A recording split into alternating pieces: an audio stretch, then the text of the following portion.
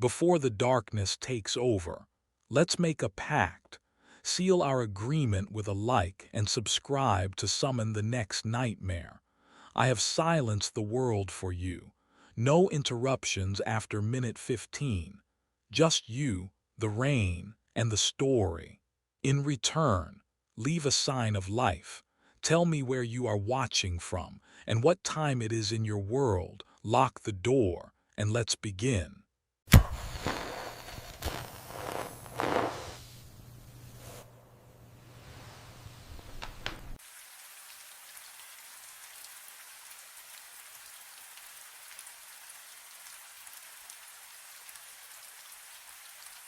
My name was carved into the bone. I pressed my flashlight against the T-Rex femur, 5 feet above the floor where I'd been examining rust patterns on the exhibit bolts. There it was, fresh scratches in 65-million-year-old fossil. Russell Harding. Below it, a date. 1 week from tonight. My hand trembled. The beam danced across the letters. Can you imagine seeing your own name carved into something that shouldn't exist? Something that's been locked behind velvet ropes and rusted steel brackets for 4 years. I've worked night watch at the Rothwell Museum for 18 months. Alone. No one enters Hall C during my shifts. The motion sensors have been disabled since the 90s. Budget cuts, they said, but I would have heard footsteps. I always hear footsteps. The cold from the marble floor seeped through my boots. It was 1:46 in the morning. I knew because I check my watch obsessively at night. It's the only way I stay grounded in the silence. The vaulted ceiling swallowed the sound of my breathing. Even the hum of the ventilation system felt wrong tonight, delayed, like it was coming from somewhere far away. I stepped back. The skeleton loomed above me, 15 feet of ancient bone reassembled into a predator's stance. But something was different. The skull. It was facing the west exit now, jaws parted slightly, empty eye sockets aimed directly at the double doors that led to freedom. It hadn't been facing that direction yesterday. I'd walked past this exhibit every night for 6 nights straight, ever since I noticed. Something. A feeling. The kind of dread that lives in your gut and whispers that you're being watched. But what I discovered during those nights, what I was only beginning to understand, made my name on that bone feel like a promise or a threat. The air smelled wrong. Dust, yes. Old wood and mineral oil they use on the display cases. But underneath, decay, fresh decay, organic and wet like something that had been dead for days, not millennia. My flashlight flickered. Once, twice. I smacked it against my palm. The beam steadied, but the batteries were dying. I had spares in the security office, 3 floors down, through corridors that suddenly felt impossibly far away. I should have left then, should have run. But I couldn't stop staring at my name, at the date. Who did this? How? The fluorescent emergency lights along the baseboards cast long shadows up the skeleton's vertebrae. I watched those shadows. They didn't move. The entire hall was frozen, suspended in that dead hour between night and morning when even the city outside goes silent.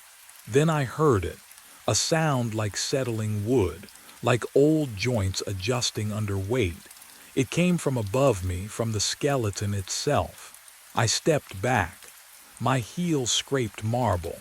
The T-Rex's jaw moved. Not much, just a fraction. A crack appearing where the upper and lower mandibles met, widening with a sound like splitting ice. My flashlight caught the gap.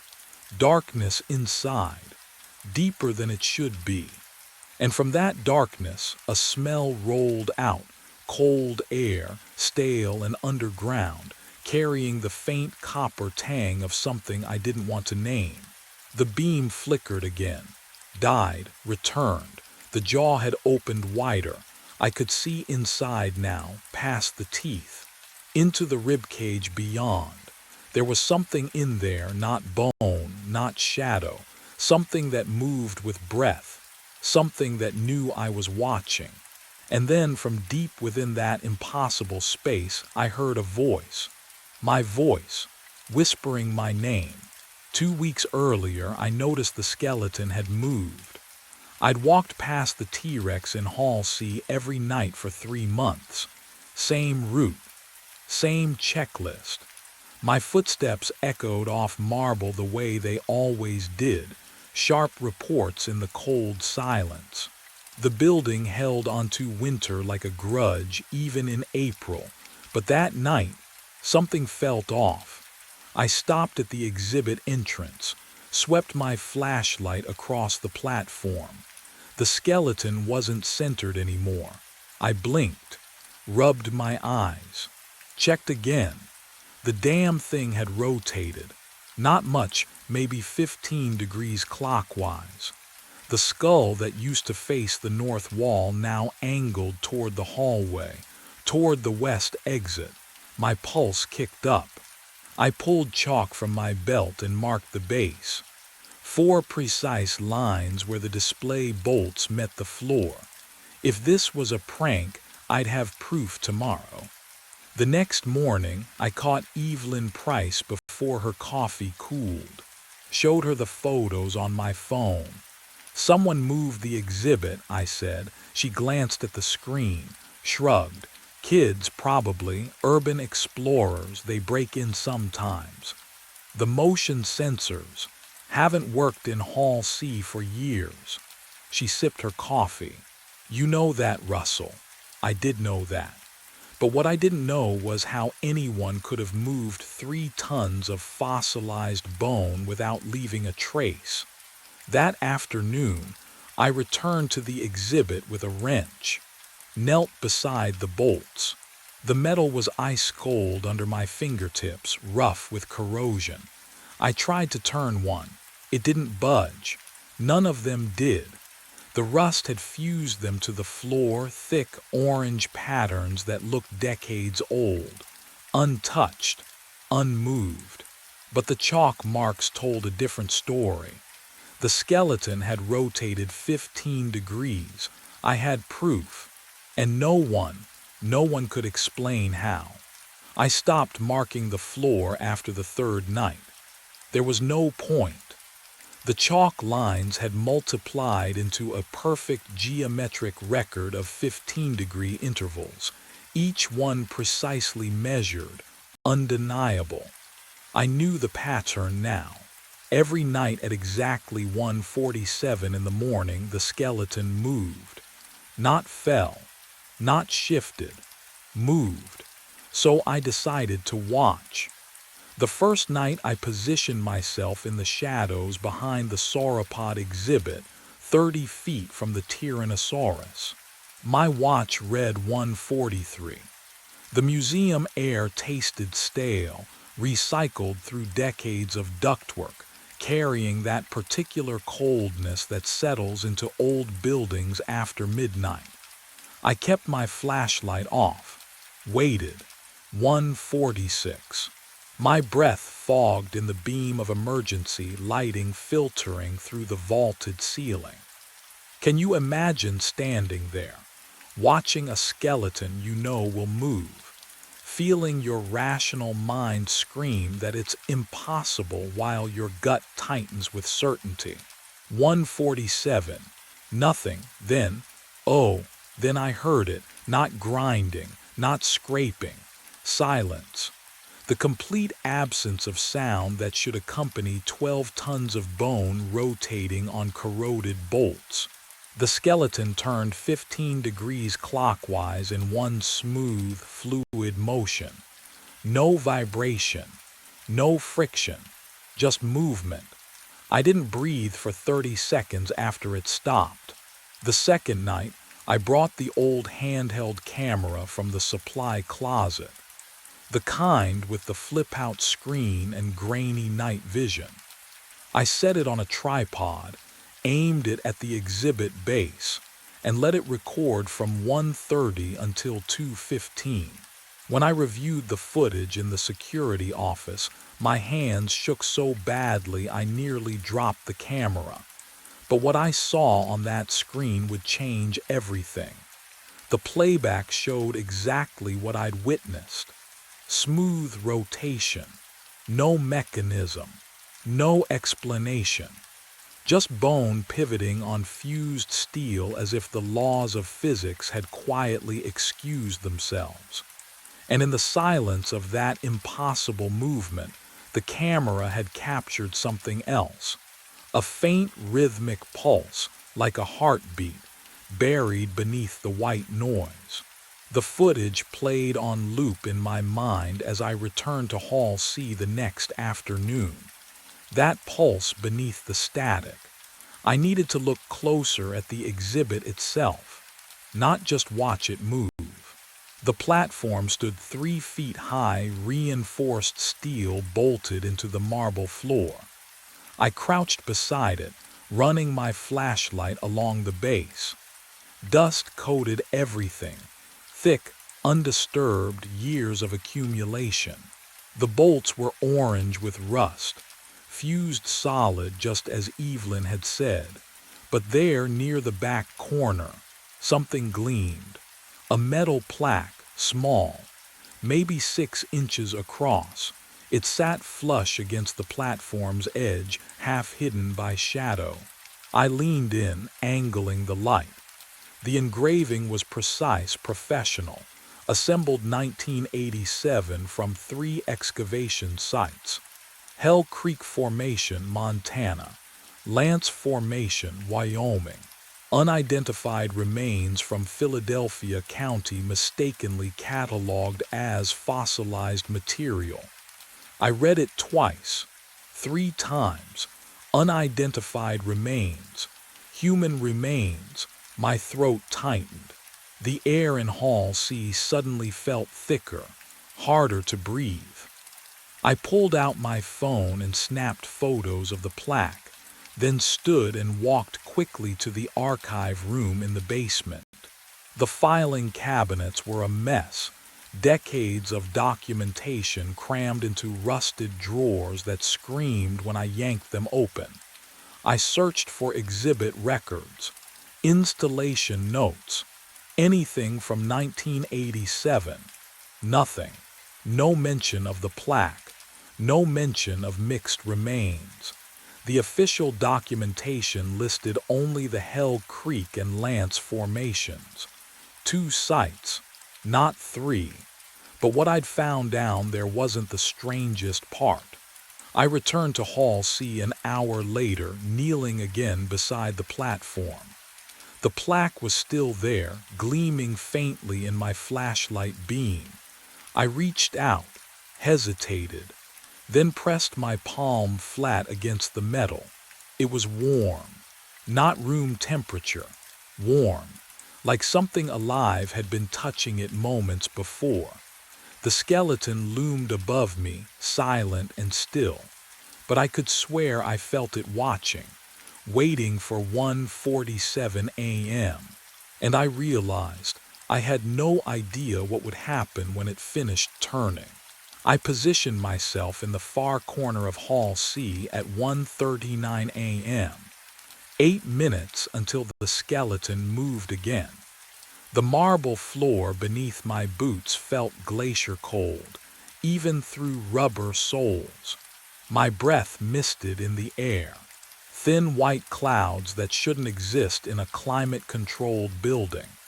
The T-Rex loomed 15 feet away, silent, waiting. I'd seen it rotate on camera, but watching through a screen was different than standing here. Can you imagine the difference? Pixels versus bone, distance versus proximity, safety versus... Whatever this was, my heart hammered against my ribs. 1:43, 4 minutes. The hall's heating vents rattled somewhere above, but the sound was wrong, delayed, like an echo arriving before the source. That uncanny wrongness crawled up my spine. 1:46. 60 seconds. I held my breath. The skeleton stood motionless, ancient bone fused to corroded steel. Nothing suggested movement was even possible, and yet, 1:47 a.m. The T-Rex rotated, smooth, impossible, 15 degrees clockwise with the whisper of grinding stone. No mechanism, no explanation, just bone pivoting on rust. Then it stopped. Silence pressed against my eardrums, and from deep inside the ribcage, a voice, my voice. I've been trapped here since 1987. The words echoed through hollow bone, distorted but unmistakable. Every night I turned toward freedom, my legs locked, my throat closed. Don't be here when I face the exit. The voice fell silent. The skeleton remained still. What would you do? Run? Investigate? I stood frozen, trying to process what I'd just heard. My own voice. But I hadn't spoken, my own words. But I'd never said them. But the real question burned deeper than fear. If that was me inside the bones, where was I standing right now? I fled Hall C and went straight to the archives. The basement stairwell was narrower than I remembered. My flashlight beam shook against the concrete walls. Each step echoed too loud, then too soft, like the building was swallowing sound. The archive door was wedged open with a rusted fire extinguisher. Inside, the air hit me first, thick with mold and something sweeter. Rot. Not food rot, paper rot. The kind that gets into your throat and stays there. I yanked the chain for the overhead bulb. It flickered twice before holding. Rows of filing cabinets stretched into shadow. Water dripped somewhere behind the shelves, steady as a metronome. The floor was slick. My boots left prints in something dark I didn't want to identify. 1987. I needed anything from 1987. The cabinets were labeled by decade, but the order made no sense. 70s next to 90s. 60s missing entirely. I pulled drawer after drawer. My fingers came away black with dust and moisture. The metal was cold enough to ache. Then I found it. A drawer marked personnel. 85 to 89. The folders inside were swollen with dampness, edges curled like dead leaves. I spread them across the nearest table. Maintenance reports, incident logs, time cards bundled with rubber bands that disintegrated at my touch. But what I found buried at the back would change everything I thought I understood. A folder, thicker than the rest. The tab read Lowell, Kenneth. I opened it. Assembly worker, third shift. Hired March of '87 to help install the new dinosaur exhibit. His employee photo showed a man in his 30s, thin face, nervous smile. He looked ordinary, the kind of person you'd forget an hour after meeting. His final time card was clipped to the inside cover. Date, October 9th, 1987. Clock in, 11 p.m. Clock out, blank. But someone had written in red ink across the bottom. Last seen 1:47 a.m. Hall C framework assembly. My hands wouldn't stay steady. The flashlight rolled off the table and clattered to the wet floor. There was more. An incident report. Single page. Typed. Employee Kenneth Lowell failed to report for shift end. Search conducted. No trace found. Last confirmed location inside T-Rex skeletal framework during vertebrae installation. Police notified. Investigation inconclusive. Case suspended November 87. Body never recovered because he was still there, inside the bones, inside the thing that turned every night at 1:47. I looked back at his photo, at his eyes, and that's when I noticed the handwriting at the bottom of the report. The note someone had scrawled in faded pencil, almost invisible now after decades in the damp. It said, "He's not the first." The archive had more than personnel files. I found the security tapes in a cardboard box behind the water heater.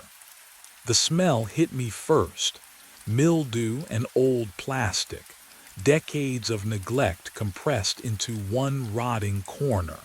VHS cases labeled in faded marker, March '94, October 2001, September 2009. Each one marked the same month, September or October. My hands trembled as I fed the first tape into the ancient player mounted on a rusted cart. The monitor flickered to life, gray static. Then grainy footage of Hall C. A man stood beneath the T-Rex. 40s, tired eyes. Security uniform just like mine. He was talking to someone off camera. No, wait. His lips moved, but the audio was distorted. I turned up the volume. "Shouldn't be here. I tried to warn you," his own voice. Echoing from the skeleton, I watched him stumble backward, watched him shine his flashlight on the femur, watched him find something carved there. His face went pale. The timestamp read October 4th, 1994, night 6. The footage cut to static. I loaded the next tape. Different man, same scene. 2001. He pressed his palm against the bone, reading something I couldn't see. His mouth formed silent words. Then he looked directly at the camera. And I swear he was looking at me. The tape ended abruptly. I went through 4 more, each one the same, different faces, same terror, same night, night 6. But what chilled me most was the realization creeping up my spine like cold fingers. None of those men ever filed a final report. None of them clocked out. I pulled up the employment records on my phone, cross-referenced the dates. All of them vanished, without a trace. On night 6, tonight was my 5th night, and tomorrow, the pattern would demand its answer. Night 6 arrived with the weight of inevitability. I stood in the basement office at 1:43 a.m., staring at the tools I'd laid across the desk. A crowbar, bolt cutters, a hammer heavy enough to shatter bone, or whatever those fossils had become. The metal felt cold in my palms, slick with the nervous sweat that had started hours ago and never stopped. Could I really do this? Dismantle a priceless museum exhibit based on grainy VHS tapes and my own unraveling mind? What would you do? I climbed the stairs. Each step echoed through the empty building like a countdown. The crowbar scraped against my belt with every movement, a metallic whisper that made my teeth ache. At 1:45, I pushed through the doors into Hall C. The T-Rex stood motionless beneath the vaulted ceiling. No movement, no sound, just bone and shadow and the smell of something wrong. Not decay exactly, but time itself gone sour. I approached the femur where I'd seen my name carved. My flashlight beam trembled across the surface, catching the grooves of letters. Russell Harding, still there. Still dated 1 week from tonight. I lowered the beam. Kenneth Lowell's name sat directly beneath mine, carved in identical script. 1987 scratched beside it. But what I found beneath Kenneth's name made my breath catch in my throat. Another name, Samuel Ortiz. 1994. I angled the light lower, hands shaking now. Jacob Reinhardt, 2001. Michael Chen, 2008.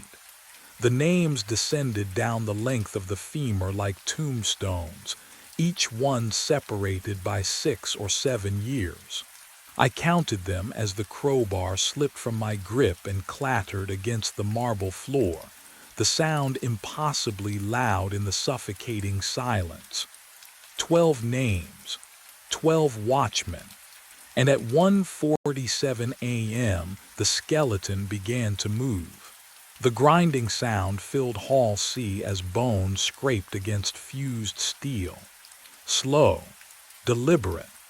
The T-Rex skeleton pivoted the final 15 degrees until its skull faced the museum exit dead-on. I stumbled backward. My wrench clattered against marble. The rotation stopped. Silence pressed against my eardrums, thick and suffocating. My breath came in short gasps that echoed off the vaulted ceiling. The air smelled wrong, metallic, like copper wire left too long in water. Then the jaw moved, not fast, not violent, just opening, inch by impossible inch. The ancient hinges shouldn't function. They'd been wired shut since 1987. But they swung wide with a wet, grinding noise that made my teeth ache. What would you do? Stand there.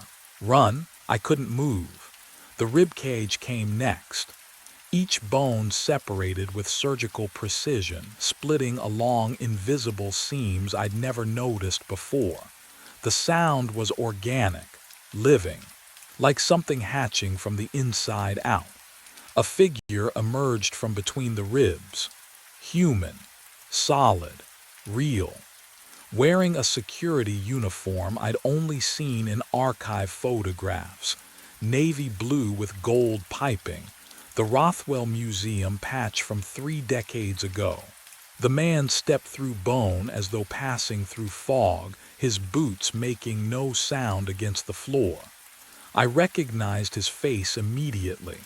My face, older, weathered. Deep lines carved around eyes that had seen too many nights. Gray threaded through hair I still kept dark, but the scar above his left eyebrow. I'd gotten that when my daughter pushed me into the pool edge, 7 years ago. He looked at me with something worse than fear, pity. I tried to warn you, he said. His voice was mine, roughened by decades I hadn't lived yet. But what he said next would make everything I discovered seem like mercy. I ran, my boots hammered against marble as I bolted for the exit. Behind me, the older version of myself didn't follow, just watched with that terrible, knowing sadness. The double doors loomed ahead, 20 feet, 10. The doors slammed shut, a sound like a gunshot echoing through Hall C. I crashed into them shoulder first. Locked. The metal was warm, wrong. No, no, no, no. The lights cut out. Pure darkness swallowed everything. I couldn't see my hands. Couldn't see the doors. Just the frantic sound of my own breathing and the copper taste of panic flooding my mouth. Then, a hydraulic hiss. The lights flickered back on. The doors were different, heavier wood, brass handles instead of steel. I spun around and the world tilted, fresh paint. That was the first thing I smelled, sharp and chemical, like someone had just finished the walls. Sawdust hung in the air, tickling my throat. The temperature was warmer, the heating system rumbling differently than I'd ever heard it. On the wall, a calendar. October 1987. What would you do? Can you imagine standing there, watching your present dissolve into someone else's past? Footsteps echoed from the east corridor. Voices. Men laughing, discussing work schedules and overtime pay. Getting closer. I turned back to Hall C. The T-Rex wasn't assembled yet. Just the metal framework, a skeletal cage of support beams waiting for bones, tools scattered across the floor, work lights casting harsh shadows. "Hey, you the new assembly guy," a voice called. A man in coveralls rounded the corner. His name tag read Kenneth Lowell. My throat closed. I tried to speak to warn him, but no sound came. He smiled. "Come on, we're behind schedule. Need you inside the framework to secure the ribcage bolts." I looked at the metal cage, at the space where a man could fit, where a man could be forgotten. The real horror wasn't what I'd discovered, it was what I'd become. Kenneth gestured toward the framework. "You coming?" I walked forward, not because I chose to, but because I already had. The metal was cold against my palms as I climbed inside.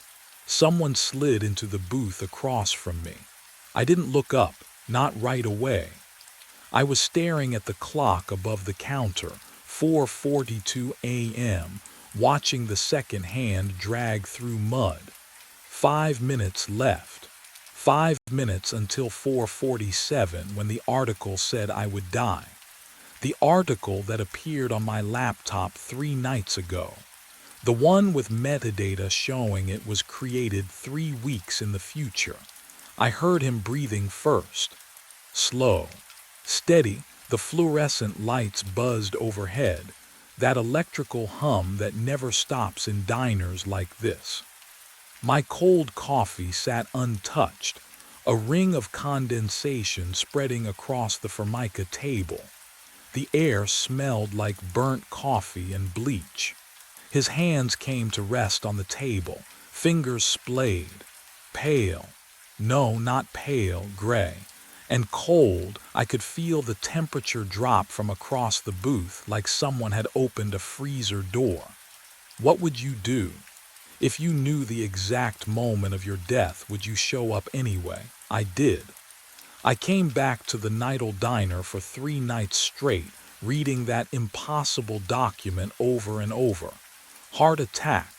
4:47 a.m. Booth 7.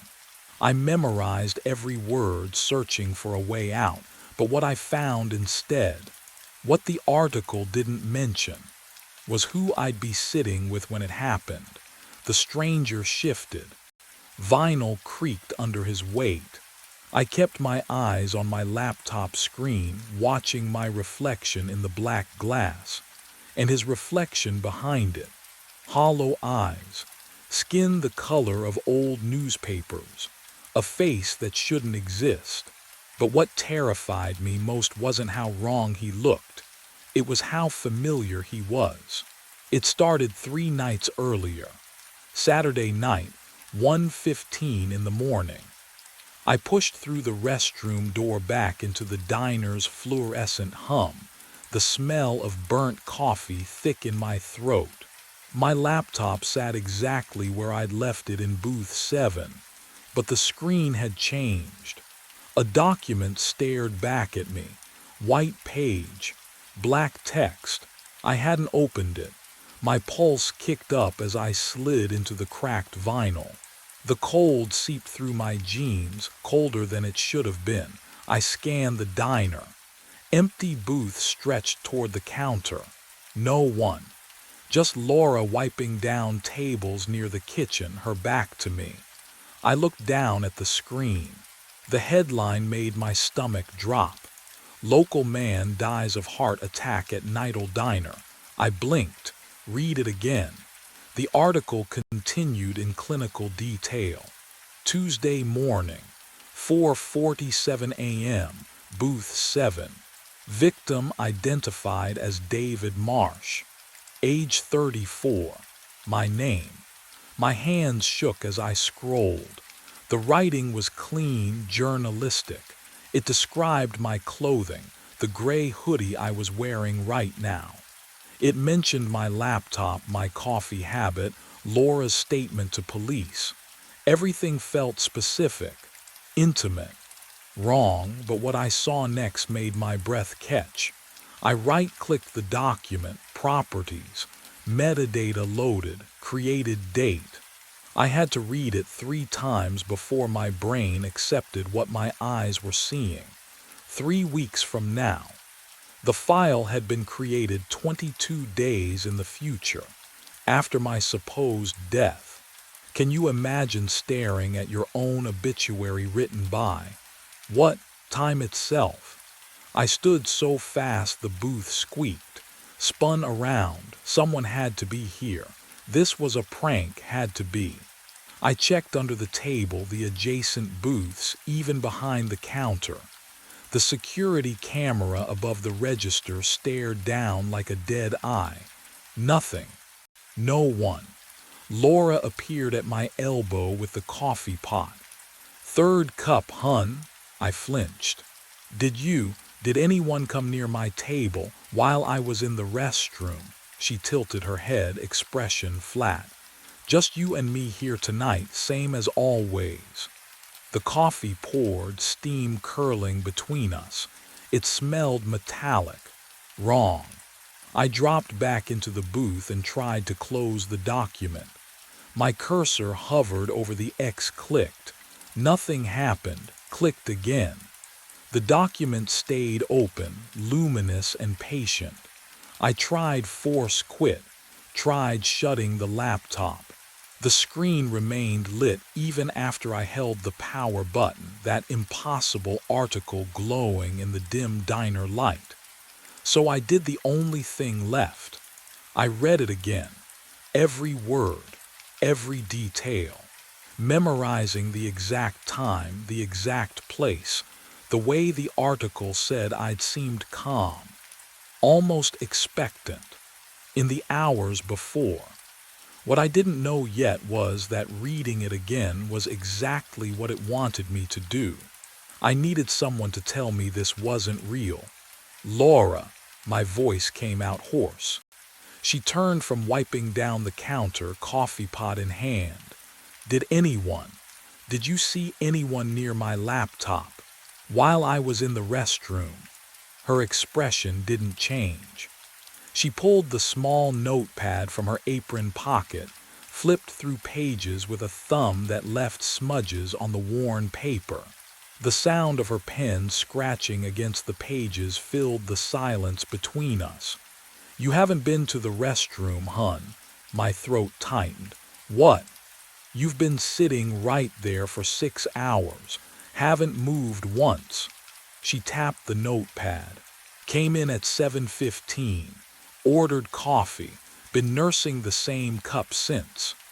That wasn't right. I remembered standing, walking down the narrow hallway, the flickering light above the mirror. I remembered. But the coffee cup in front of me was still steaming. I touched the ceramic, hot, fresh. My hands moved to the laptop before my brain caught up. Browser history. I needed to see browser history. The list scrolled down and down. 43 minutes of searches between midnight and 12:43 a.m.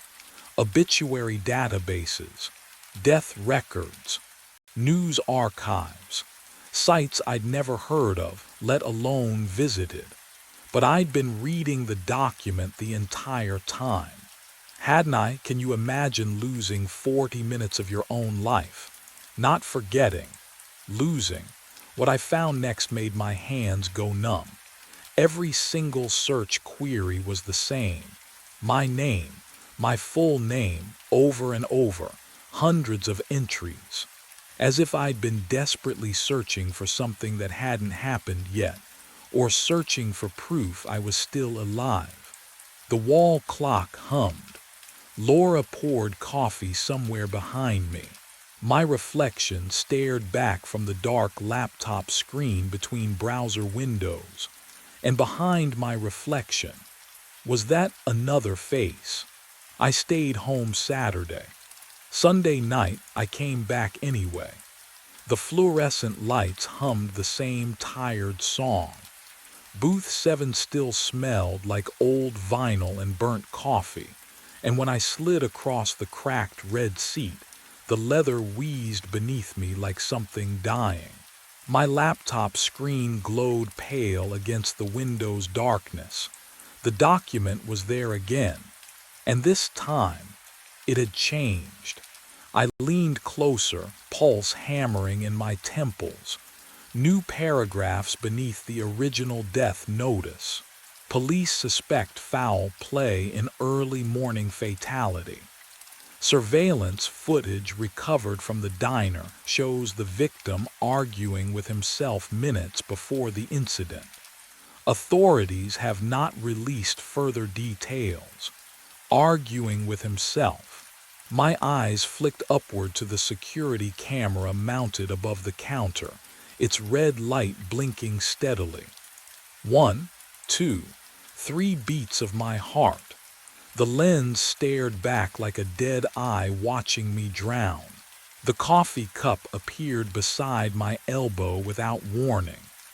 2:30, Laura said, her voice flat as always. She poured exactly to the white line inside the rim, same as every night, same as she always would. The steam curled between us, carrying that familiar bitter smell. "Thanks," I whispered. She walked away. I was alone again. But what I was about to search for would make me wish I'd stayed that way. I opened a new browser tab, my fingers cold against the keys. The cursor blinked, waiting. Can you imagine that moment? When you're about to type your own name into a search engine, knowing something impossible is hunting you through time itself. I typed it anyway, David Marsh. Enter. The results loaded, and the first link. Oh God. The first link was my obituary, posted 3 hours ago. Written in the past tense, but I was still breathing. The fluorescent lights hummed above me, a high-pitched whine that burrowed into my skull. I closed the obituary tab, but the nausea stayed. My hand trembled against the trackpad. The diner smelled wrong tonight, burnt coffee and something metallic, like copper pennies pressed against my tongue. Movement flickered in my peripheral vision. The television mounted behind the counter. I'd never paid attention to it before, but now the blue-gray glow caught my eye. Laura stood beneath it, wiping down the coffee station with mechanical precision, oblivious. The screen showed security footage. Black and white. Grainy. Booth 7. I could see myself clearly, hunched over my laptop, fingers frozen above the keyboard, and across from me, oh God, across from me sat someone else. A figure, leaning forward, talking. My blood went cold. I spun around in my seat, vinyl squeaking beneath me. The booth across from me was empty, just cracked red leather and shadows. Nothing. No one. I turned back to the screen, pulse hammering in my ears like fists against a door. On the feed, my lips were moving, answering, having a conversation with. The figure's posture was familiar in a way that made my stomach drop. The tilt of the head, the set of the shoulders. But what I saw next would crack my understanding of reality wide open. The figure shifted, leaning back slightly, and for just a moment, one terrible, crystalline moment, it turned its face toward the camera. My face. Hollow eyes. Skin like ash, but unmistakably me. Can you imagine seeing yourself from the outside, talking to someone who isn't there? Watching your own mouth form words you can't hear. I couldn't breathe, couldn't move. On screen, the other me smiled. Not at the me on the television, but directly at the camera, directly at me. And that's when I realized he'd been waiting for me to notice. My breath came in shallow gasps. The TV screen glowed behind the counter, but I couldn't tear my eyes away from the booth beside me. Empty. The vinyl across from me cracked and worn, no one there. Then I heard it, my own voice. Behind my left ear, close enough to feel breath that never came. Stop coming here. Ice crawled down my neck. The fluorescent lights hummed their eternal drone, but underneath, that whisper, my whisper. I'm trying to warn you. I spun around. The diner stretched empty. Laura wiped down the far counter, her back to me, cloth moving in slow circles. She hadn't heard a thing, hadn't looked up. The smell of burnt coffee hung thick and stale. Tuesday at 4:47 a.m. You meet yourself. The voice threaded through my skull, intimate and wrong. One of you doesn't leave. Where are you? I rasped into the empty air. Silence. Just the hum. Just Laura's cloth on laminate. I turned back to my laptop and froze. A new document. Center screen. White text on black. You can't change it. You can only understand it. My fingers hovered above the keyboard. They trembled. The laptop's heat radiated against my palms, too warm, feverish. I hadn't opened that file, hadn't typed those words, but what I found in the next 3 hours would crack open everything I thought I knew. I started searching. Temporal loops, causality paradox, bootstrap theory. The articles blurred together, but one phrase kept surfacing. Closed time-like curves, events that loop back, feeding into themselves. The document updated again. You're not the first David to sit here. My heart hammered against my ribs. I scrolled down. And you won't be the last, unless you understand what happened to me. Monday night, 3:02 a.m. I stared at the clock above the counter, watching the second hand tick forward with mechanical precision. My laptop sat closed in front of me. I couldn't look at it. Not yet. The weight of what I'd learned pressed against my chest. I wasn't the first David trapped in this loop. The fluorescent lights hummed their constant drone. Laura wiped down the counter in slow, circular motions. Everything felt normal, routine. And that's exactly what terrified me. I glanced at the clock again. 3:47 a.m. My stomach lurched. No, that wasn't. I'd only looked away for a second, maybe 2. The bile rose in my throat as I gripped the edge of the table, the cracked vinyl cold and slick beneath my palms. Laura! My voice came out hoarse. She turned, coffee pot already in hand, that same detached smile on her face. Refill, hun. I looked down at my cup, full, steam rising in lazy spirals. The ceramic was hot against my fingertips, fresh poured, but I'd already finished it. I remembered draining the last bitter mouthful, remembered the empty weight of the cup. When did you? Just now. She tilted her head. You feeling all right? The air in the diner felt thick, like breathing through wet cotton. Can you imagine what it's like when time itself stops making sense? When your own memory becomes unreliable? I turned toward the window, needing to ground myself in something real, something solid. The parking lot stretched out in the darkness, empty except for my car, and there in the glass my reflection stared back. I watched it lift the coffee cup to its lips. I hadn't moved yet. My hands were still flat on the table. Then my body caught up, jerking into motion, mirroring what I'd already seen myself do. The coffee scalded my tongue. I slammed the cup down, liquid sloshing over the rim. "Easy there," Laura said, somewhere behind me. But what I discovered in the next moment would prove how far gone I really was. My laptop screen glowed to life on its own. The document, that cursed article, it had updated again. New text scrolled across the screen. Witnesses report the victim seemed to expect his death.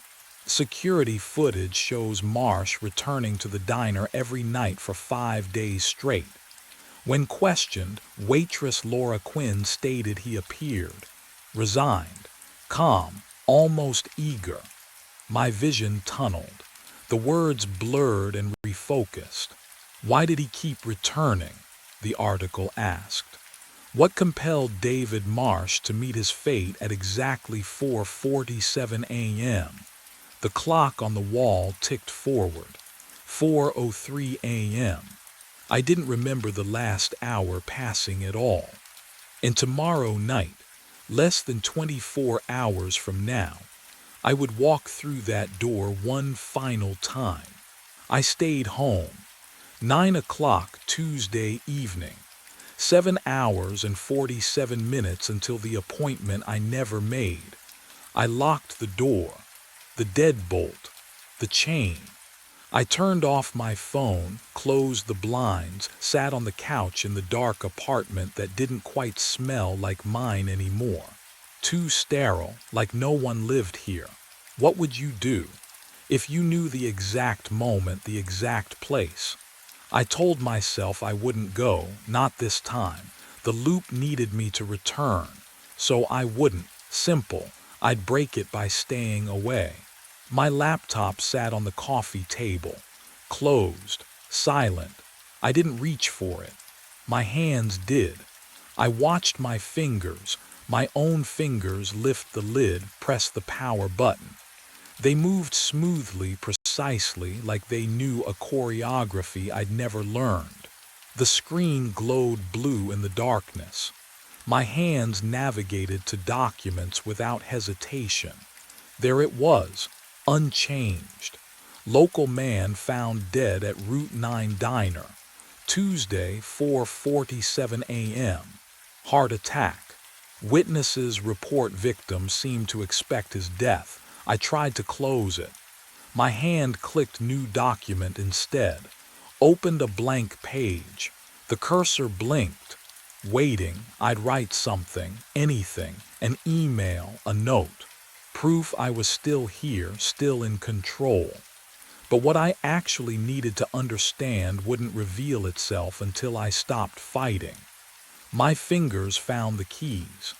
Typed 5 words, smooth and mechanical. I have to go back. I stared at the screen.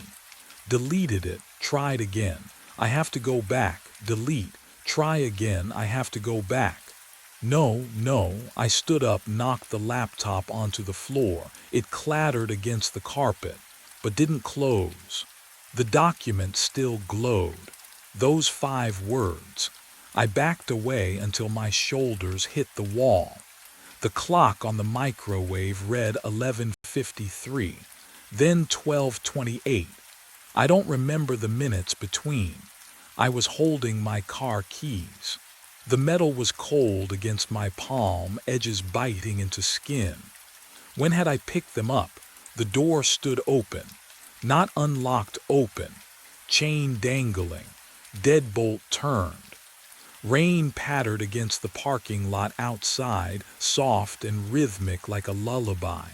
I should go back inside, lock the door, wait it out. Instead, I walked to my car. My legs carried me smoothly, inevitably. I wanted to scream, but my jaw wouldn't open. I was a passenger in my own body, and maybe I had been for days. The engine started, my hands on the wheel. 10 and 2 exactly right. Windshield wipers swept rain away in steady intervals. The road was empty. Route 9 stretched ahead, slick and black. 12:41 a.m. I tried to turn the wheel, go anywhere else. The mountains, the coast, Canada. The car stayed on Route 9. At 12:59 I saw the lights, fluorescent, familiar. The Nidal Diner parking lot held only two vehicles, Laura's sedan and the space that was always empty, waiting for me. I pulled in at 1 o'clock exactly. The rain had stopped. When had that happened? I crossed the parking lot, pushed open the glass door. The bell chimed, a sound I'd heard 100 times, but tonight it rang hollow, final. Booth 7, empty, waiting. I slid onto the cracked red vinyl. My laptop was already open in front of me. I didn't remember bringing it from the car. The document glowed on the screen. 3 hours and 47 minutes. Footsteps approached. I smelled coffee before I saw her, dark roast, bitter and burnt from sitting too long on the burner. Laura placed the cup in front of me, didn't ask, didn't speak. Her eyes were distant, mechanical. She'd done this before, many times. I wrapped my hands around the mug. The heat should have burned, but I barely felt it. Outside the window, my reflection stared back. Its mouth moved first. Then mine followed a half-second later. The diner was empty except for us. The clock above the counter ticked forward, but something felt different tonight. The air was thicker, heavier, every breath took effort. At 4 a.m., the real nightmare would finally begin. 4 o'clock came without sound. The wall clock behind the counter hung frozen at 3:58 a.m. No second-hand movement. No electrical hum from the fluorescent lights overhead. Even the rain outside had stopped mid-streak against the window. Suspended droplets catching the sickly yellow glow like insects trapped in amber. My heart slammed against my ribs. Each beat too loud, too fast. The only sound in the entire diner was my own pulse thundering in my ears and the shallow rasp of my breathing. Can you imagine that kind of silence? The kind that presses against your eardrums until they ache. Laura stood motionless behind the counter, coffee pot in hand, eyes focused on nothing, not blinking. I watched her for 30 seconds, counted each one, and she didn't breathe. The steam from the pot had stopped rising. Time hadn't stopped. It was waiting. The coffee in my cup had gone cold, not lukewarm, ice cold. I touched the ceramic with trembling fingers and felt the chill seep into my bones.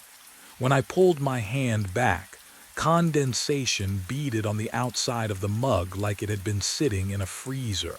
The smell hit me then. Burnt coffee and something underneath it. Something metallic and wrong, like copper pennies left in the rain. I checked my laptop. The document was still there. Heart attack. 4:47 a.m., 7 minutes away. No, 47 minutes. I glanced at my watch, 4 a.m. exactly. But when I looked up at the wall clock again, it read 4 a.m., not 3:58 anymore. The silence stretched and stretched. My breathing echoed too loud in the frozen space, and I realized with creeping horror that I was utterly alone, even with Laura standing 10 feet away, even with my own reflection staring back from the window. But what happened at 4:23 a.m. would prove I'd never been alone at all. The minutes crawled. I tried to move from the booth, tested my legs, my arms. Everything worked. I could stand, walk to the door, but I didn't. Some part of me understood that leaving wasn't an option anymore. The loop had me. At 4:15 a.m., according to my watch, the temperature dropped again. My breath misted in front of my face. Frost began creeping across the window beside me, delicate patterns spreading like veins. At 4:23 a.m., Laura blinked. Just once. Then she turned her head toward me with mechanical precision and smiled. Her lips didn't move right, like she'd forgotten how the expression worked. She set down the coffee pot and walked into the kitchen. The door swung shut behind her with a soft squeak that sounded deafening in the silence. I was alone now, truly alone. The clock ticked forward, 4:24 a.m. The second hand moved, once, twice, then stopped again. My laptop screen flickered. New text appeared beneath the article, typing itself one letter at a time. He's coming. I didn't ask who, I already knew. At 4:42 a.m. exactly, I heard footsteps, not from the entrance, from the hallway leading to the restroom. Slow, deliberate, the sound of dress shoes on linoleum, the same shoes I was wearing. They stopped just behind me. The vinyl booth across from me creaked as weight settled into it. I couldn't look up. My eyes stayed locked on the coffee mug, on my own white-knuckled hands gripping the table edge. Every instinct screamed at me to run, but my body wouldn't obey. David, my name in my own voice, but wrong, flatter, emptier, like a recording played through a broken speaker. I forced my eyes up. The face looking back at me was mine. Same jawline, same crooked nose I broke in college, same scar above the left eyebrow, but the eyes were hollow, not figuratively, literally hollow, sunken deep into gray skin that looked waxy and cold, the texture of something that had been dead for days. His lips were bloodless. When he smiled, I saw my own teeth, but they looked too white against the corpse gray of his gums. "You kept the appointment," he said. His hand reached across the table. I watched my own fingers, long and thin, pianist's fingers my ex-wife used to call them, extend toward me. The nails were clean, no wedding ring, just like mine. But when his fingertips brushed the back of my hand, they were ice cold. Not cold like the coffee, cold like a body pulled from a freezer. "Now I can explain what happened 3 weeks ago," the other David said, his hollow eyes never blinking. "When I sat where you're sitting," he leaned forward, the smell of copper pennies intensified. Underneath it I caught something else, formaldehyde and rot. "You want to know how you die?" he whispered. "You already have. This is just the moment you realize it." And that's when he told me what would happen in the next 5 minutes, and why I'd been dead since Saturday night. The other leans close. His breath smells like nothing, like absence itself. "You think you're trying to prevent your death," he whispers. "You're not, you're causing mine." My hands shake. "What?" "The loop needs a witness and a participant." His hollow eyes hold no life, no warmth. "I warned you, the voice in the diner, the documents, I tried. I tried everything to keep you away." The vinyl beneath me creaks as I shift. "I don't understand. You came anyway." His gray lips pull into something that might have been a smile once. "Just like I did. 3 weeks from now you'll be sitting where I am, warning the next David, and he won't listen either. Can you imagine, knowing you're trapped, that every choice leads back here, but something in his words doesn't fit? If you're me, why do you look like? What happens when you exist outside your own timeline? He stands slowly. The fluorescent lights buzz louder. You decay. At 4:47, my chest tightens. A pressure builds behind my ribs, not pain. Recognition. The other walks toward the restroom. His footsteps echo wrong. Delayed by half a second, I follow. I have to. The narrow hallway, the flickering light. He stands before the mirror, and I see it then. Only one reflection staring back. Mine. He turns, steps forward. His cold hand touches my chest, directly over my heart. Thank you, he breathes. Now I can rest. The pressure releases. I stumble backward. The hallway is empty. I'm alone. I walk back to booth 7, and outside, Laura pushes through the kitchen door at 4:50. She approaches the corner booth. Empty. The coffee is still warm. The smell hit me before I even turned the key. Death, or something close to it. That sour sweet rot that burrows into your throat and stays there. Brenda had called it in 3 hours ago, refused to go near the room herself. I didn't blame her. The graveyard shift was mine to own, my penance for avoiding daylight and people who asked questions I couldn't answer. Room 118, ground floor, corner unit. The master key felt heavier than usual. My hand shook just slightly as I slid it into the lock. The metallic click echoed down the empty hallway. I pushed the door open and stopped. The room was empty, bed made, corners tight. No luggage, no guest. The smell should have been overwhelming in here, but it wasn't. It was faint. Wrong, like it was coming from inside the walls instead of the air. I stepped inside. The carpet muffled my footsteps. Too quiet. The kind of silence that makes you hold your breath without meaning to. That's when I saw the bathroom mirror. Condensation covered the glass in a thick fog, droplets sliding down in slow trails. But the room was cold. No steam. No shower running. And in the center of that wet surface, someone had traced words with their finger. I'm still checked in. Don't enter after midnight. My pulse hammered in my ears. Who writes a message? In an empty room. I grabbed a towel and wiped the mirror clean. My reflection stared back, pale and exhausted. Just my imagination, I told myself. Just another reason I shouldn't work nights. But what I found when I returned to the front desk would prove that some warnings aren't meant to be ignored. I pulled up the guest log on the computer. Room 118. Occupied. Checked in 13 minutes ago. The name on the screen was mine. My hand hovered over the phone.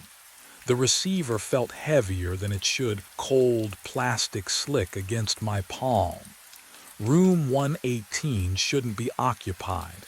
The bed was made. The room was empty, but the computer doesn't lie. I dialed the extension. 118. The line clicked open before the first ring finished. No greeting, just breathing, wet, labored like someone drowning on dry land. Hello, my voice cracked. This is the front desk. I need to verify. The breathing stopped. Silence pressed against my ear, thick and waiting. Then a voice came through. My voice. Same flat Oklahoma accent. Same tired rasp from too many graveyard shifts. You weren't supposed to open that room. My throat closed. I couldn't breathe, couldn't move. I've been dead in the walls for 6 months, the voice continued, calm and patient. Now you let me out. The line went dead with a soft click. I dropped the receiver. It swung by its cord, tapping against the desk in a slow rhythm. The stale coffee I'd poured an hour ago had gone cold, but I could smell something else now. That chemical odor from 118 seeping down the hallway. Formaldehyde. Rot. Something preserved but decaying anyway. Can you imagine hearing your own voice tell you you're dead? But what happened next made my blood turn to ice. Down the hallway, past the vending machines and the ice dispenser, a door opened. Not a quick motion, slow, deliberate. The hinges creaked in the empty silence. Then footsteps, heavy, steady, coming toward the lobby. I stared at the security monitor. The hallway camera showed nothing. Empty corridor, flickering fluorescent lights. But I could hear them. Closer. The drag of shoes on worn carpet. The slight scrape of something being pulled behind. The footsteps stopped just outside my office door. My eyes snapped to the security monitor. The grainy black and white feed showed the hallway. And this time, something was there. A figure in a motel uniform moved toward the camera with slow, deliberate steps. Each footfall echoed through the thin office door behind me, perfectly synced with the dragging sound that scraped against the carpet runner. Something heavy, something wet. The chemical stench grew thicker, formaldehyde mixed with copper. I leaned closer to the screen. The figure's head was down, shoulders hunched forward like he'd been walking for hours. The dragging thing behind him left a dark smear on the carpet. I couldn't see what it was. The angle was wrong, but I heard it fabric and weight pulled with rhythmic effort. The figure stopped beneath the hallway camera. Then, oh God, he looked up. My face stared back at me from the monitor. Not similar, not close, exact. Same crooked nose from the high school fight I never talked about. Same scar through my left eyebrow. Same expression I wore when I was too tired to fake being okay. But what I saw in those eyes wasn't exhaustion. It was patience.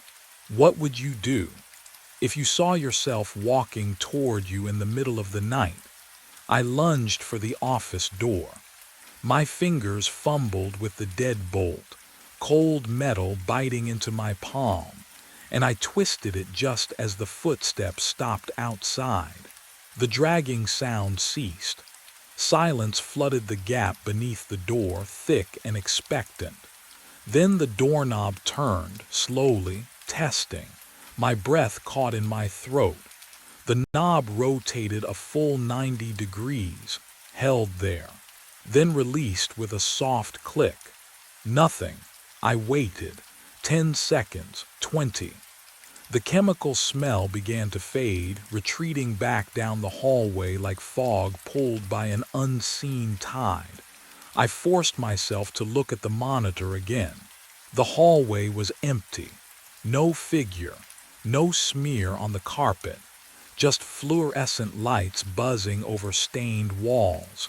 But I knew what I'd seen, and what I hadn't yet understood was still out there, waiting for me to figure out the rules.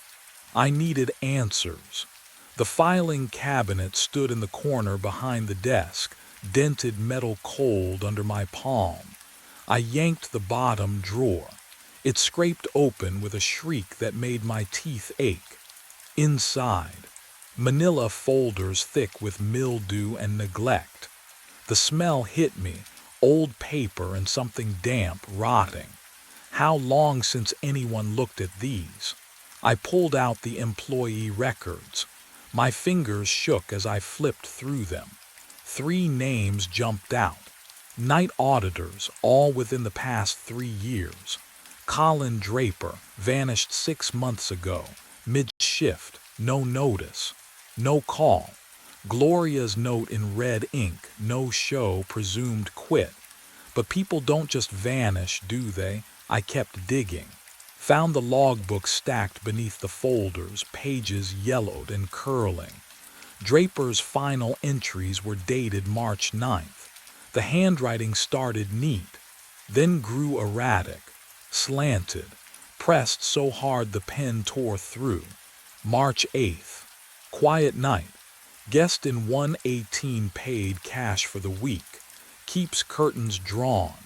March 9th. Guest in 118 knows my name. How? That was it. The last line he ever wrote. My pulse hammered in my ears. The silence around me felt thick. Waiting, what would you do if you found that? If you saw your predecessor's terror preserved in ink, I turned the page. The next entry was dated March 10th. Different handwriting. Smooth. Careful, it said, Derek Paulson, first shift, all quiet. But I didn't start working here 6 months ago. Did I? The air in the office grew colder. I could see my breath now, faint clouds in the dim light. Behind me, something creaked, the soft groan of a floorboard adjusting to weight. I wasn't alone anymore. I didn't wait for whatever shared the office with me. I ran. The side exit door slammed behind me, and gray dawn light spilled through windows that faced the parking lot. Wrong direction. I'd gone through the side door, should have been facing the dumpsters and the tree line. Instead, the lobby spread out before me.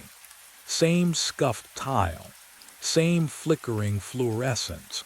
My breath came in short gasps. The cold morning air tasted metallic like blood or rust. I turned back. The door I just exited, labeled office, sat exactly where it should be, behind me, not in front.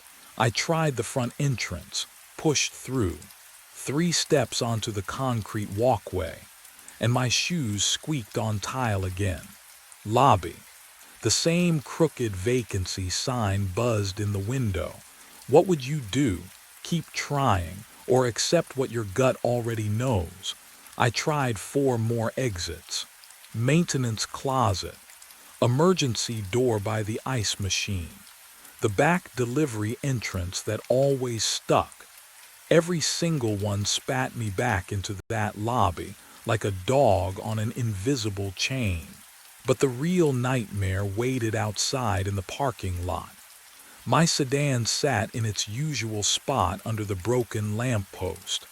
I yanked the door handle, cold enough to burn my palm, and dropped into the driver's seat. Turned the key. Click. Click, nothing. The engine didn't even turn over, just dead silence. I tried again and again. The steering wheel felt wrong under my hands, too smooth, too cold, like touching a corpse. I looked up at the motel through the windshield. Started driving anyway, coasting in neutral down the slight grade of the lot. The exit was 30 yards away. 20. 10. The hood ornament passed the painted yellow line marking the property boundary, and suddenly I was rolling backward. Up the grade, back toward my parking spot. The motel loomed larger in the rearview mirror. I slammed the brakes. Didn't matter. The car drifted backward until the tires kissed the curb in the exact spot I'd started. The phone. Inside. I had to call someone. Gloria answered on the second ring. Pineview Motor Lodge. Gloria, thank God, it's me, it's Derek. Something's wrong here, I can't. I'm sorry. Her voice was pleasant, distant. Who is this? My throat closed. Derek. Derek Paulson. I work the night shift. I've been working here for. Derek Paulson quit 6 months ago, hun. She paused. I heard papers rustling.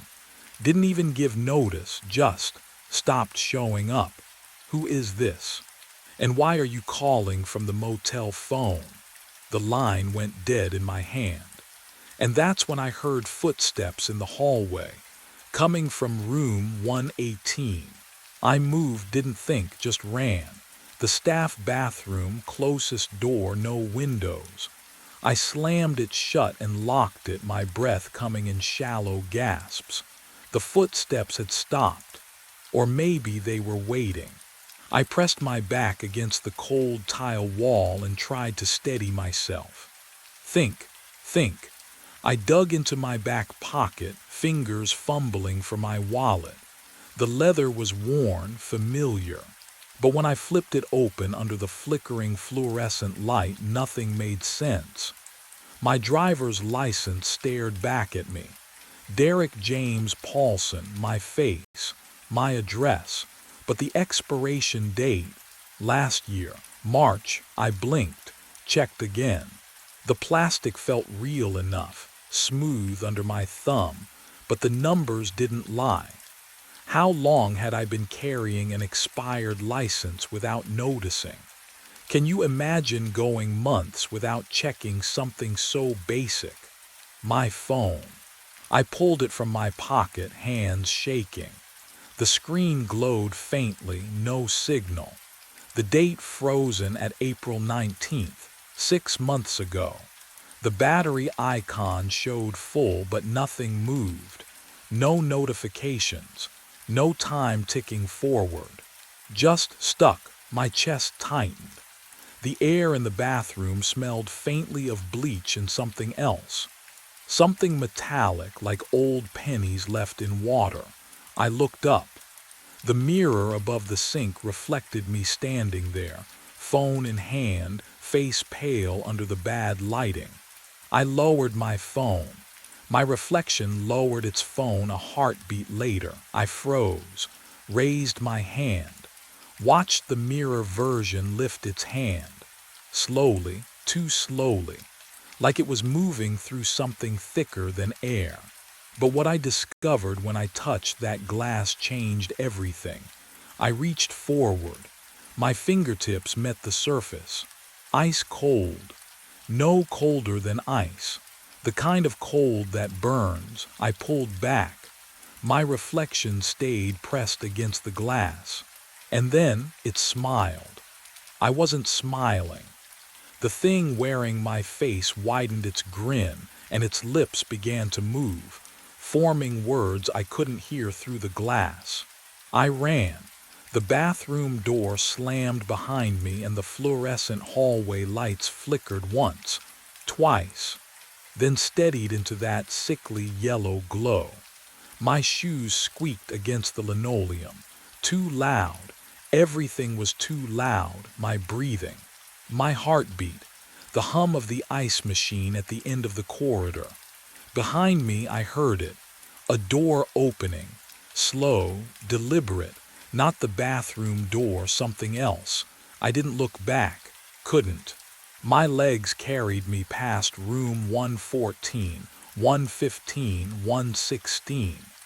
The numbers blurred, but I felt the distance shrinking between us, between me and whatever was wearing my face. The overhead lights began to flicker in sequence, chasing me down the hallway like dominoes falling. Click, click, click. Each bulb dimming as I passed, then brightening again behind me. I reached the junction where the hallway split toward the lobby, and the door to the laundry room stood half open on my right. I ducked inside, pulled the door shut. No lock. The laundry room smelled like bleach and damp fabric, that thick chemical sweetness that coats the back of your throat. 2 industrial washers, a folding table, shelves of threadbare towels. I pressed my back against the wall beside the door, trying to slow my breathing, trying to think. But what I heard next made thinking impossible. Footsteps in the hallway, even, patient. The sound of shoes on linoleum, measured and calm, like someone taking a midnight stroll. And then, my own voice, calling my name. Derek. Have you ever heard your own voice from outside your body? Not a recording, those always sound wrong, distorted. This was perfect, every inflection, every tonal quality, the exact pitch I heard in my own skull when I spoke. "Derek, I know you're close." The footsteps stopped. Right outside the laundry room door. I held my breath.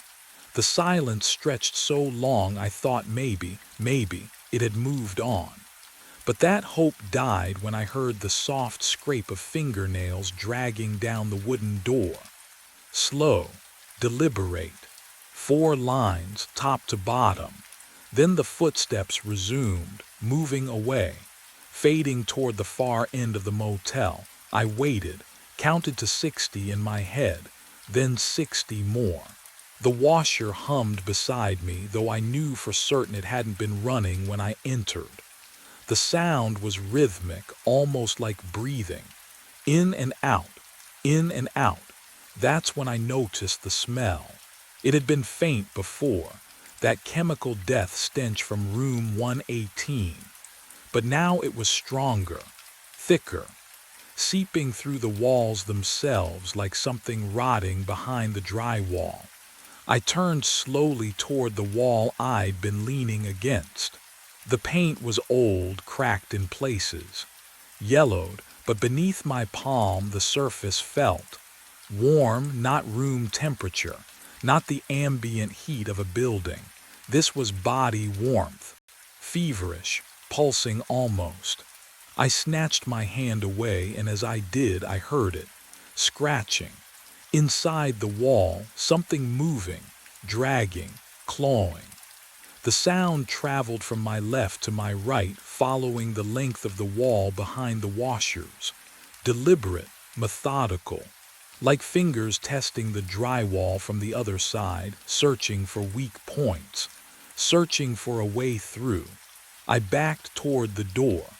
My hand found the knob, but before I could turn it, the scratching stopped. And in the silence that followed, I heard my own voice again, closer now, just outside, whisper something that turned my blood to ice. "I know what you did, Derek. I know why you can't remember." The doorknob began to turn beneath my hand. The doorknob stopped turning. I didn't wait to see why. I shoved through the laundry room's rear service door, didn't know it existed until panic made me look, and stumbled into the cold night air. But the air smelled wrong. Chemical. Familiar. I was standing outside room 118. The door stood open, waiting. My legs moved before my brain caught up. I crossed the threshold and the temperature dropped 10 degrees. The smell hit me like a fist. That sickly sweet rot I'd been chasing all night, concentrated here, soaking into the carpet and walls. The scratching sound started again, not from the hallway, from inside the wall behind the headboard. Something was in there, something that had been clawing for a very long time.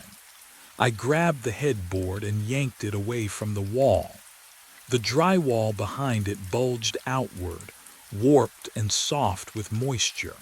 I could see cracks spreading like veins.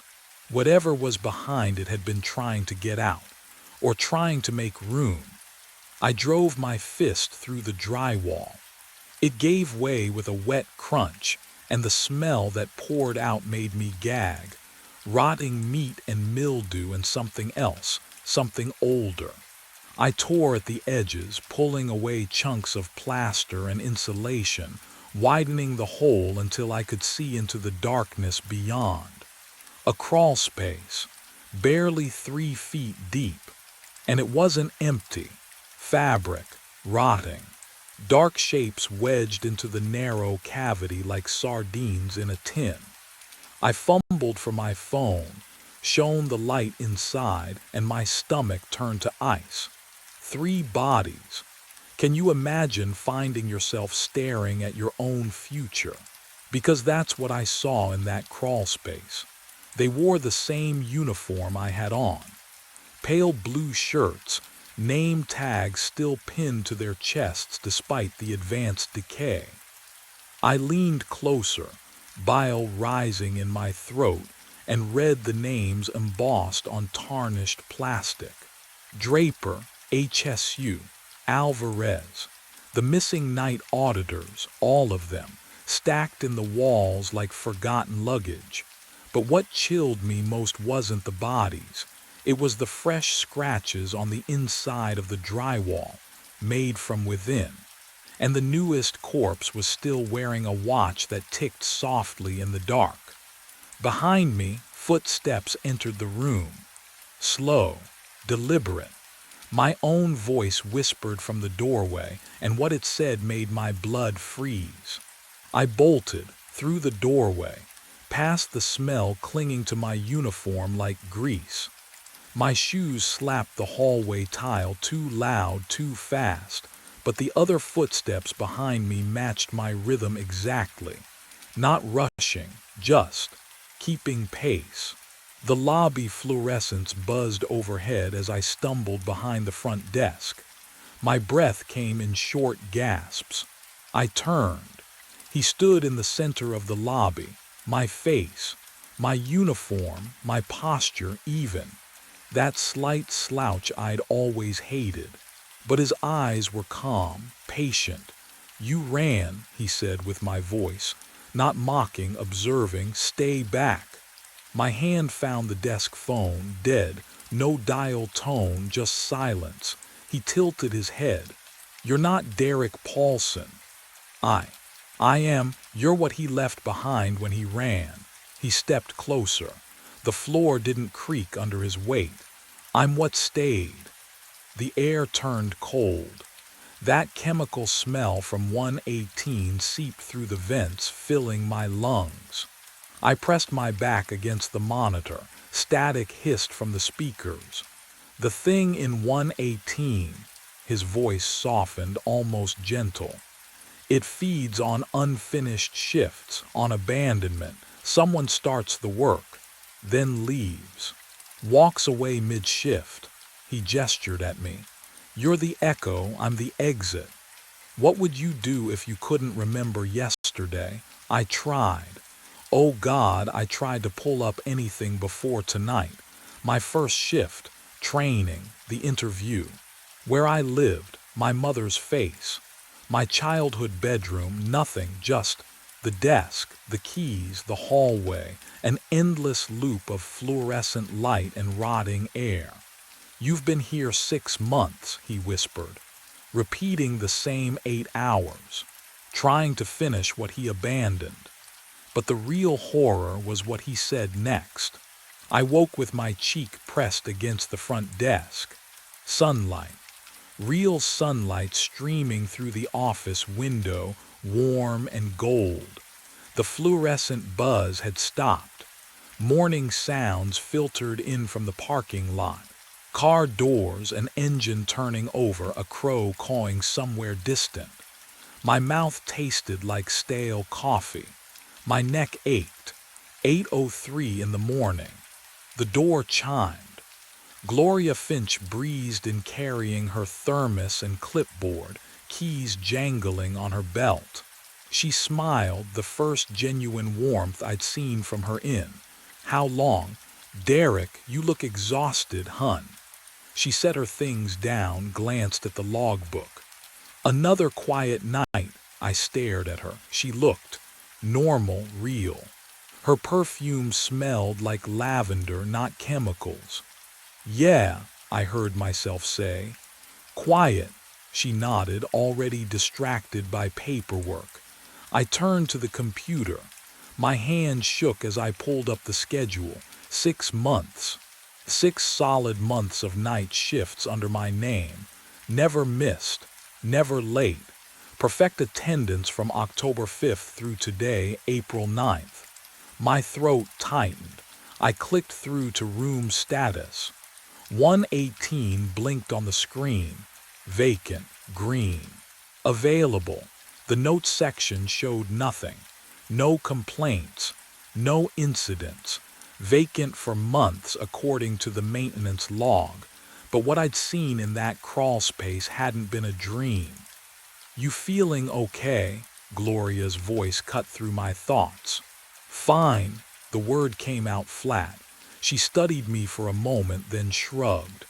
Well, get some rest, see you tonight. Tonight I stood, gathered my jacket, walked toward the exit, and then I smelled it. Faint. Underneath Gloria's lavender. Underneath the morning coffee brewing in the break room. Something sweet and rotting clinging to my uniform, to my skin. The smell from 118. I looked back at the desk, at the empty hallway beyond, at room 118's door, closed and silent at the end of the corridor. Gloria hummed softly, filling out forms. The sunlight felt cold now. I stepped outside. The parking lot stretched before me, familiar and endless. My car sat in its usual spot. I reached for my keys. Can you imagine walking toward freedom and knowing deep in your bones that you'll never reach it? I opened the car door, started the engine, drove toward the exit, and when I blinked, I was back at the desk, cheek pressed against cold laminate, sunlight streaming through the window. 8:03 in the morning. The door chimed. Gloria walked in, smiling. The waveform breathes when the booth is empty. I stand with my forehead pressed against the cold glass of booth C, watching the laptop screen glow in the darkness. 3 a.m. The peaks and valleys rise and fall in steady rhythm. Inhale, exhale, inhale. But there is no one inside, no microphone, no equipment running. Just that laptop sitting open on the floor, recording something I cannot see. My hand trembles as I press my palm flat against the glass. The waveform spikes, sharp, immediate, like something exhaled hard against the other side. I jerk back. The smell hits me then, wet copper like pennies left in rain. The booth should smell like foam and plastic. It always smells like foam and plastic. But tonight it smells like old blood and condensation. Can you imagine standing there, knowing the door is locked from the inside? Knowing you are alone in a windowless studio at 3 in the morning and something is breathing where nothing should breathe. I check the door again. Locked. The bolt is thrown from within the booth. I watched the handle turn on its own 20 minutes ago. Watched it slide into place with a soft click that echoed through the empty mixing room. My throat tightens. I have been a sound engineer for 10 years. I know waveforms. I know silence. I know the difference between ambient noise and this. The laptop screen flickers. The waveform steadies into a new pattern. It is not random anymore. It is forming peaks at exact intervals, deliberate, controlled. And then I see it. The pattern spells something in the peaks and valleys, something I recognize from years of editing dialogue. It is spelling my name. But what I did not know yet was that it had been spelling names for decades. 4 weeks earlier, the job felt like a gift. Frank Delaney hired me on the spot.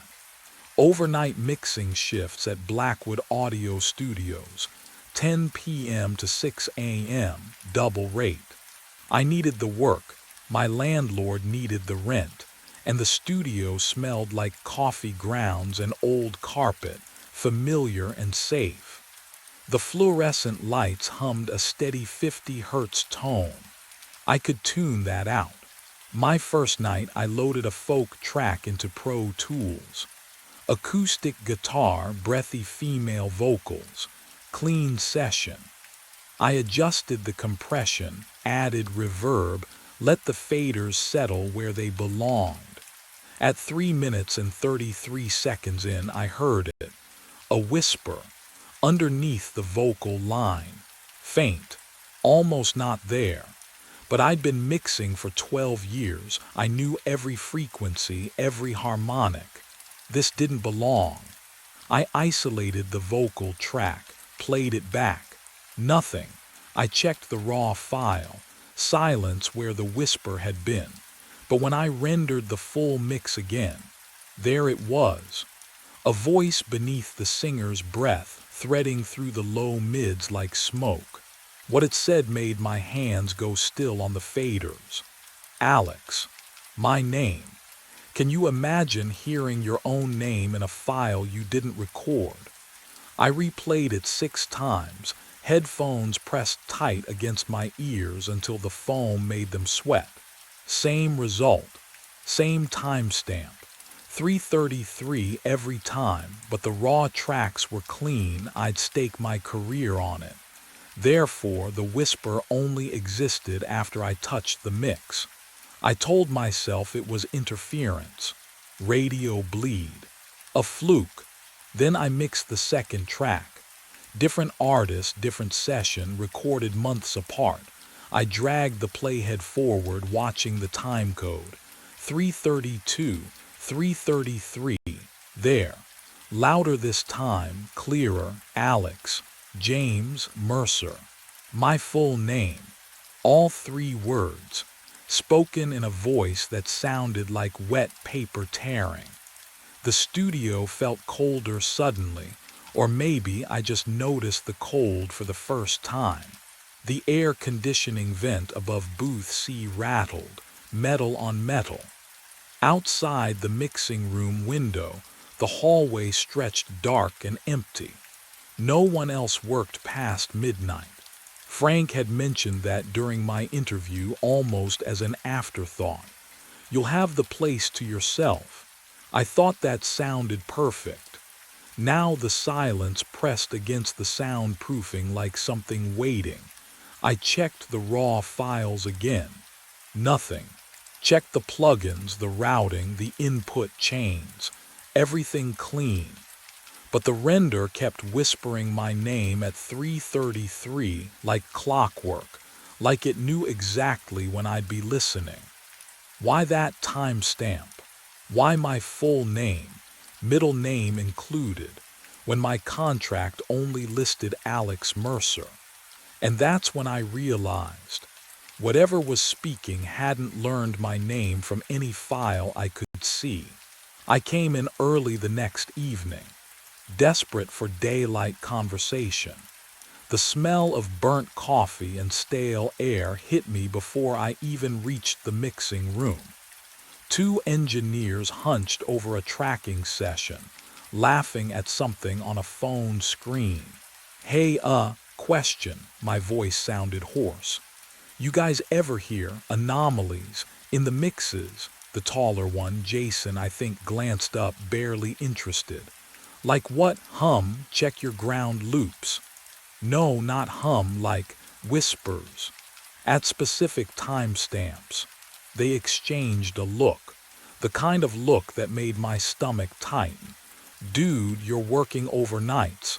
Jason grinned. You know how that messes with your head. Get some sleep. The other engineer already had his headphones back on. I tried Frank next. Found him in his office, door half open, sorting invoices under flickering fluorescent light. The hum was louder in there, constant, almost vibrating through my teeth. Frank, I need to ask you something. He didn't look up. Make it quick. I'm hearing interference, voice artifacts in every mix. Always at 3 minutes 33 seconds. His pen stopped, just for a second. Then he resumed writing. Electrical interference, he said flatly. Old building, I'll call someone. But it says I'll call someone Alex. The way he said my name made my skin crawl. Have you ever been dismissed so completely you wondered if you'd imagine the whole thing? I walked back through the hallway. Noticed the schedule pinned to the corkboard. Day shift. Evening shift. Then, nothing. No names after 10 p.m. except mine. I was the only one here overnight, 10 p.m. to 6 a.m., alone in this windowless maze. Just me and the humming lights and the stale air that never moved.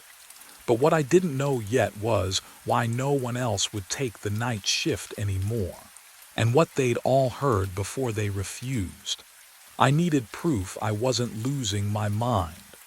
The security camera clicked onto the tripod behind my chair, lens aimed at my face and the mixing desk. I angled it carefully, making sure the microphone stayed in frame. My hands trembled as I tightened the mount. The fluorescent lights overhead hummed their constant electric drone, and the stale air tasted metallic on my tongue. I pressed record at 10:47 p.m. The mix session felt endless. Every minute crawled. I kept glancing at the camera's tiny red light, knowing it watched me, knowing I'd see the truth later. At 3 minutes 33 seconds into the track, I held my breath, listening for the whisper beneath the vocals. There it was, faint, cold, saying my full name, Alex James Mercer. I felt nothing. No urge to speak. No movement I wasn't controlling. But what the playback showed made my stomach drop through the floor. I watched myself on the laptop screen at 11:32 p.m. There I was, hunched over the desk, adjusting levels. The timestamp hit 3:33. On screen, my hands stopped, just froze mid-gesture. My head lifted slowly, mechanically, eyes wide open but completely blank, like someone had scooped out everything behind them and left only glass. I leaned forward, toward the microphone. My lips moved. The audio captured it perfectly, a whisper in my own voice, cold and hollow. Alex James Mercer. Have you ever watched yourself do something you have zero memory of doing? It's like staring at a stranger wearing your face. My hands shook so badly I could barely pause the video. I shoved back from the desk, and the drawer handle was ice cold against my palm as I yanked it open, searching for anything. My fingers found paper wedged in the back corner, yellowed, folded tight. The handwriting was frantic, ink pressed deep into the fibers. It is not you whispering. Check Booth C signed Curtis Vale, former engineer, and scrawled below in trembling letters. If you are reading this, you are already being recorded. The studio archive smelled wrong, like dust mixed with something metallic, almost like burnt copper. I descended the basement stairs at 4 in the morning, Curtis's note crumpled in my fist. The fluorescent lights down here flickered in a rhythm that made my pulse quicken. Personnel files lined metal shelves, cold to the touch. I pulled every overnight engineer folder from the past decade. 7 names, 7 resignation dates. No 2-week notices, just abrupt departures, sometimes mid-shift. My hands trembled as I reached Curtis Vale's file. Terminated. October 14th, 2019. Not resigned. Terminated. I cornered Frank the next evening before my shift. Tell me about Curtis Vale. His jaw tightened. That's not. We don't discuss former employees. Why not? Drop it, Alex. He turned away, but I saw his hand shake as he reached for the door. So I went back down.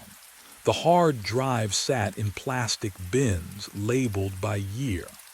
I found 2019 and hauled it to the mixing room. My laptop whirred as I searched Curtis's session files. There, his final mix. Dated October 13th, 2019. The night before his termination.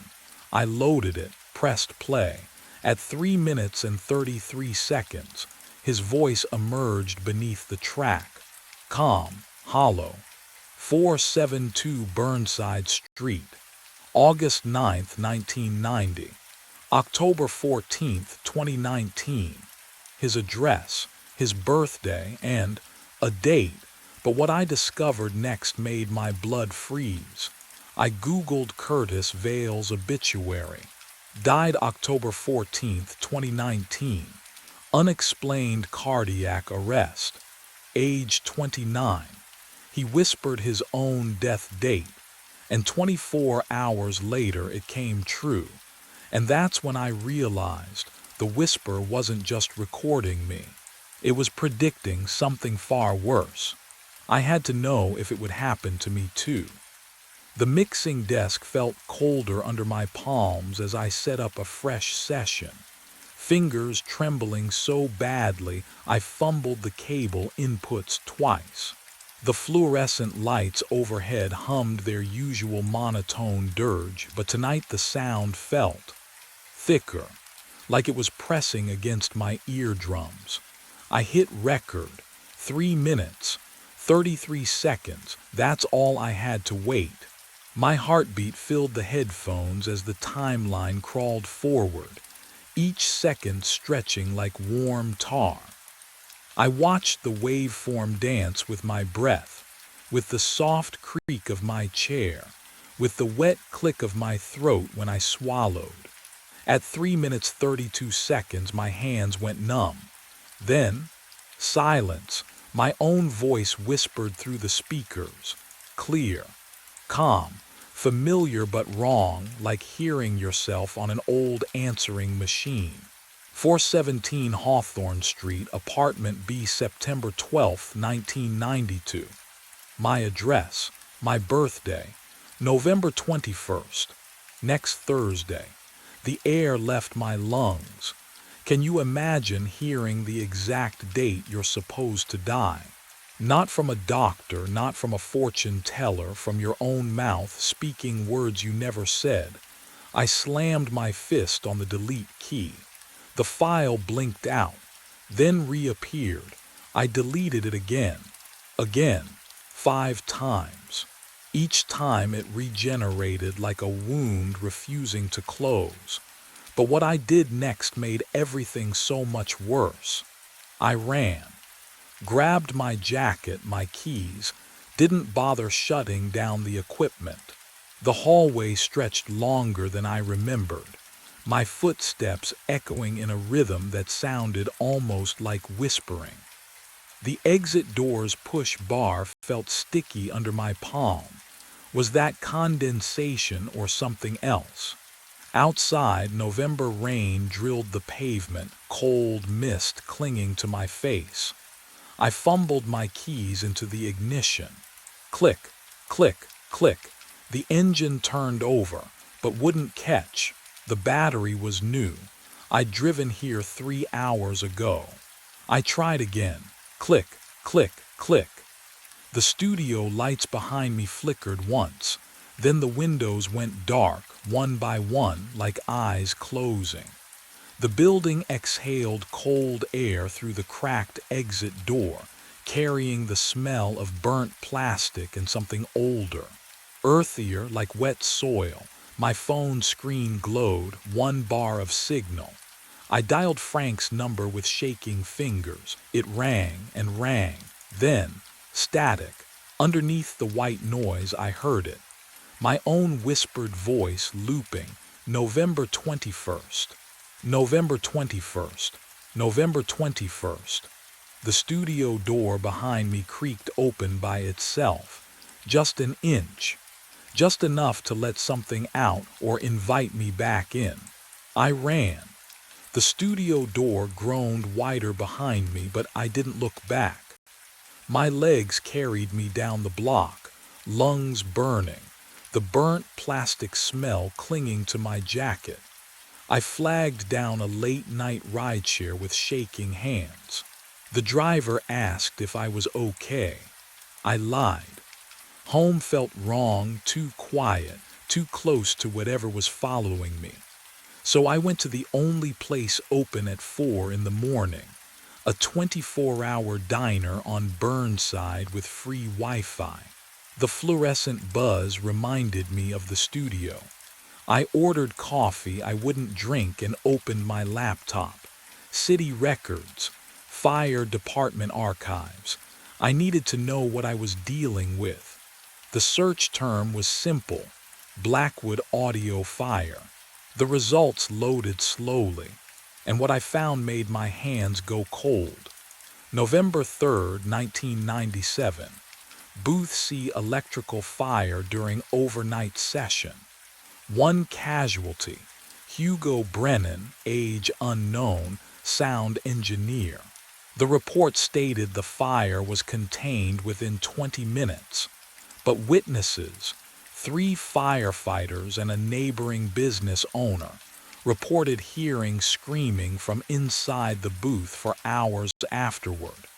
The door had been opened. The booth was empty. No body recovered. I scrolled further.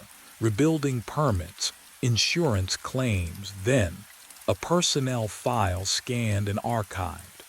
Hugo Brennan's employee photo filled my screen. Gaunt face, hollow eyes, thin lips pressed together. He was staring directly at the camera, but his eyes were wrong, too dark, too still, like they were looking through the lens through time straight at me. And beneath the photo, handwritten in faded ink, overnight engineer, Booth C specialist. But what made my stomach twist was something I hadn't expected to find. The notation at the bottom of his file, stamped in red: audio logs preserved in perpetuity. That's when I realized Hugo hadn't just died in that fire. I drove back to Blackwood at 2 in the morning. The studio sat dark and empty, fluorescent lights humming their usual dirge. My hand trembled as I unlocked the front door. Booth C waited at the end of the hallway. The metal door handle felt ice cold under my palm. Colder than it should be, I twisted it. The seal broke with a wet sucking sound, releasing air that smelled wrong, stale, organic, like someone had been living in there. Oh God, someone had. A sleeping bag lay crumpled in the corner. Fast food wrappers scattered across the floor. Empty water bottles lined the wall. But that wasn't what froze me in place. A laptop sat open on a makeshift desk, 2 milk crates and a plank. The screen glowed pale blue in the darkness. Audio software running, recording live. I stepped closer. The waveform on screen pulsed rhythmically, up and down, matching my breathing exactly. Can you imagine seeing your own breath visualized by something you didn't set up? My chest tightened. I held my breath. The waveform continued. Then I heard it, wet breathing, behind me. Close enough to feel against my neck, I spun around. Empty booth. Just me and the sleeping bag and the smell of old sweat. When I turned back to the laptop, the cursor was moving, on its own, sliding across the screen with mechanical precision, opening a folder I hadn't touched. The folder name appeared in white text: collection. Inside, files, audio files, each one named after someone. Curtis_Vale_final_recording.wav. Jenkins_Emma_final_recording.wav. 7 names total. 7 overnight engineers. But what I saw at the bottom made my stomach drop through the floor. Alex_Mercer_final_recording.wav. The file was already created. Time stamp, tonight, size 0 kilobytes, and growing. I ran, out of booth C down the corridor. My sneakers slapped against linoleum that smelled faintly of mildew and copper. The exit sign glowed red at the end of the hall. But when I shoved through the door, fluorescent lights buzzed overhead and I was staring at Booth C again. No, I turned, ran the opposite direction, past the mixing room, past Frank's office, through the loading bay door and into the corridor. Booth C waited ahead, door hanging open like a mouth. Can you imagine that? Every exit, every turn, leading back, I pulled out my phone. My hands shook so hard I nearly dropped it. No signal. I dialed 911 anyway. Static poured from the speaker, and beneath it, faint but growing, the whisper. My full name, over and over. I threw the phone. It clattered against the wall, but the whisper didn't stop, because it wasn't coming from the phone anymore. It was in my heartbeat. Tha-thump. Alex. Tha-thump. Mercer. Each pulse carried it through my veins, a rhythm I couldn't escape. I pressed my palms over my ears, but it only grew louder, syncing with my breath. In Alex, out Mercer. The booth walls glistened. Condensation beaded and dripped, slow and deliberate, like sweat on living skin.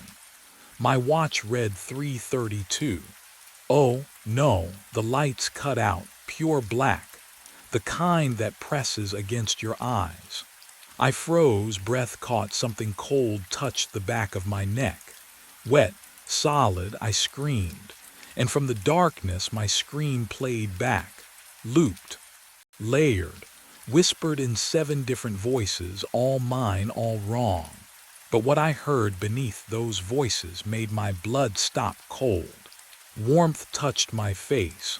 Not cold, not wet, warmth. I opened my eyes to fluorescent lights buzzing overhead, and Frank Delaney's panicked face hovering above mine. His breath smelled like cheap coffee and cigarettes. The mixing desk pressed hard against my spine. Headphones tangled around my throat. The microphone was live, red LED glowing like a tiny wound. Jesus Christ, Alex, can you hear me? I blinked. My tongue tasted like copper. My neck throbbed where it had touched me. I tried to speak, but only a croak escaped. Frank pulled the headphones off. You've been out for hours. I found you at 6:15. It's almost noon. Noon, daylight. Real daylight filtering through the hallway from the front entrance. I could see dust motes floating in the golden beam. I wanted to cry. I'm leaving, I whispered. What? I'm leaving. Forever, I'm done. Frank stepped back, hands raised. Okay. Okay, you need a hospital. No. I shoved myself upright. The studio spun, but I forced my legs to work. One step, another. The floor felt solid. The walls stayed where they were. I stumbled past Frank, past the mixing room, past Booth C. I didn't look inside. I couldn't.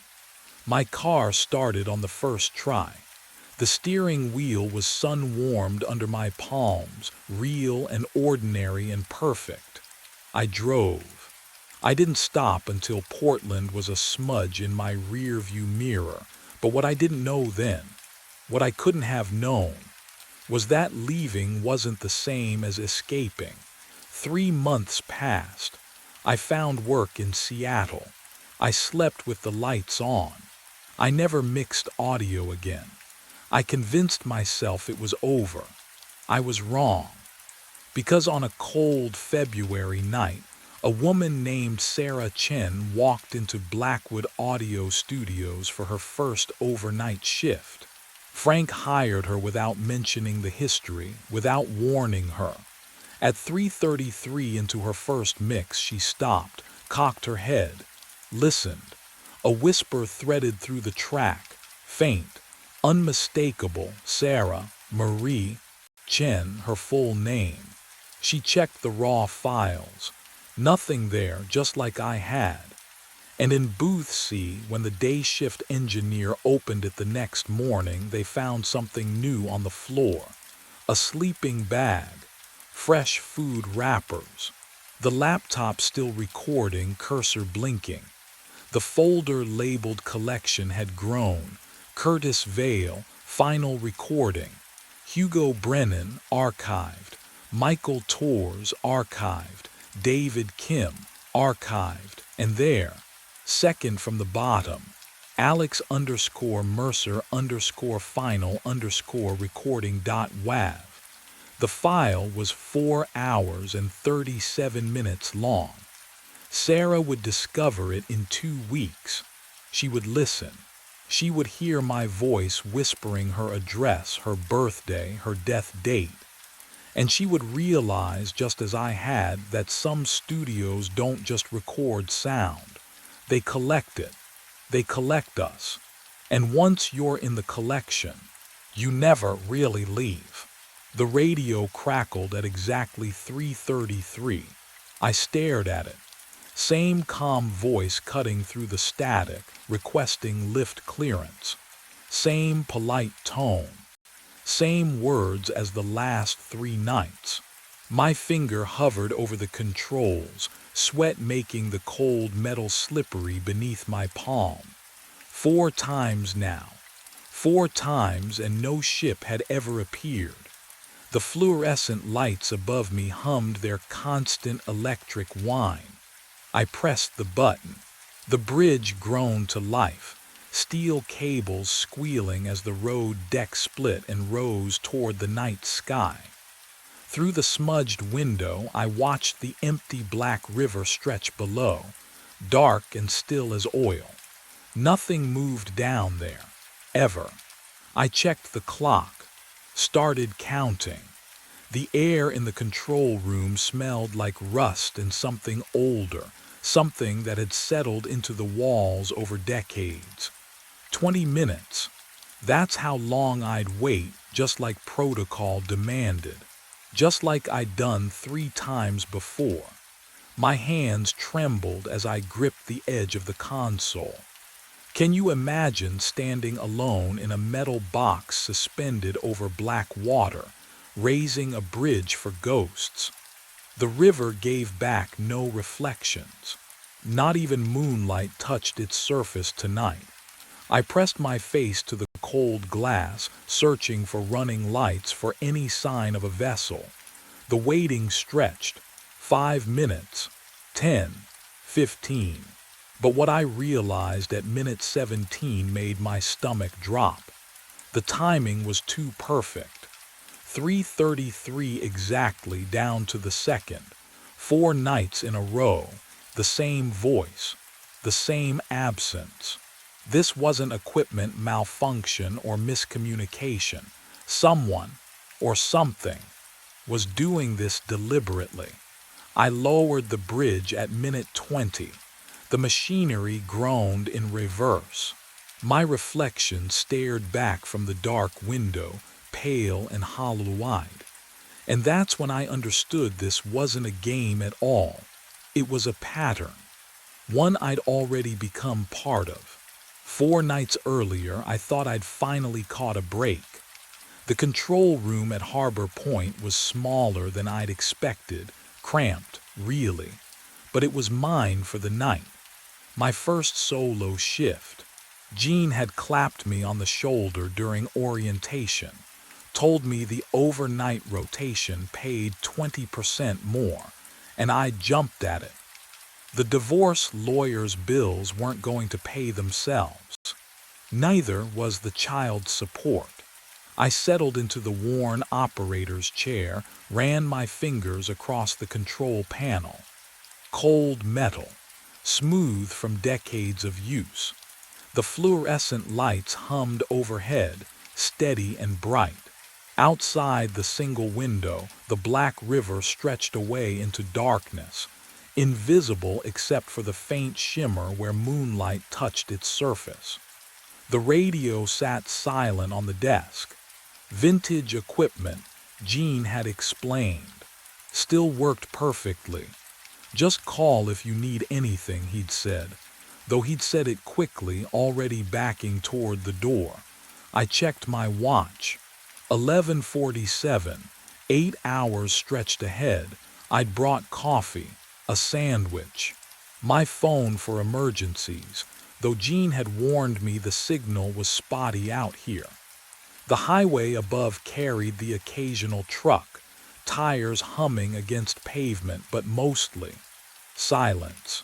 The kind of silence that makes you aware of your own breathing. At 3:33 in the morning, the radio crackled to life.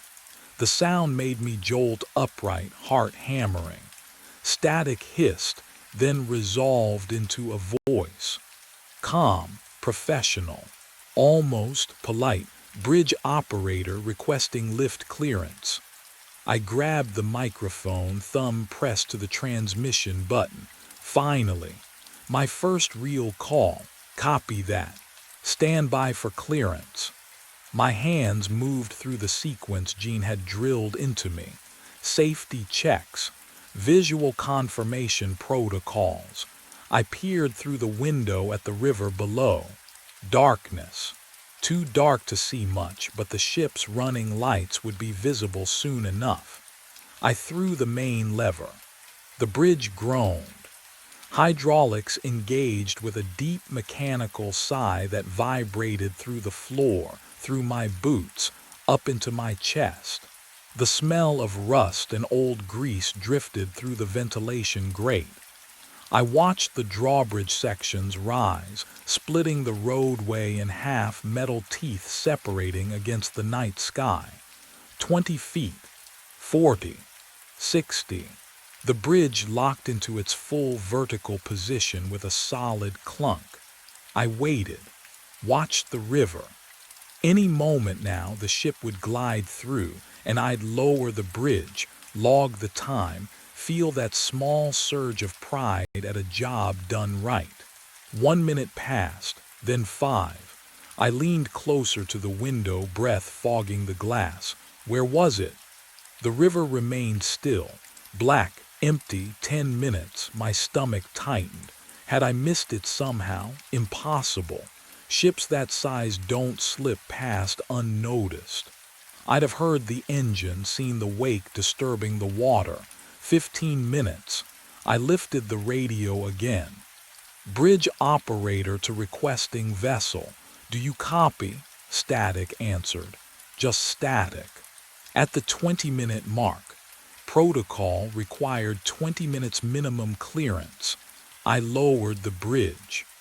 The hydraulics whined in reverse, and the roadway segments descended, locking together with a metallic thud that echoed across the water. I sat back down, stared at the radio. Miscommunication. Had to be. Maybe they'd had engine trouble, turned back before reaching the bridge. Maybe I'd misheard the call sign and they'd been requesting a different drawbridge upriver. New guy mistakes, it happens. I pulled out the logbook, yellowed pages, columns for date, time, vessel information, and carefully wrote 3:33 a.m. Lift request received. Bridge raised. No vessel passage observed. Possible communication error.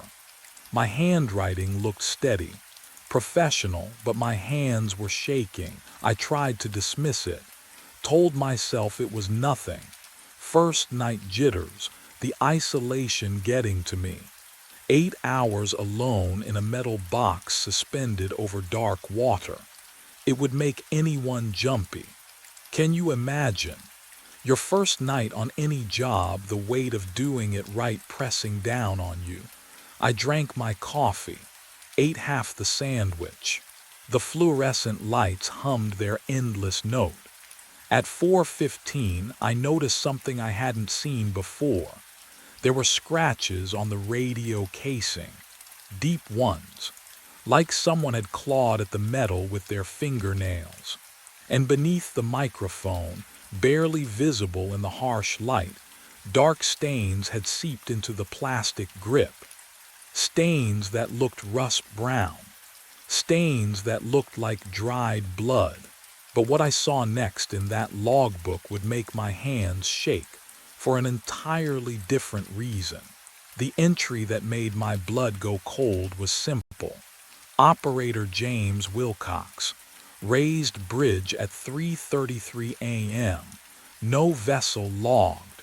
The date was 4 years ago. The handwriting stopped mid-sentence. By the third night, I knew the call would come again. I sat in the cramped control room, fluorescent lights humming overhead like trapped insects. My phone showed no signal. It never did out here. The highway above was silent. No cars had passed in hours. The isolation pressed against the walls, thick as fog, and I wondered if you've ever felt that. That sensation of being the only person left in the world. At 3:33 a.m., the radio crackled. Bridge operator requesting lift. The same calm voice, the same words. My hand trembled as I reached for the microphone. Copy that, raising bridge now. I engaged the mechanism. Gears groaned. Steel cables sang their rising pitch. Through the single window, I watched the drawbridge sections lift toward the black sky, splitting the road like a broken bone. Then I waited. The river below remained still, dark, empty. But what I heard next made me question everything I thought I understood about this place. I keyed the mic. No vessel in sight. Please confirm your position. My voice echoed from the speaker. Normal, expected, but beneath it, another echo. My own words, repeating a half-second later, distorted, as if spoken underwater. The sound bubbled up from somewhere deep and cold, carrying the metallic taste of rust on my tongue even though I hadn't moved. I released the mic. The echo continued for 3 heartbeats longer than it should have. Silence flooded back, thick, wrong. I pulled the stack of old logbooks closer, dust coating my fingers like ash. Page after page, I found them. Different names, different years, always the same entry, always 3:33 a.m., always no vessel logged. The most recent was 8 years old, and then the names, they just stopped. I found his name on the 3rd logbook down, Ronald Thorne.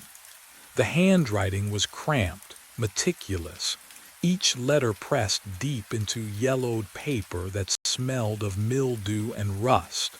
I traced my finger down the entries, watching the dates march backward through time. 8 years, 9, 10.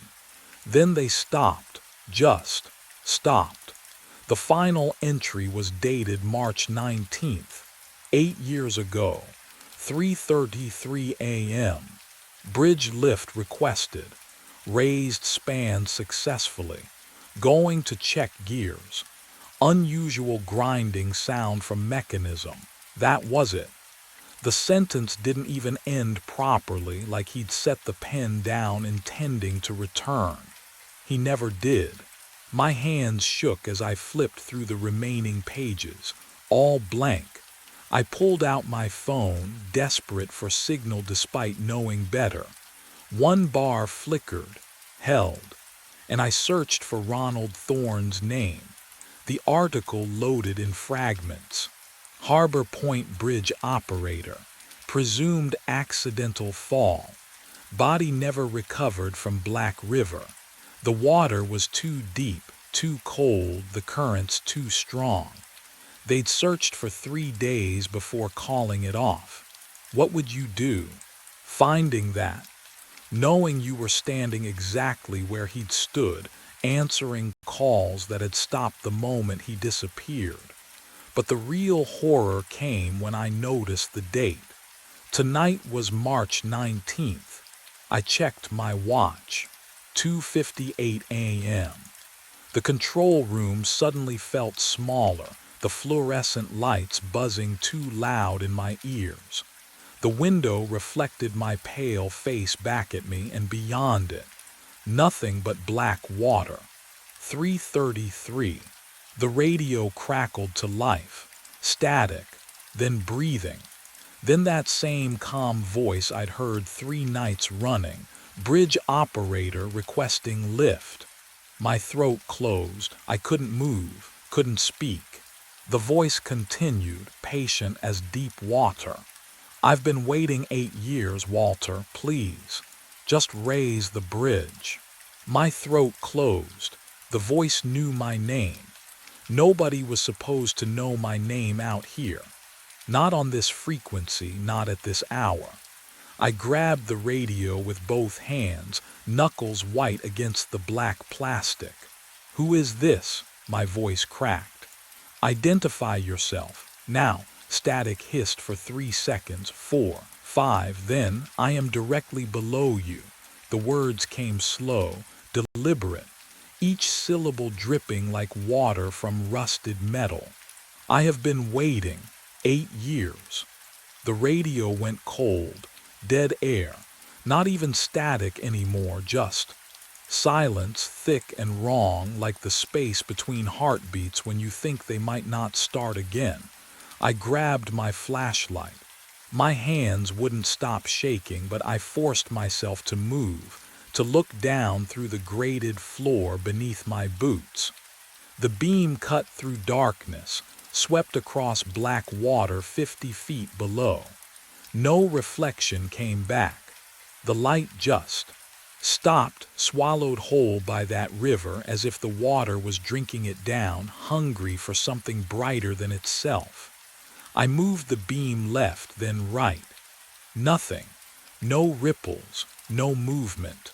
Can you imagine standing above water that refuses to move? The radio crackled back to life. "I was the operator before you." My stomach dropped. Ronald Thorne. The name from the logbook, the man who vanished 8 years ago on this exact date, the body they never found. "I raised the bridge at 3:33, the voice continued, and I could hear something new in it now, something underneath the calm. Desperation. I went to check the gears. The catwalk was slippery, the rail gave way. I backed against the control panel. The metal felt ice cold even through my uniform shirt. "I fell, Walter." A pause. Long enough for me to taste copper on my tongue, to smell the industrial oil and rust and something else. Something like river mud, thick and ancient. "I'm still falling." But what he said next would make me understand why no one ever lasted more than a week on this shift. The radio hissed and Thorne's voice continued. Slower now, each word dragging like a body through water. "I raised the bridge. Nobody called." The static crackled between his sentences. "I walked to check the gears. Thought I heard grinding metal. The catwalk was slippery. Always is, cold out there." I pressed my palm against the control room window, felt condensation seep through my fingers. "The rail gave way," Thorne whispered. I reached for it, but my hand went through empty air. I fell. "Walter, I fell." The transmission stretched, distorted. "I'm still falling." Can you imagine that? Falling forever, watching the water rush up but never arriving. I couldn't breathe.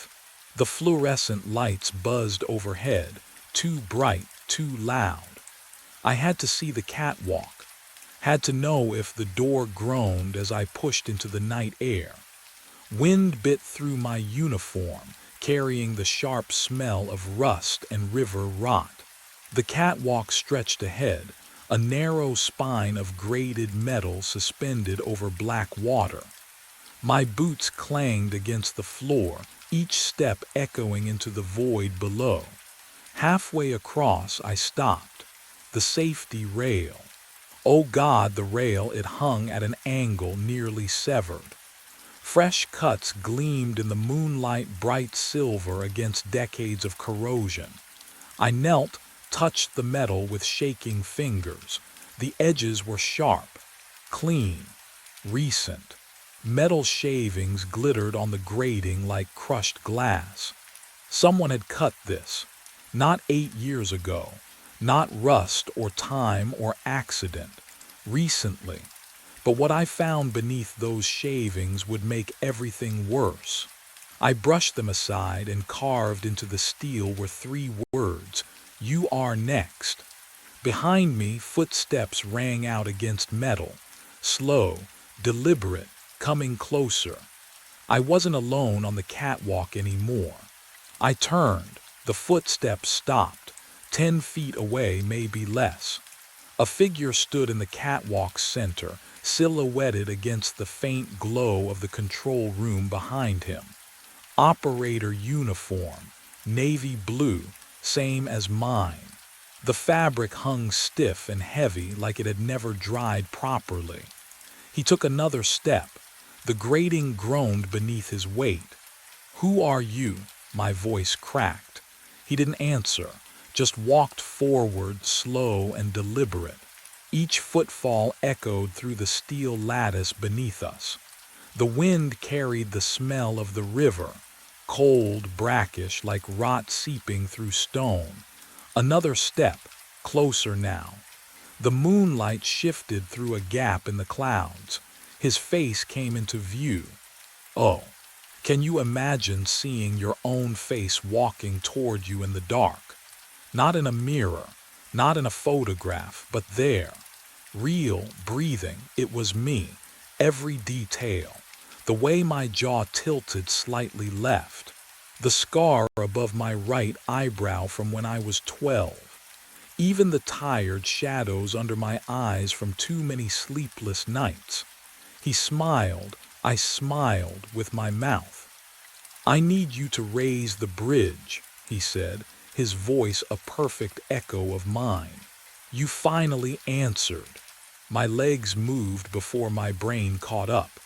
I spun and ran toward the control room, boots hammering against metal. Behind me, his footsteps matched mine, steady, unhurried. I grabbed the door handle. Locked. I slammed my shoulder against it. Nothing, the south exit.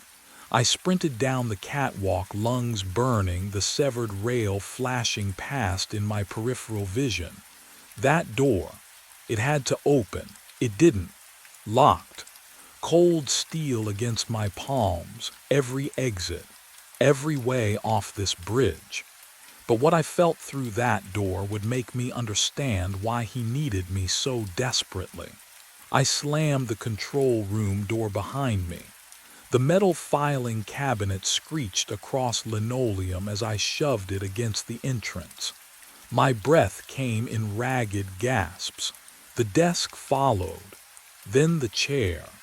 Everything I could move piled against that door. My hands wouldn't stop shaking. Footsteps echoed on the catwalk outside. Slow, deliberate, patient. I backed toward the window overlooking Black River.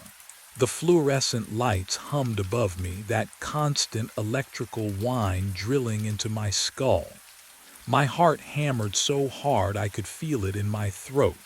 The radio crackled to life. "You cannot barricade yourself from this." My own voice. Perfect inflection, perfect tone. "The fall never ends, Walter." I pressed my palms against the cold glass, tried to steady myself, tried to think. Every operator becomes the caller. Static hissed between the words. "You will push the next one. It is the only way to stop falling."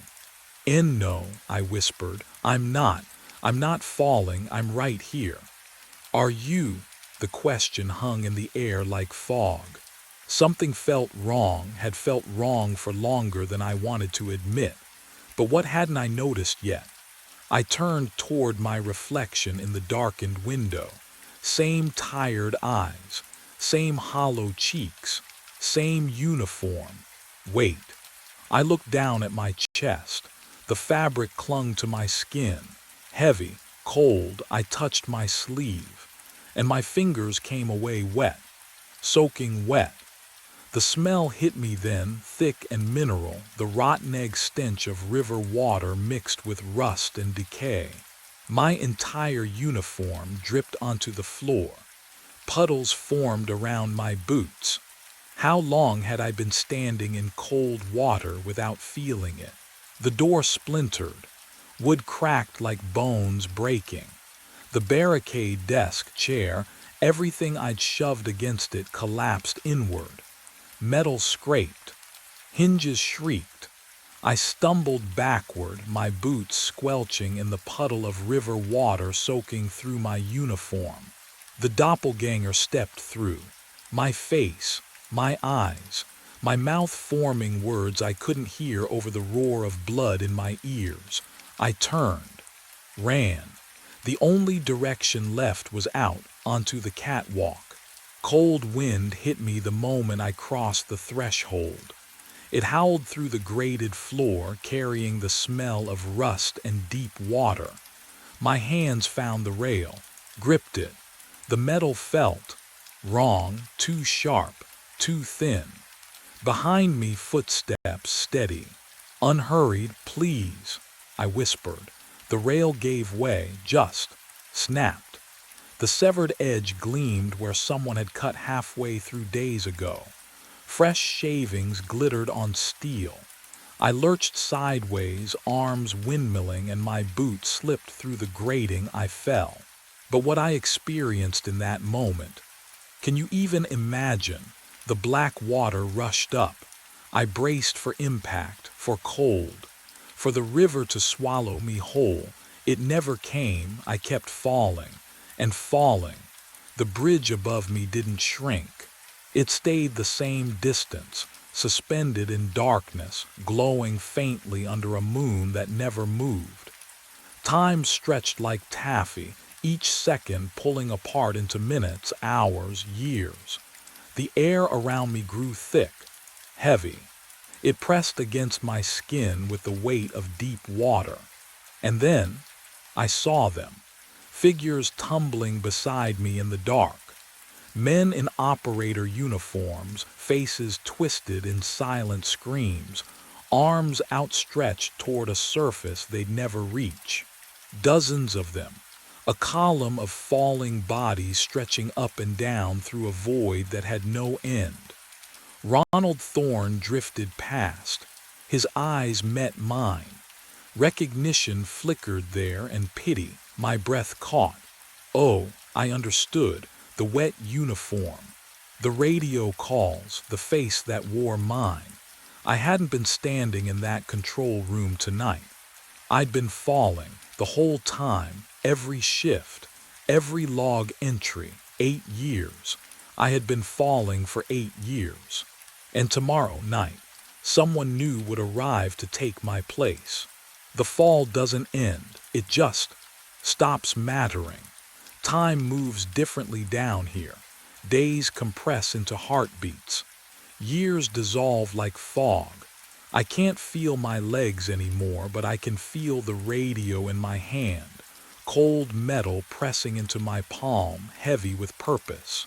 Tonight, a new operator arrives. I know his face before I see it. Young, 26 maybe, needs the money. Divorce papers still fresh.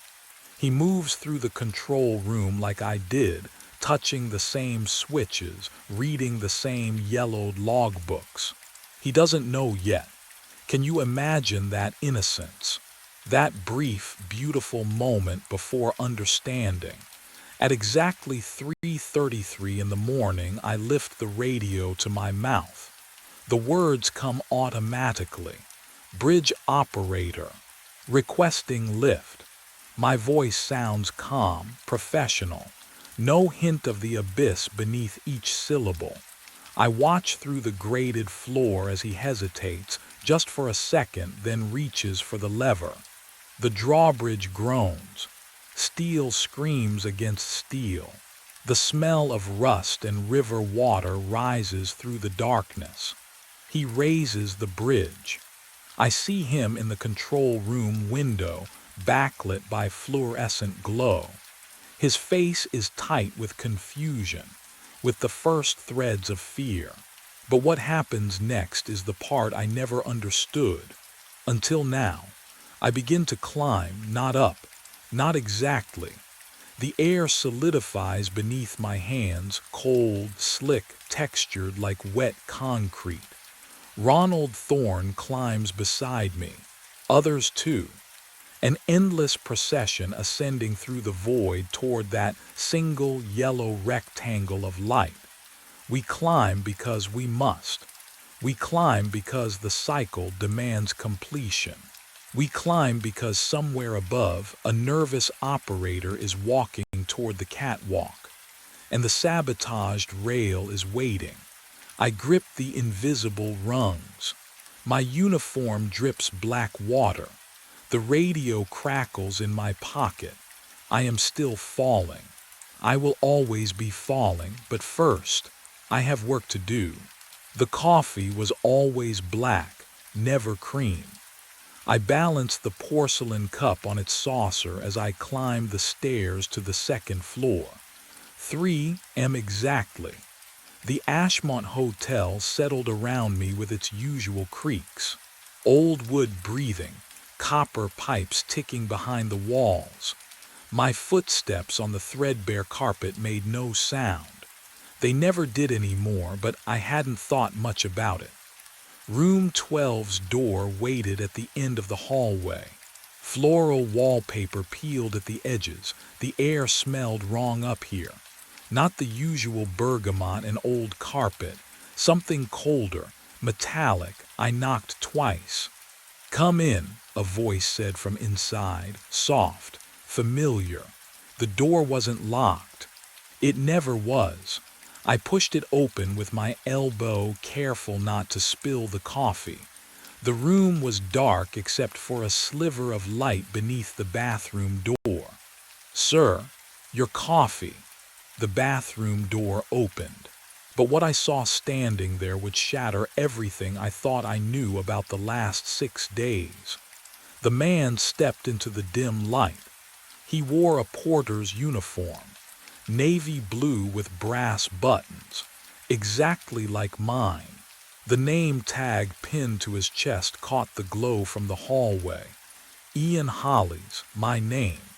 He held something in his palm, another name tag scratched. Old. He extended it toward me, and I saw my own name engraved there too. "You've been very reliable," he whispered. His voice scraped like rust. 6 nights in a row.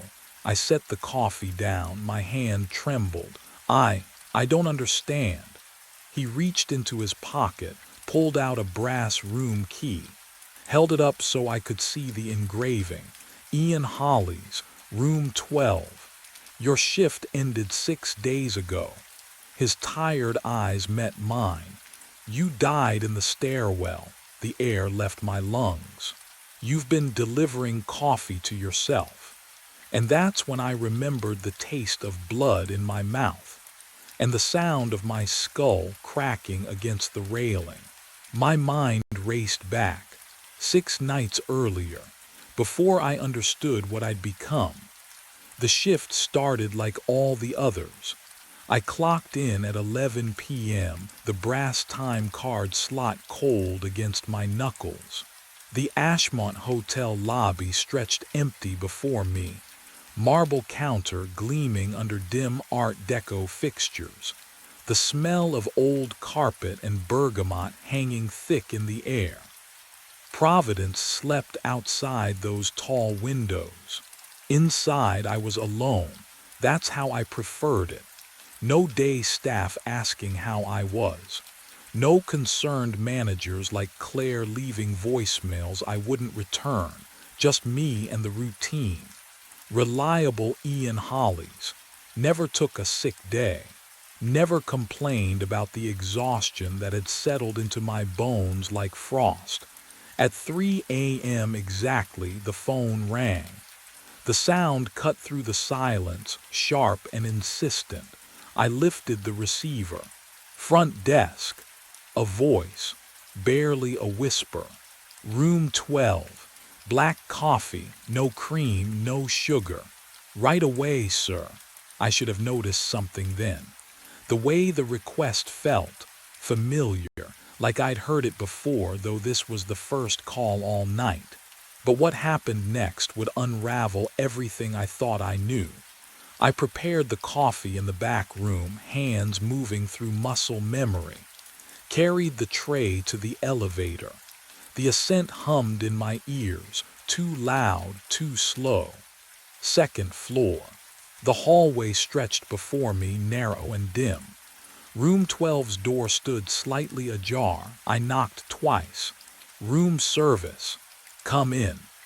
The man sat on the bed's edge, hotel robe hanging loose on his frame. He looked tired, 60s maybe. Eyes that had seen too many sleepless nights. He took the coffee without looking at me. Same time tomorrow, he said, not a question, a fact. I nodded, turned to leave. That's when I heard it, the lobby clock downstairs ticking backward. Once. Just once. I paused in the doorway, glanced at the hallway mirror. My reflection moved a half second behind me. I blinked. It blinked. After. And I realized the hotel had already started rewriting me. I ran, down the second floor hallway, past the elevator with its tarnished brass doors. My shoes struck the carpet in rhythm with my heartbeat, fast, too fast. The stairwell door loomed ahead and I shoved through it without thinking. Cold air hit my face. The smell of mildew and something metallic filled my lungs. The service stairs spiraled upward and down. Dim yellow bulb overhead. I gripped the railing and looked up toward the third floor landing. That's when I saw it. A body, slumped against the wall, porter uniform. Dark stains spreading across the chest. Head tilted at a wrong angle. One arm bent beneath, fingers curled. The blood had soaked into the fabric, dried in patches that looked almost black in the weak light. I climbed the stairs. Each step felt like wading through water. My legs refused to move properly, but I forced them. Up, up. The copper smell grew stronger. The face was mine. What would you do? Would you touch it? Make sure it was real. I knelt beside myself. The skin was cold when I pressed 2 fingers to the neck. Waxy. No pulse. Of course, no pulse.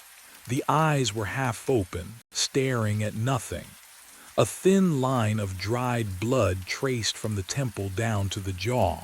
But what I discovered next would unravel everything I thought I understood. I fumbled for my phone. Hands shaking so badly I nearly dropped it. 911. I tried to dial. The screen lit up, but the numbers. They rearranged themselves, became extensions. Room numbers. I pressed the buttons anyway. The phone rang once, twice. A recorded voice answered, "You have reached the front desk. Please hold." No, I tried again. Same result. Internal extension. I scrolled through my contacts. They were all gone. Replaced with hotel departments that didn't exist. Housekeeping. Maintenance. Room service. Concierge. I tried to call out. My voice echoed in the stairwell, bouncing off concrete walls. "Help! Someone please!" Silence swallowed the words. I ran back down, burst through the lobby doors. The marble counter sat empty. No one behind the desk. The brass bell gleamed under the chandelier light, but when I struck it, the sound died instantly. No echo, no resonance. "Claire," I called out. Claire Dunbar, the day manager. She should have arrived by now. What time was it? I checked the clock above the desk. 3:15 a.m., still night, but hadn't I been working for hours? Days, the light outside the windows showed nothing, just black glass reflecting the lobby back at me. I walked to the front doors, pushed them open. The lobby greeted me on the other side. I was standing behind the front desk, facing the entrance I just walked through. Can you imagine that? Walking forward and ending up where you started. I tried again. Side exit. Emergency exit. Every door opened to the same space. The hotel folded in on itself, trapping me in its geometry. That's when the real truth began to surface. I moved through the hallways, checking rooms, knocking on doors, shouting names I'd seen in the guest registry. No one answered. I climbed to the second floor, the third, the fourth. Every hallway stretched empty, carpet worn in familiar paths, sconces burning with soft light, but no sounds, no footsteps, no televisions murmuring through walls, no water running in pipes. The hotel breathed around me, but it was empty of life. I returned to the front desk and opened the guest book. My hands left smudges on the pages. The last check-in was dated 6 days ago. The last checkout 8 days before that. No one had come. No one had left. And I had been delivering coffee every night to a guest who shouldn't exist in a hotel where no one was supposed to be. The silence pressed against my eardrums. I could hear my own pulse now, a frantic drumbeat that matched the ticking of the clock. Except, I turned to look. The clock was ticking backward again. 3:14, 3:13, 3:12.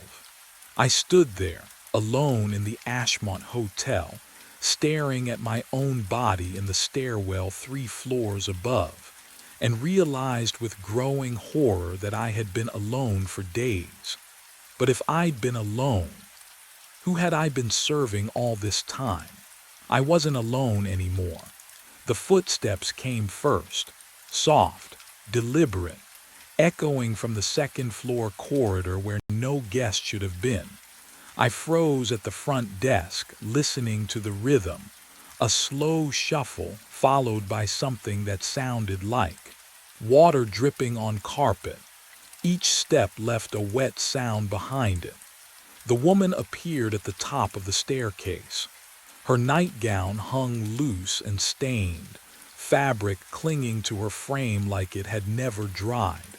The pattern was floral, faded pastels from decades ago, the kind my mother wore in old photographs. Her feet were bare. They left dark prints on the burgundy runner. She looked at me and smiled. "We've been watching you," she said. Her voice was soft, familiar, like a neighbor you'd known for years. Every night with your little coffee tray. My throat closed. I tried to step back, but the marble counter pressed cold against my spine. 6 trips to room 12, she continued, descending 1 step at a time. "Same order, same time, you never looked at us once." Another figure emerged from the hallway behind her, a man. His skin had the gray-green pallor of something pulled from deep water, clothes hanging heavy and soaked. He nodded at me like we'd just been introduced at a cocktail party. "Welcome to the Ashmont," he said. The smell hit me then, mildew and old perfume mixed with the bergamot that always clung to the lobby air. But underneath, something else, something wrong. They moved closer, not threatening, just present. "You're the newest one," the woman said gently. And that's when I understood what they truly meant by welcome. I ran, my footsteps echoed down the corridor, multiplied, became a dozen sets of boots pounding carpet. I didn't look back, couldn't. The front doors glowed ahead, brass handles, frosted glass, escape. I hit the doors hard. Cold metal burned my palms. They swung open to bergamot air and marble tile. The lobby, the same lobby, behind me now, ahead of me simultaneously. No, no, I'd run straight. I tried again. Pushed through the doors, felt autumn wind on my face for half a breath. Then bergamot, then marble under my boots. The brass bell sat on the counter, gleaming, mocking. Third time, fourth. Each time the doors opened to the place I'd just left. The hallways then, service corridors, loading dock. I ran until my legs ached with remembered exhaustion. The second floor hallway stretched before me, impossibly long. Room 7, room 9, room 7 again. The numbers repeated like a stutter. Room 12 appeared on both sides of the hall simultaneously. What would you do when every door leads back to the cage? But the real horror was waiting at the front desk. The guest book lay open. Old leather, pages yellowed and swollen with decades of humidity. I'd signed guests in and out 1,000 times, never really looked at the entries before mine. I looked now. Oh God, my name, Ian Hollies, Ian Hollies, Ian Hollies. Hundreds of times, thousands. Signatures marching back through the pages. 1998 in confident script. 1973 in careful printing. 1952 in fountain pen loops that bled through the paper. The handwriting changed, decade after decade. Different hands, different lives, but always, always the same name. The hotel wasn't just trapping me, it was erasing who I'd been, replacing me, making me into every porter who'd ever died here. And I could feel it happening. My memories blurring at the edges, my signature already shifting into something that wasn't quite mine anymore. The pain came back first, not all at once, in fragments, like glass breaking in slow motion, each shard catching light before it falls. I stood at the front desk, staring at my name written in 100 different hands, and my chest tightened. The same tightness, the one I'd ignored. It happened. When, 1 week ago, maybe longer, time felt slippery here like water through my fingers. I remembered the beginning of my shift, clocking in, the usual routine. Coffee at 3 a.m. for room 12, but before that, oh God, before that, my chest had ached, sharp, insistent, like something twisting between my ribs. I'd ignored it. Of course I did. Have you ever been so tired you can't tell the difference between exhaustion and dying? The memory surfaced clearer now. I'd taken a break, just 5 minutes. Told myself I needed air, but the hotel didn't have air. Only the stale bergamot smell mixing with something metallic. Copper old pennies. I'd climbed the stairwell, hand pressed to my chest, counting breaths.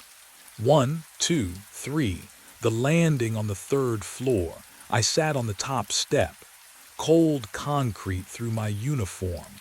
My heartbeat thundered in my ears. Too fast, too loud, like fists pounding a locked door from the inside. But what I remembered next, that's when the truth began to surface. The dizziness hit without warning. The walls tilted. I tried to stand, but my legs weren't mine anymore. They buckled. I reached for the railing. Missed. My body lurched forward. Time stretched. I watched my hand grasp at empty air. Then the impact. My head struck the railing. A sound like wood splitting. Pain bloomed across my skull, white-hot and absolute. I tasted metal blood flooding my mouth, coating my teeth, sliding down my throat. The world flipped. Ceiling became floor. Floor became darkness. And I fell through the nothing, fell through time itself, until I woke up at the front desk, clipboard in hand, ready to start my shift. Except, did I wake up, or did the hotel wake me? Did it breathe life back into my lungs just to trap me in its walls? I touched my head now. No wound, no blood, but I remembered the wetness, the warmth spreading beneath my skull, the way my vision narrowed to a pinpoint, then vanished completely. I died on those stairs. I died. And then I worked my shift. The guest book lay open before me. My signatures stared back. Different hands, different years. 53, 73, 98. They all remembered this moment too. They all stood here piecing together their deaths, realizing the hotel had already written their ending. The lobby clock ticked backward. Once, twice. I looked up at the stairwell door. And that's when I understood. I'd been climbing those stairs every night, replaying my death over and over, thinking it was routine. I took the stairs two at a time back to room 12. The worn carpet muffled my footsteps, but the old wood beneath still groaned under my weight. My hand trembled as I reached for the door. It opened before I could knock. The guest stood there in his robe, holding that familiar cup of black coffee. Steam rose between us, carrying the bitter smell that had marked every delivery for 6 nights. "You," I said, my voice cracked. "Tell me what this is." He stepped aside, gestured me in. The room was cold, colder than any room should be. I crossed the threshold and the door closed behind me with a soft click that sounded too final. "Sit," he said. "I'll stand." He smiled, tired, sad. "I said the same thing 3 weeks ago." My chest tightened. "What do you mean?" "I was you." He set the coffee cup on the nightstand, his hands. I recognized the scar on his left thumb, the one I got from a broken luggage clasp 2 years ago. I delivered coffee to this room every night at 3 a.m. I found my body in the stairwell. I read the guest book, all of it. But what he said next would strip away the last thread of hope I was clinging to. He turned to face me fully, and the shadows in the room seemed to shift. His features blurred at the edges, then sharpened again. My own face stared back at me, older, more hollow, but unmistakably mine. "No," I whispered. "That's not. This hotel keeps us," he said, and his voice was my voice, just worn down by weeks of speaking these same words. "We serve forever. You delivered coffee to me because I was you 3 weeks ago. Now you become the guest. The next porter will serve you. The cycle continues." I stepped back, hit the wall. The floral wallpaper felt damp under my palms. Can you imagine discovering your future is nothing but an endless loop of the worst night of your life? "The hotel feeds on us," he continued. His eyes, my eyes, held decades of exhaustion. "It takes everything we sacrificed. All those missed lunches, all those ignored warning signs, every time we chose work over living." He moved closer. "It turns devotion into fuel." The room seemed to tighten around me, the walls breathing in as I tried to breathe out. And that's when I understood what being trapped truly meant. "No," I hurled the coffee cup against the wall. Porcelain exploded, a sharp crack that rang through room 12 like a gunshot. The guest didn't flinch, he just watched.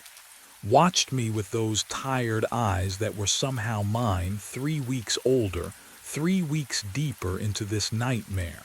"I'm not you," I said, my voice shook. "I won't become you." "You already are," the walls groaned. Not like settling wood or old pipes, like breathing. I turned, ran, out into the hallway where the carpet smelled like bergamot and mildew and something bitter I couldn't name. My shoes pounded against the floor, but the sound came back wrong, delayed by half a heartbeat, like the building was tasting each step before releasing it.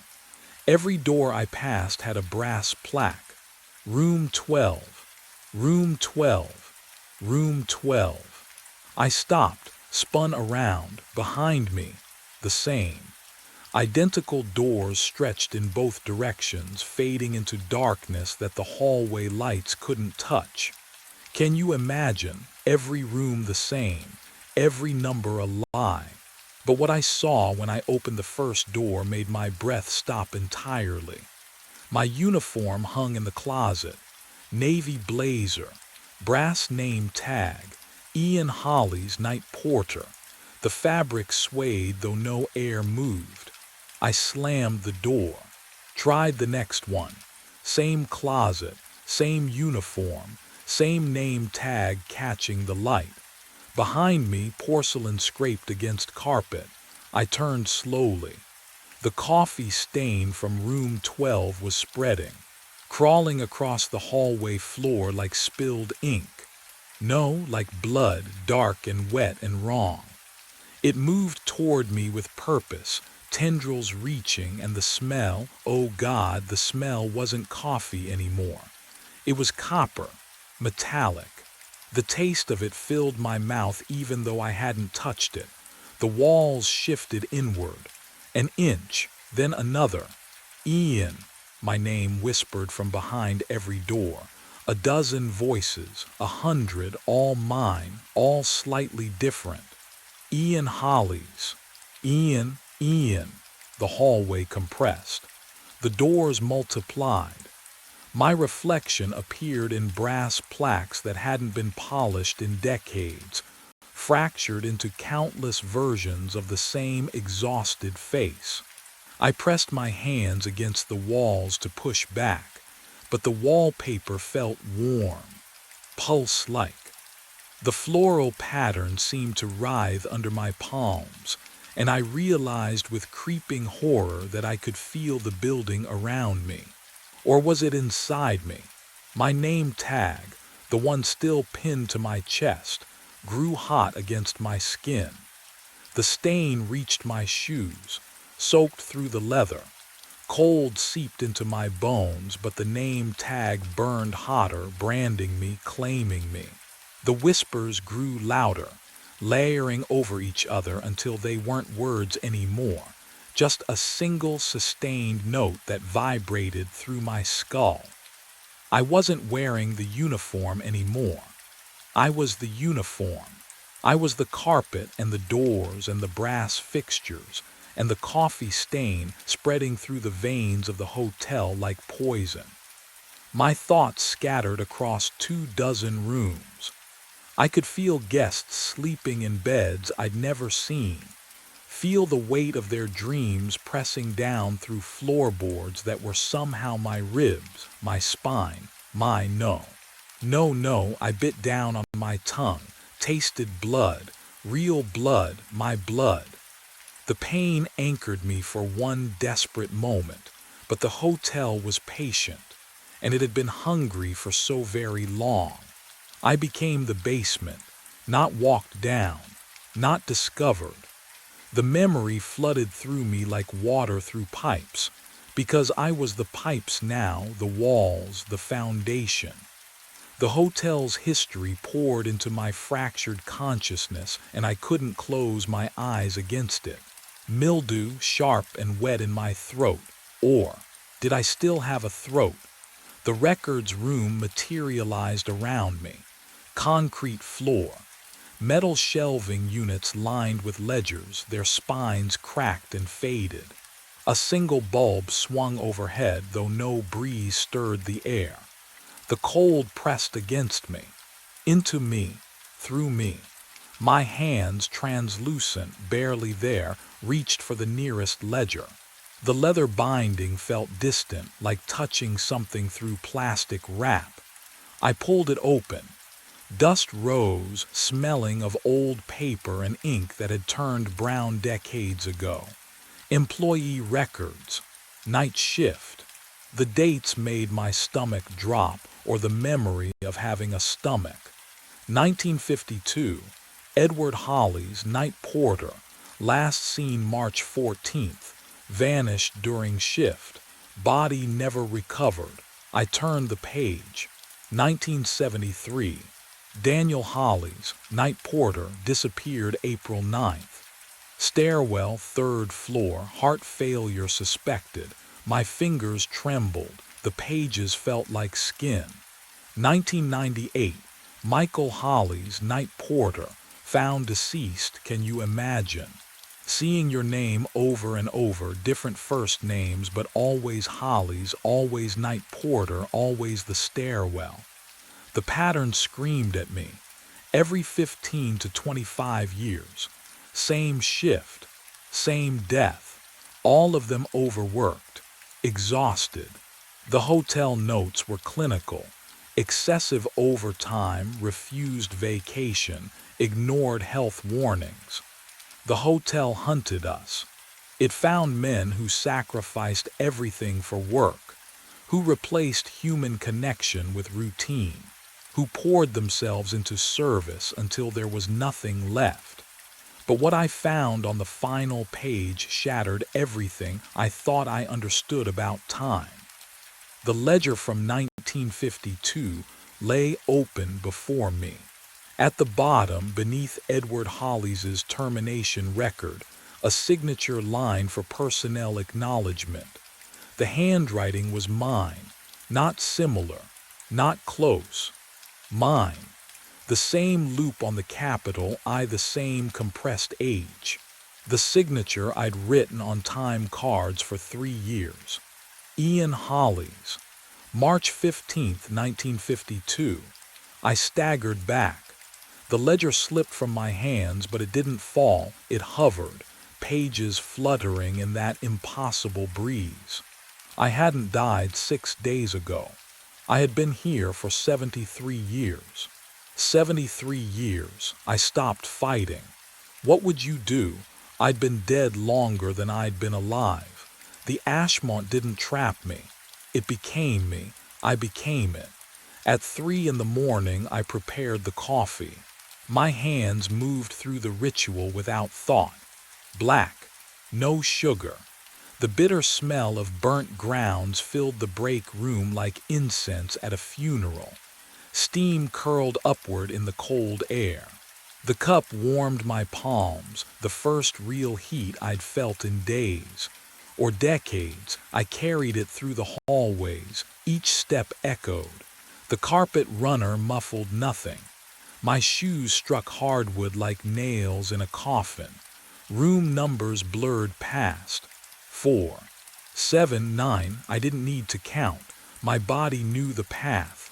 Room 12 waited at the end. The door stood open, just a crack.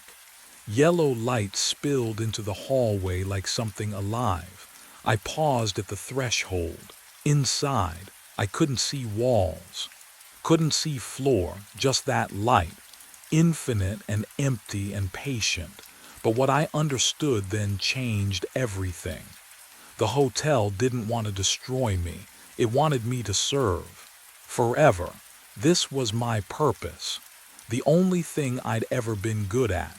Reliability, sacrifice, showing up when no one else would. I stepped inside. The light swallowed me whole, warm, suffocating. The door clicked shut behind me with the soft finality of a held breath released. Downstairs, a young man clocked in for his first shift. Night porter, Ashmont Hotel.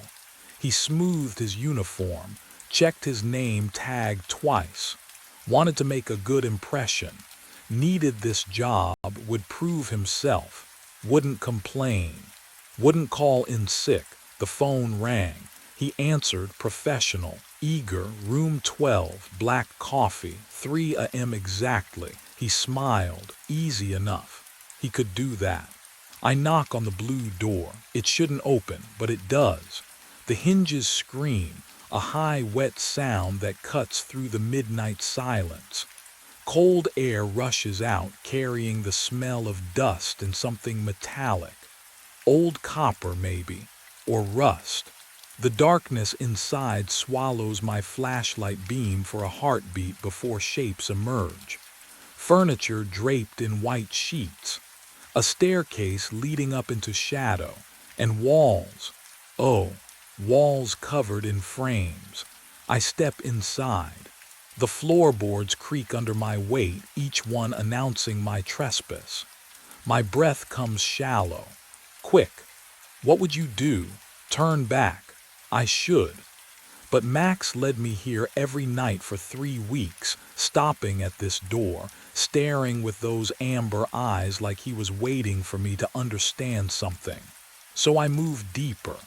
The first photo stops me cold.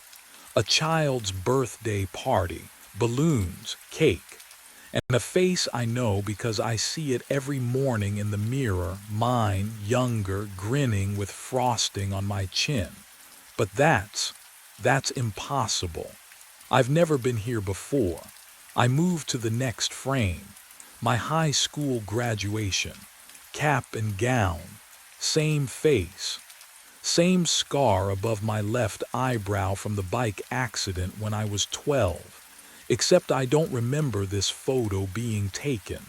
Don't remember who's standing beside me, arm around my shoulders, smiling. The walls close in with each frame. My childhood, my family. My life captured in moments I can't recall living. But what I find on the mantel changes everything. A dog collar, worn leather, brass tag catching my flashlight, engraved in clean letters, Max 2015, 9 years ago. Outside, Max whines, low, mournful, like he's been waiting far longer than 3 weeks. And suddenly, I'm not sure who I came here looking for. 3 weeks earlier, I took a job I should have questioned. The email arrived at 10 p.m. Subject line, late night walker needed, Millbrook Complex. I'd walked dogs for 2 years, knew the neighborhoods, needed the money. Simple enough. The message gave an address, apartment 4 billion, and instructions that felt off, key under mat, note inside. Max knows the route, just follow him. No phone number. No client name. I should have deleted it. But rent was due, and dogs don't judge you for preferring silence. The Millbrook Complex squatted at the edge of town, brick and peeling paint, the kind of building that looked tired even in daylight. At night, under flickering street lamps, it felt like something waiting. I climbed to the 4th floor. The hallway smelled like mildew and copper pennies.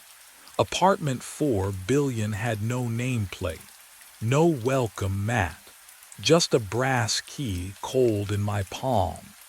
The note was taped to the inside of the door, handwriting looped and careful. Max knows the route, just follow him. 11 p.m., be patient. I turned. A German shepherd sat 3 feet away, watching me. I hadn't heard him approach. His eyes caught the dim light wrong, too reflective, like coins at the bottom of a well. Can you imagine a dog that size moving without sound? Max didn't wag his tail, didn't sniff me, just stared. Hey boy, I whispered, my voice cracked. Ready? He stood, walked to the door, waited. The route started normal enough. Down the stairs, out onto Maple, 6 blocks north through streetlight halos and the wet asphalt smell of October. Max's nails clicked on pavement, steady, rhythmic like a metronome. He didn't pull at the leash. Didn't pause to mark territory or sniff trash, just walked, purposeful, like he'd done this 1,000 times. We turned left at Ashwood Street. That's when the air changed. You know that feeling when you're sure you've been somewhere before, but the memory won't surface. That thickness in your chest, like your body remembers what your mind doesn't. The houses here leaned closer, their windows dark and watchful. Max slowed. His ears flattened. Then he stopped, in front of a house with a blue door. The paint was faded, weathered to the color of a bruise, boarded windows, no lights. Max sat on the cracked sidewalk and stared at that door like it owed him something. 5 minutes passed, maybe more. I checked my phone, 11:43. The dog didn't move, didn't whine, just stared. Max. I tugged the leash gently. Come on, boy. Nothing. The street was too quiet, no cars, no wind. Just the weight of that blue door pressing against my vision, filling my peripheral sight until I couldn't look away. My fingers went numb around the leash. The house smelled wrong, smoke and wet dog and something sweet underneath, like rotting fruit. Finally Max stood, turned, walked us home. I should have been relieved, but what I didn't know yet was that we'd do it again. The next night, and the night after, same time, same route, same 5 minutes in front of that blue door, while Max sat vigil for something I couldn't see. And every single time, the house would smell a little more familiar. I went back during the day, couldn't help it. After 5 nights of watching Max sit at that blue door like it was the only thing that mattered, I needed to see it in sunlight. Maybe it would look normal. Maybe I'd realize I'd been letting the late hour twist things into something they weren't. But the house looked worse in daylight. The windows were boarded with plywood that had gone gray and warped. No mailbox. No numbers on the door. Just the faded blue paint peeling in long, dry strips. The porch sagged in the middle, and the lawn had gone to weeds so tall they brushed my knees as I walked up. I knocked on a neighbor's door first. An older woman cracked it open, silver chain still latched. Do you know who lives here? I pointed at the blue door house. Her eyes flicked past me, then back to my face. Something changed in her expression. No one. How long has it been empty? She started closing the door. I don't know, long time. Wait, do you know anything about? The door shut. The deadbolt clicked. I tried 2 more houses. One didn't answer. The other, a man in his 40s, looked at me like I'd asked him to dig up his own grave. He shook his head before I even finished the question and stepped back inside. What were they so afraid of? The blue door wasn't locked. That should have stopped me. It didn't. Inside, the air was thick and still, like it hadn't moved in years. Dust hung in the shafts of light that leaked through gaps in the boarded windows. The furniture was still there, couch, coffee table, a bookshelf against the far wall, all of it covered in a fine layer of gray. But it was arranged like someone still lived here, like they'd just stepped out. On the kitchen wall hung a calendar. I walked closer, my shoes leaving prints in the dust on the floor. March 2015.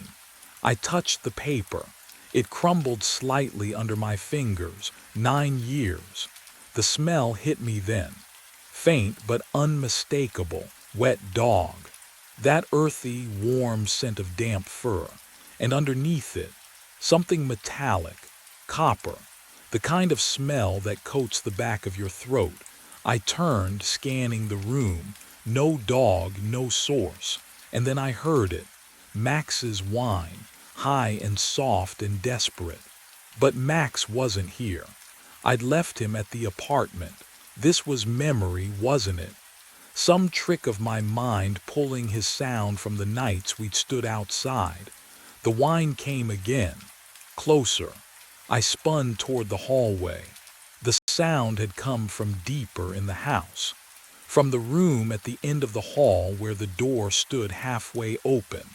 And that's when I realized I could see my breath. I drove home with my hands shaking on the wheel.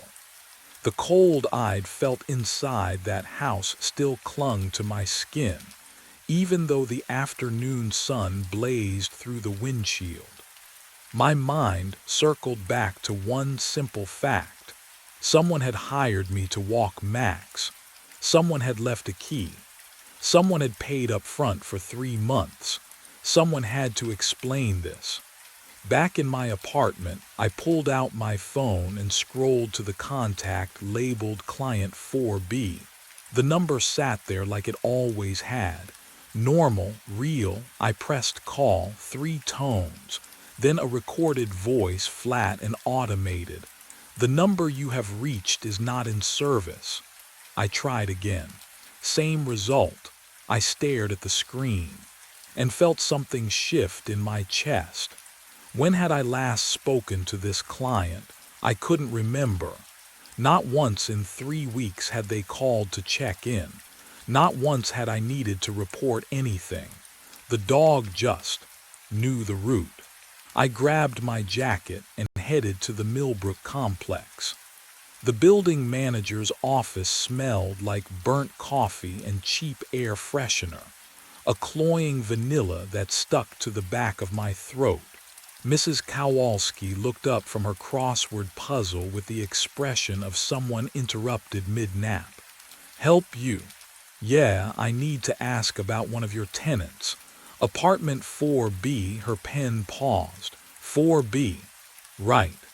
I've been doing dog walking services for them, but I can't seem to reach them, and There's no one in 4B, she said it simply. Matter of fact, I blinked. What? 4B's been vacant since late 2014. We had a tenant skip out on rent, left it a mess, still looking for the right renter. She returned to her crossword. You sure you got the right unit? My pulse hammered in my ears. I have a key. She glanced up, frowning now. You have a key to 4B. I pulled it from my pocket. The metal was warm from my grip, solid and real. She stared at it, then at me, then reached for her desk drawer and pulled out a key ring. Flipped through labeled tags. Held one up. This is the master for 4B, only copy I got. Her eyes narrowed. Where'd you get that? Under the mat, I whispered. There was a note. It said Max knows the route. Mrs. Kowalski's face went carefully blank. She set down her pen. I think you should leave. But the real question hadn't been answered yet. I walked to the lobby. The lease board hung by the mailboxes, a cork board with unit numbers and tenant names written in faded marker. I scanned down. 1A Martinez, 2C Pham, 3B Johnston, 4B vacant since 2014. My throat tightened. I turned and walked up the stairs, 2 flights down the hall, counting doors. 1B, 2B, 3B. 4B, I slid the key into the lock. It turned, smooth, easy, like it had every night for 3 weeks. The door swung open. The apartment was empty, completely empty. No furniture, no curtains. Just scuffed hardwood floors and walls with darker squares where picture frames used to hang. Dust motes swirled in the late afternoon light. Except, in the corner of the living room sat a dog bed. Faded blue fabric, edges frayed. And embroidered on the side in crooked letters, Max. The air smelled faintly of wet fur, old, stale, like a ghost of a scent that shouldn't exist in an empty room. I stepped inside. My footsteps echoed. The dog bed looked used. The center was compressed, shaped by weight and time. I knelt and touched the fabric. It was cold, but I could swear I felt the texture of dog hair beneath my fingertips. What would you do if everything pointed to something that couldn't exist but you could still touch it? I checked my watch. 4:15. In 6 hours and 45 minutes, Max would be waiting at the door, and he would lead me down the same 6 blocks. Turn left, stop at the blue door, just like he had every single night since this started. Since when exactly? I tried to remember the first night, the note, the key, but the memory felt slippery, like trying to hold water. I remembered doing it. I just couldn't remember it starting. My phone buzzed. I pulled it out, hands trembling, hoping for something, anything that made sense. No notifications, but the screen showed 11:03 p.m. I looked at my watch again. 4:15. The phone's clock ticked forward. 11:04. And from somewhere deep in the empty apartment, I heard the soft jingle of a collar and the click of claws on hardwood, though nothing was there. I drove to the office instead of going home. The dog walking service shared space above a veterinary clinic, and the smell of disinfectant mixed with old coffee always made my stomach turn. Today it felt worse, sharper. I pushed through the door and found Casey at the desk, scrolling through her phone with the bored efficiency of someone who'd rather be anywhere else. "Hey." My voice came out rougher than I intended. "I need to ask you about an assignment." She didn't look up. "Ma'am, apartment 4 billion, Millbrook Complex, German Shepherd named Max." Her thumb kept moving, scrolling. "Don't know it." "Casey. I've been walking him for 3 weeks. That made her look up. Her eyes were flat, empty of recognition. "You sure? What would you do when someone stares at you like you've just spoken a language they've never heard? Like you're the one who's wrong?" "Check the system," I said. She sighed, but she turned to the computer. The keyboard clicks sounded too loud in the small room, each tap echoing off the cheap paneling. I watched her face, watched for the moment she'd find it and apologize for forgetting. But that moment never came. "Nothing," she said. "No 4 billion assignment under your name. No client at Millbrook Complex at all." My hands went cold. "That's impossible." "Then maybe you're thinking of a different job." Her tone had shifted.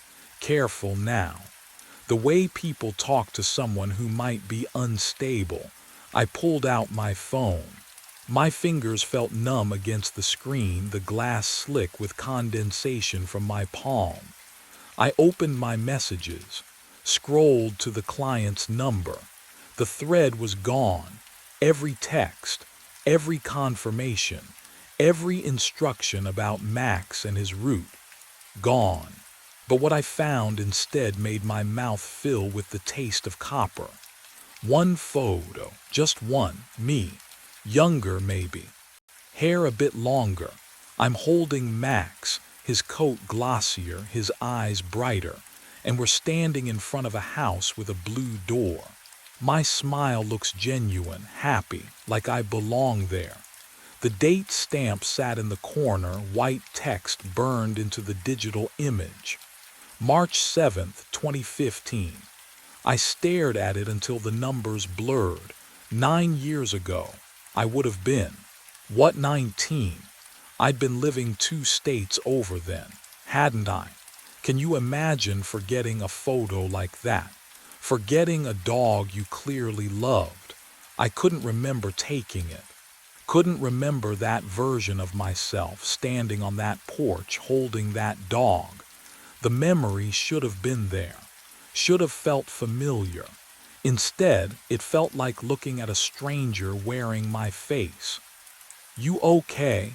Casey's voice sounded distant. I looked up.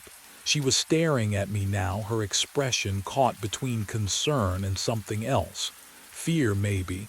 "Who assigned me Max?" I asked.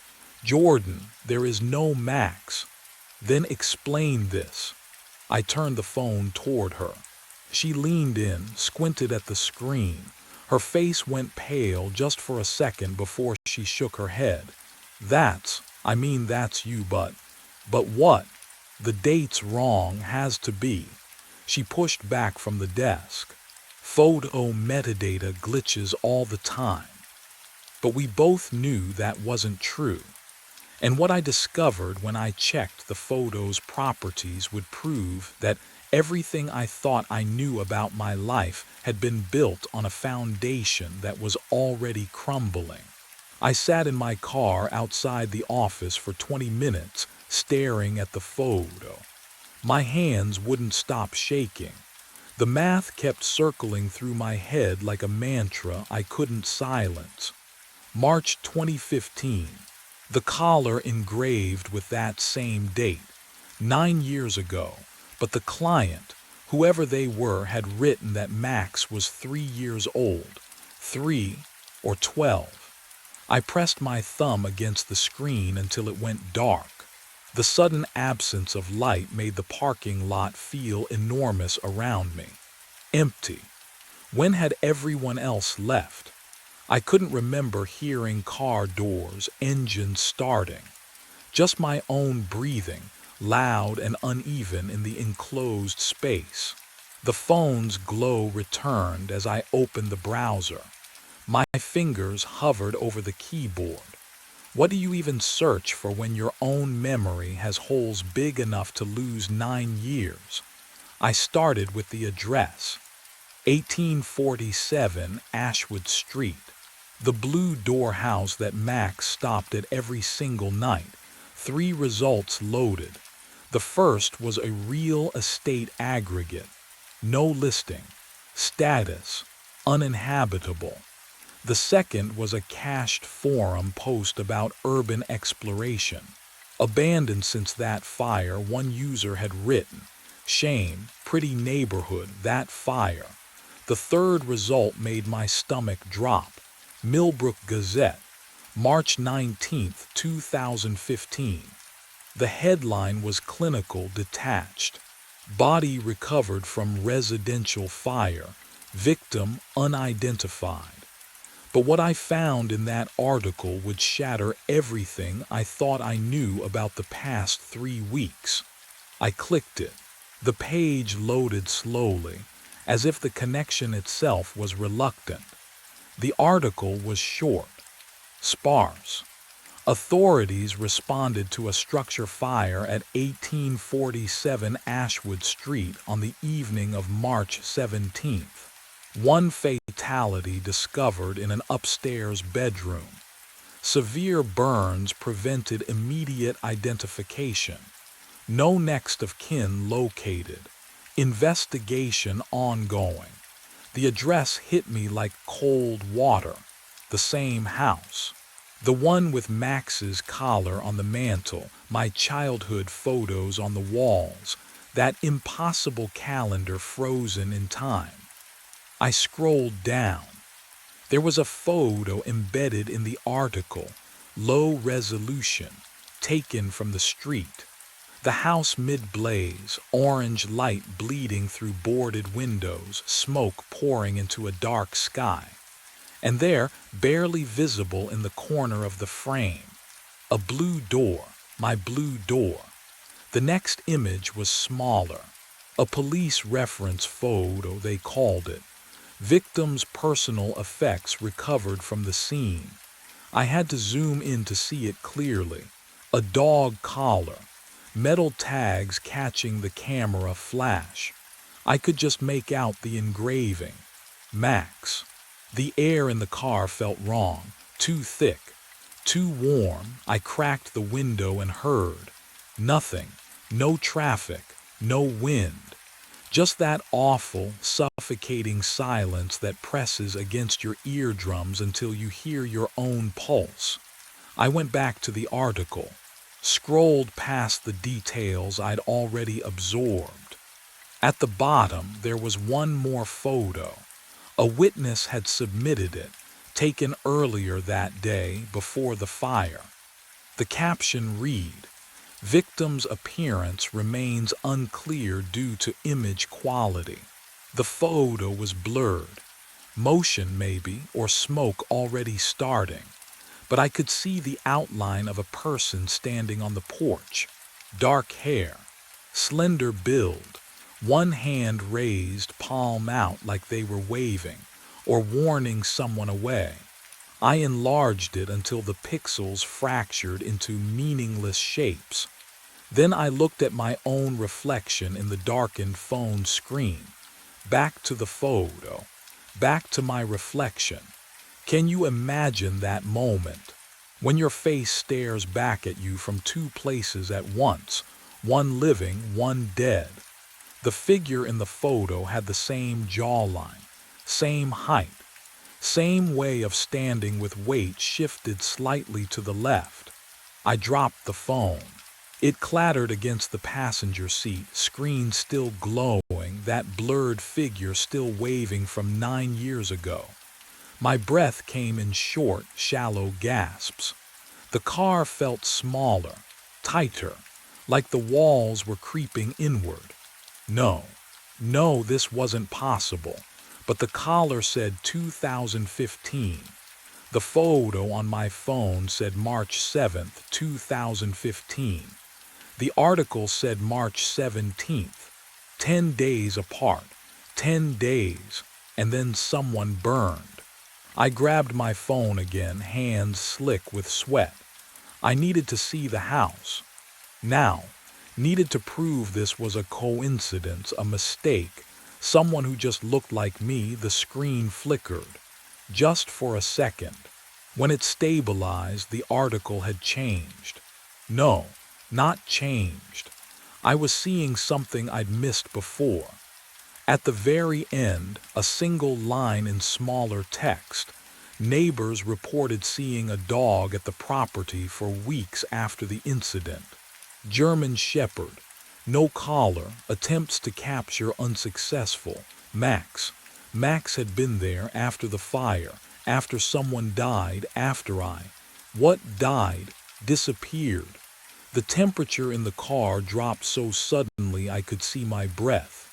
And underneath the scent of old coffee and pine air freshener, something else crept in. Faint but unmistakable. Copper. And wet dog. I looked up at the rear-view mirror. For just a moment, less than a heartbeat, I swore I saw someone sitting in the backseat. Same dark hair, same face, but burned. What I didn't know yet was that when I turned around to look, the truth waiting in that empty seat would follow me home. I didn't look at the rear-view mirror again. Not once. Not the entire drive home. The key to apartment 4 billion sat in my pocket like a cold stone. I'd carried it for weeks now. Following Max, returning it under the mat, pretending everything made sense. What would you do if every shred of evidence pointed to your own death? Would you keep pretending? Keep walking? I parked outside the Millbrook complex and sat there. Engine ticking, hands shaking. The building manager said 4 billion was vacant. No tenant since 2014, but the key worked. The dog bed was real. Max was real. I got out. The hallway on the 4th floor smelled wrong, not like rot or mildew, but like absence itself. Like air that hadn't moved in years. The brass key scraped against the lock, too loud in the silence. The door opened. Empty. Not just unfurnished. Empty in a way that felt deliberate. No dust patterns where furniture once stood. No marks on the walls. Just bare floorboards and a dog bed in the center of the room, Max's name stitched in faded blue thread. And beside it, a framed photo lying face up. But what I saw in that frame would unravel everything I thought I knew. I knelt down. My knees cracked against the wood. The photo showed me, younger, maybe 5 years ago, kneeling on a porch. Max sat beside me, tongue out happy. Behind us, the blue door. And beyond that, through the window, smoke. Gray tendrils curling against glass. March 7th, 2015. The date was written on the back in my handwriting. I lifted the frame. The glass caught the dim hallway light, and my reflection stared back. Not me. Not exactly. The eyes were hollow, burned edges around the sockets. Mouth open in a silent scream I couldn't hear. And then, footsteps in the hallway behind me. The footsteps stopped just outside the door. I froze. Photo frame still gripped in both hands, glass pressing cold against my palms. The burned reflection stared back at me from its surface. Mouth twisted in that silent scream I couldn't hear but somehow felt vibrating in my chest. Then the voice came, low, familiar, like hearing a recording of yourself played back through water. Max has been walking himself for 9 years, trying to bring me home. The air in the hallway smelled wrong. Not musty or stale like an abandoned building should smell, but clean, antiseptic, like a hospital corridor at 3 in the morning. I died in that house. My breath caught. The frame slipped an inch in my sweating grip. You're me. You just don't remember yet. I spun toward the doorway, empty. The hallway stretched in both directions, fluorescent lights buzzing overhead, flickering in a rhythm that felt deliberate. Doors lined the walls, all closed, all silent. The building made no sound at all, no distant television, no running water, no footsteps retreating. What would you do? Would you run? Would you convince yourself you'd imagined it? I couldn't move, because Max was there, sitting perfectly still in the doorway, exactly where he'd been when I entered. His amber eyes locked on mine with an intensity I'd mistaken for loyalty these past weeks. His tail lay flat against the floor, unmoving. Dogs wag when they see their owners. Dogs shift their weight, pant, tilt their heads. Max did none of those things. He just watched, like he was waiting for me to understand something I should have known all along. But what I didn't know yet was that understanding wouldn't save me. I stepped toward him, legs shaking. Max. His ears didn't twitch at his name. He didn't blink. And when I got close enough to see my own reflection in those amber eyes, I saw the truth staring back. Not my face, but the burned one from the photograph. Hollow, ancient, waiting. The frame fell from my hands and shattered on the floor, and that's when Max finally moved, standing slowly, turning toward the hallway, looking back once as if to say, "Follow." I followed Max toward the hallway window. The glass was cold. I could feel it from 3 feet away, that unnatural chill that makes your skin prickle. My breath didn't fog it. I stepped closer. The reflection wasn't mine. Oh, it wore my face. Same cheekbones, same jawline, but the skin was melted wax pulled tight over bone. Burns crawled up the neck like vines. The eyes, older, so much older. The mouth moved without sound, forming 2 words over and over. Come home. Have you ever run from yourself? From the thing you know you are but refuse to see? I ran. My feet hit the stairs. The apartment door slammed behind me. Cold air bit my lungs as I burst onto the street. I didn't think, didn't need to. My body knew the route. 6 blocks straight, streetlights flickered overhead. My footsteps echoed off empty storefronts, alone, always alone, but I could hear something else beneath them. Pause steady, relentless, turn left. The blue door loomed ahead, paint peeling like dead skin. I don't remember deciding to go inside, but my hand was already on the knob. It opened. The house smelled like wet ash and copper. Photos lined the walls just as before, but now they were moving, not like film, like time-lapse decay. In the first frame, I was 5, holding a birthday cake. As I watched, the candles melted. My face grew. 10 years old. 15, 20. The smile faded, the eyes hollowed. But what I saw in the last frame made my throat close. Max sat on the mantel beside his collar, perfectly still. Not a dog anymore. Never a dog, just waiting. His amber eyes locked onto mine.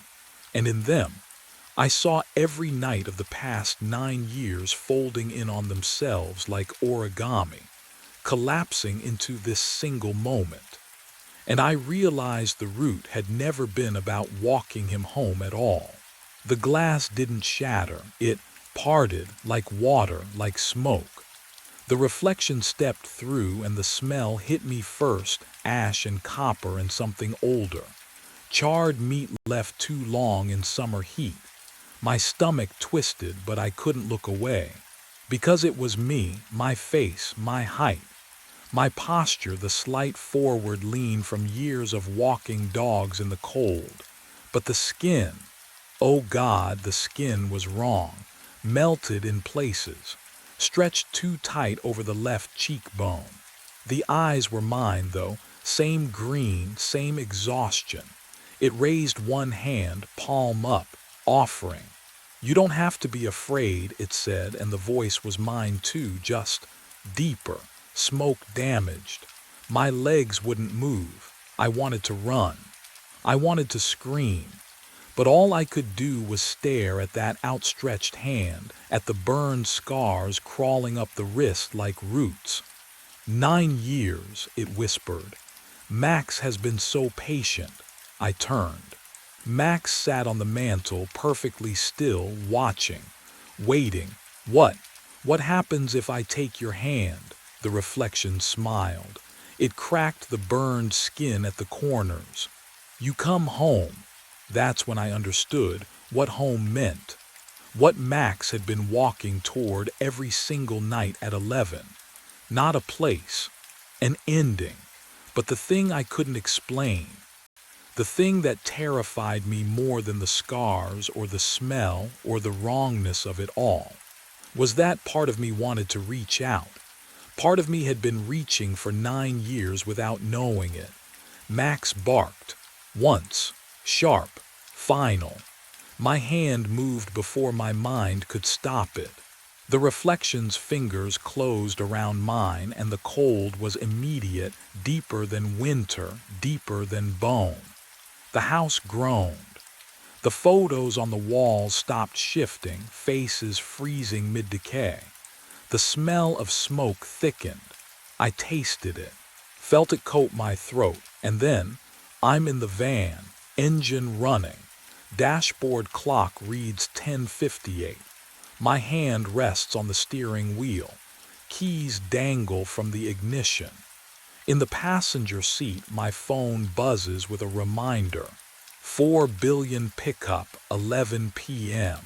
I know this moment. I've lived it before. But here's what changed. Here's what I know now that I didn't know then. I can feel the hand still gripping mine, even though I'm alone, even though the reflection is gone. The cold hasn't left. It lives under my skin now, threaded through every vein, wrapping around my ribs like wire. I put the van in drive. 6 blocks. Turn left. Blue door. Max will be waiting at apartment 4 billion. He always is. And tonight, like every night, I'll clip the leash to his collar and we'll walk the route together. He'll stop at the house. He'll whine. And I'll pretend I don't know why. Because that's the thing about coming home. Once you're there, you can't leave. I pull out of the parking space. The radio crackles to static, and beneath it I hear breathing that isn't mine.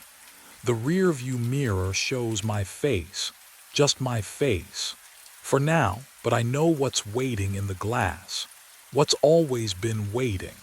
And I know that one night, maybe tonight, maybe in another 9 years, I'll look in that mirror and see the reflection staring back. And it will smile, because we're the same now. We always were. The van turns left. The blue door waits ahead. Max is already sitting on the porch. Pump 3 clicked on at exactly 2:14 a.m. I looked up from the register, squinting through the bulletproof glass. The fluorescent island lights buzzed overhead, but the pump stood alone. No car, no truck, just empty pavement and the nozzle rising by itself, slow and deliberate, like someone had gripped the handle. The numbers started rolling. 0.01, 0.02, gallons climbing in perfect rhythm. I pressed my face closer to the window. The air outside shimmered near the pump, exhaust fumes, thick and wavering, catching the sickly yellow light. That acrid gasoline smell seeped through the door seals, burning the back of my throat. But there was nothing there. What would you do? Stay inside where it's safe or go look? I pushed through the door. The night air hit me first, cold, way too cold for August. My breath fogged. The pump kept dispensing, the mechanical click, click, click cutting through the silence like a heartbeat. I walked across the lot, gravel crunching under my boots, and stopped 3 feet from pump 3. The asphalt felt wrong. I crouched down, touched the pavement with my palm. Warm. Not just warm, hot, like something heavy had been sitting there, engine running, baking heat into the ground. The dark stain spread in 2 perfect rectangles, tire marks. But what I felt next made my stomach drop. I reached for the nozzle. My fingers closed around the handle. Ice. Not cool metal. Ice. The kind that burns your skin on contact, that makes your bones ache. I yanked my hand back, and that's when I heard it. An engine, idling close, right where nothing stood. My mind raced back to how it started. 4 nights ago, the register chimed at 2:14. 220s slid across the counter. Cash. Pump 3. The man's voice had been muffled through the bulletproof glass, swallowed by the hum of flickering fluorescence overhead. I'd hit the button to activate the pump without looking up, muscle memory after 6 months of graveyard shifts. When I finally glanced at the monitor, the lot was empty. I blinked, rubbed my eyes. The screen showed pump 3's nozzle hanging in its cradle. But the counter was already rolling. 2 gallons, 3. Numbers climbing in that steady digital crawl. I pressed my face closer to the glass. Nothing. Just asphalt and moths circling the vapor lights. The coffee smell from the burnt pot behind me suddenly seemed too strong, almost metallic. I grabbed the flashlight and pushed through the door, feeling the cold bite of the metal handle against my palm, odd for August. Outside, silence pressed against my eardrums. I walked the entire lot, checked behind the dumpster, circled the building twice. My footsteps echoed too loud in the stillness. Can you imagine that? Being completely alone but feeling watched. The pump kept going. 8 gallons, 10, 12. Then it stopped. Click. I stood there breathing hard, flashlight beam cutting through darkness, and saw nothing. Nobody. The nozzle hung perfectly still in its cradle like it had never moved. But the register showed 12 gallons dispensed, 8 minutes exactly. I logged it as a system glitch. What else could I do? I went back inside, locked the door, and told myself equipment fails sometimes. Old stations, old wiring. What I didn't know yet was that it would happen again the next night, and the night after that, always at 2:14, always pump 3. 3 nights, same time, same pump. The security monitor's glow turned my skin blue as I scrolled backward through footage for the 4th time, the smell of burnt coffee thick enough to taste. 2:14 a.m. There. Pump 3 clicks on. The nozzle rises. Numbers roll on the display. But the frame shows nothing except empty pavement slicked with dew and the faint shimmer of exhaust that shouldn't exist. I rewound again. The hum of the hard drive filled the cramped booth, rhythmic and hypnotic. My eyes burned. Sleep wasn't coming anyway. It never did anymore. What would you do if reality kept breaking in the exact same spot every night? I leaned closer, paused, the timestamp flickered, just for a frame, maybe 2. The numbers wavered like heat distortion, and beneath them I saw a truck. My finger slammed the pause button. There. A dark pickup F-Series, maybe 10 years old. A man's silhouette behind the wheel. The image quality looked wrong, grainy in a way our digital system shouldn't produce, like it had been copied from something older. But what I found in the metadata made my hands go cold. The recording date, August 14th, 6 years ago. I pulled out my phone with shaking hands, typed Highway 52 fatal crash into the search bar, and watched the results load. The fluorescent lights above me flickered once, twice. A single article appeared from the local paper. Fatal single vehicle accident, 2 miles south. August 14th. Time of death, 2:22 a.m. 8 minutes after the pump activated. 8 minutes that stretched between whatever was happening outside.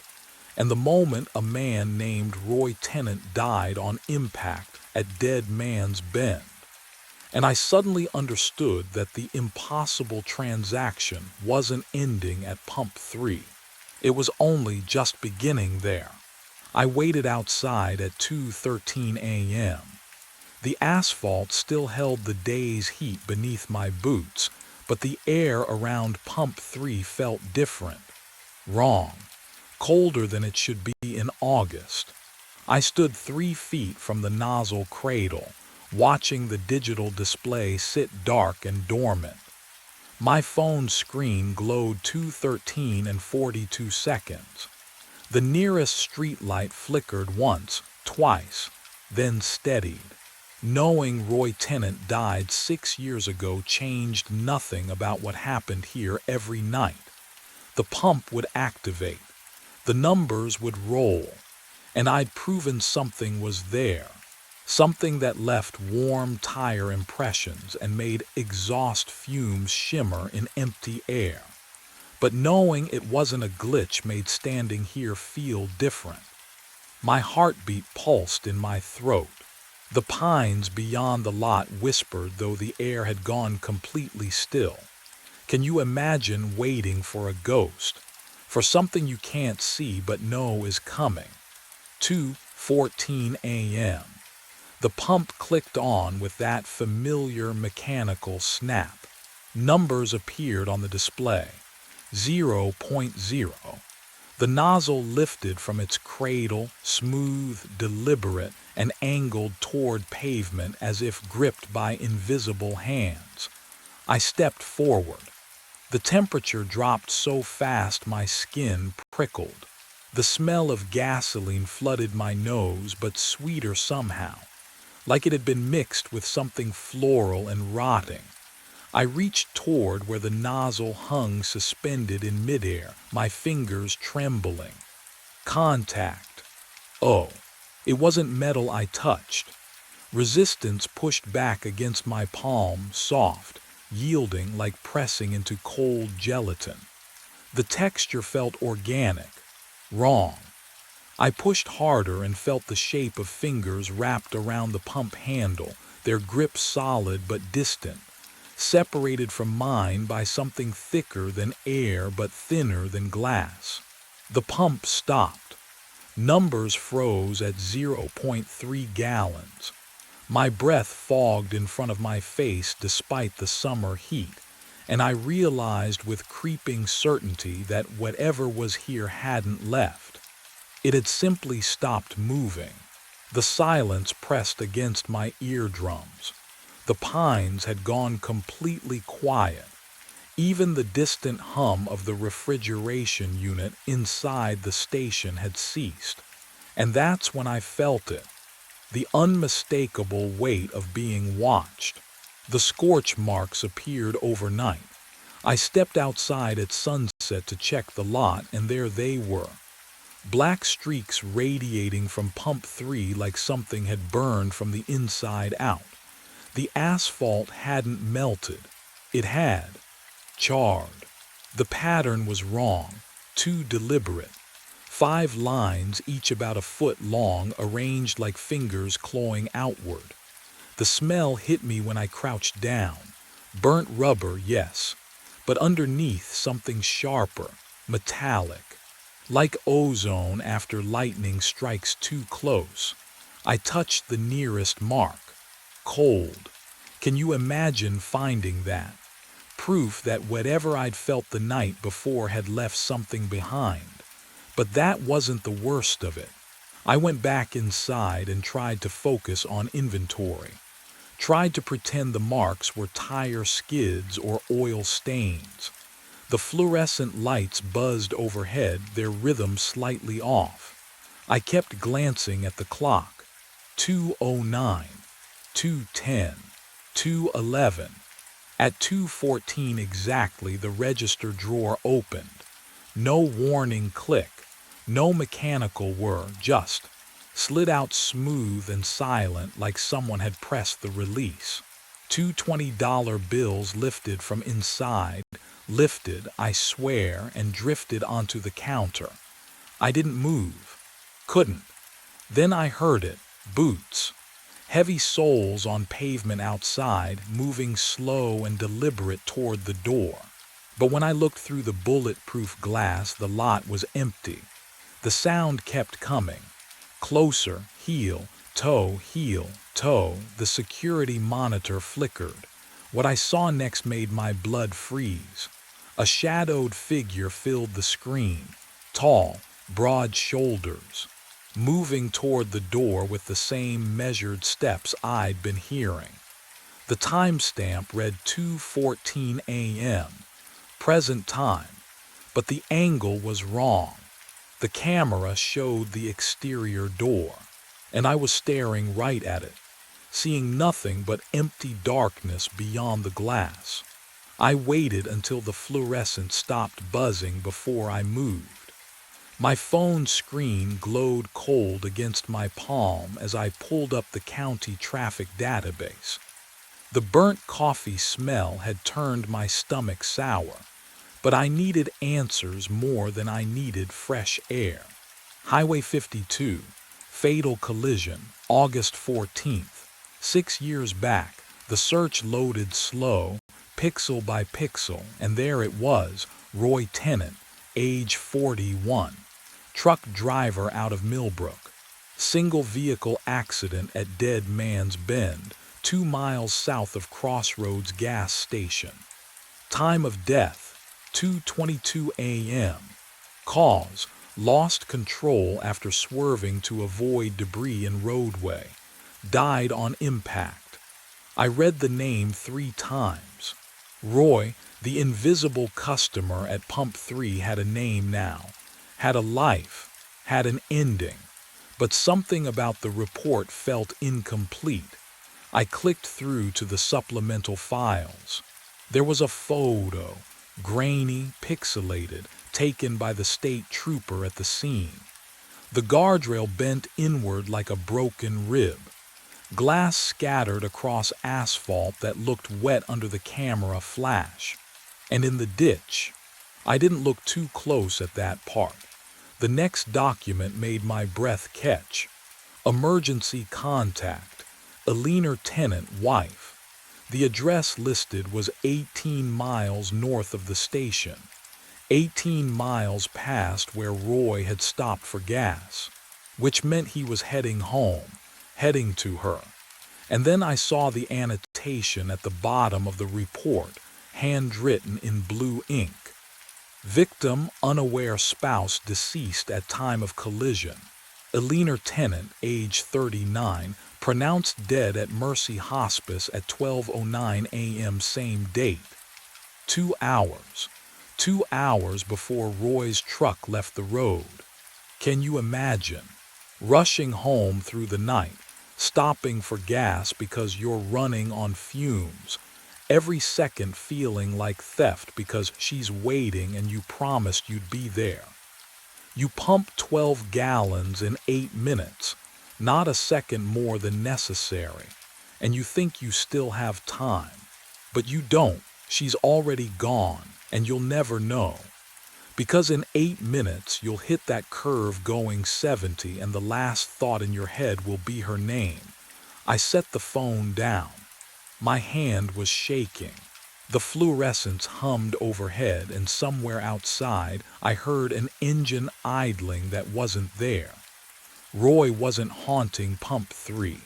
He was still trying to finish the fill-up, still trying to get home, still believing she was alive, still trapped in those 8 minutes before the world ended. And what I'd felt through the frosted air when I reached for him wasn't anger. It was desperation. But what I didn't understand yet, what the crash report couldn't tell me, was why he'd come back to me. I knew his story now. I knew what drove him through the dark that night 6 years ago. But knowing didn't prepare me for what happened at 2:14. The floor trembled beneath my feet. A low vibration rolled through the concrete like distant thunder trapped underground. I pressed my palms against the counter, felt it shudder again, harder this time. Through the window, Pump 3 roared to life. Gasoline erupted from the nozzle, not a trickle but a torrent. It splashed onto empty pavement in thick, violent streams. The stench hit me through the glass door, but something was wrong with it. Not the sharp chemical bite I'd smelled 1,000 times before. This was sweet, rotting sweet, like flowers left too long in a closed room. And then I saw them, boot prints forming in the pooling fuel. One, then another. Heavy treads pressing into liquid, leaving perfect impressions that shouldn't exist. What would you do? Would you stay inside where the glass feels safe, or step out to face what's making those prints? I didn't get to choose. The door slammed open, hinges screaming, and freezing air poured into the store. My coffee cup skittered across the counter, slid, tipped, shattered on the floor behind me. The cold wasn't just cold, it ached. It burned. My breath came out in thick white clouds despite the August heat still clinging to the night outside. The register screen flickered.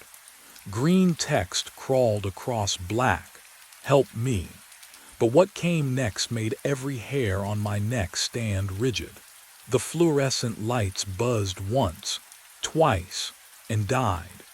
Darkness swallowed the station whole, And in that absolute black, I heard breathing that wasn't mine.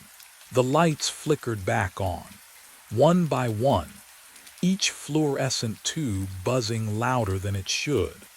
The breathing stopped.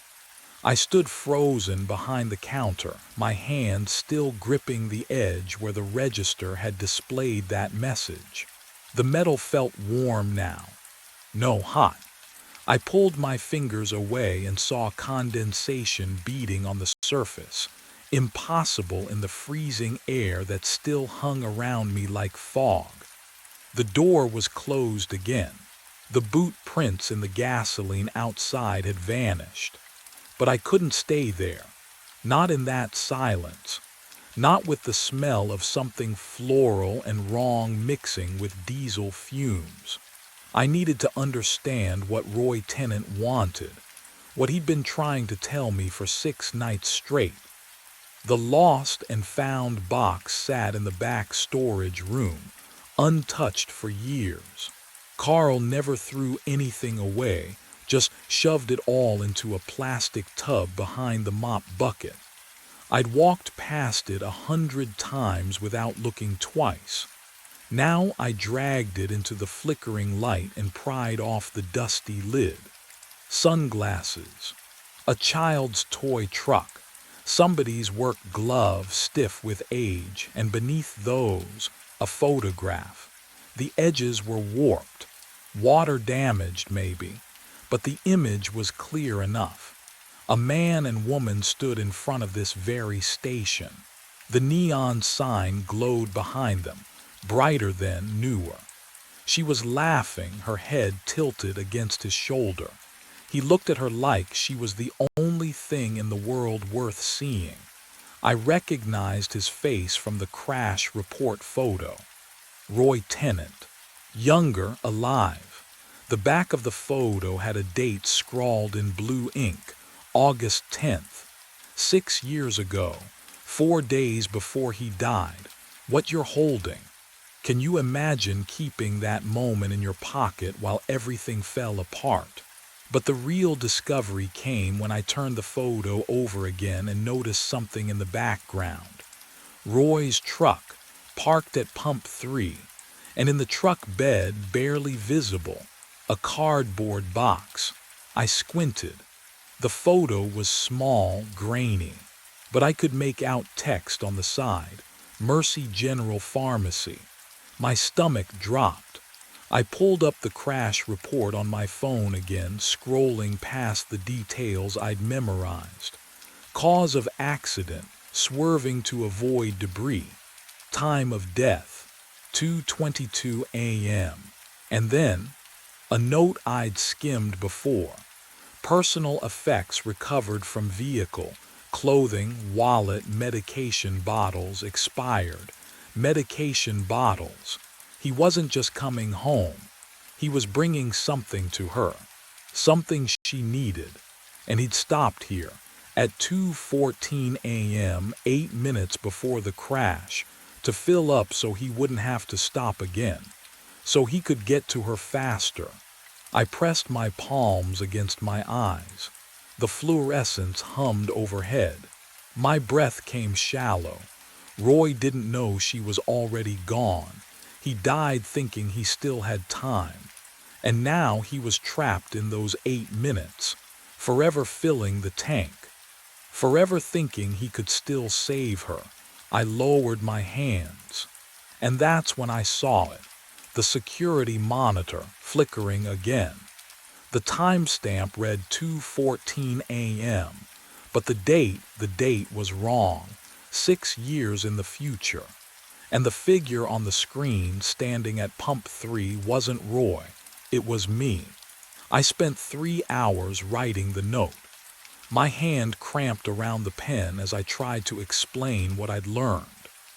That Alina died at midnight, that Roy never made it home, that 6 years had dissolved into 8 minutes on repeat.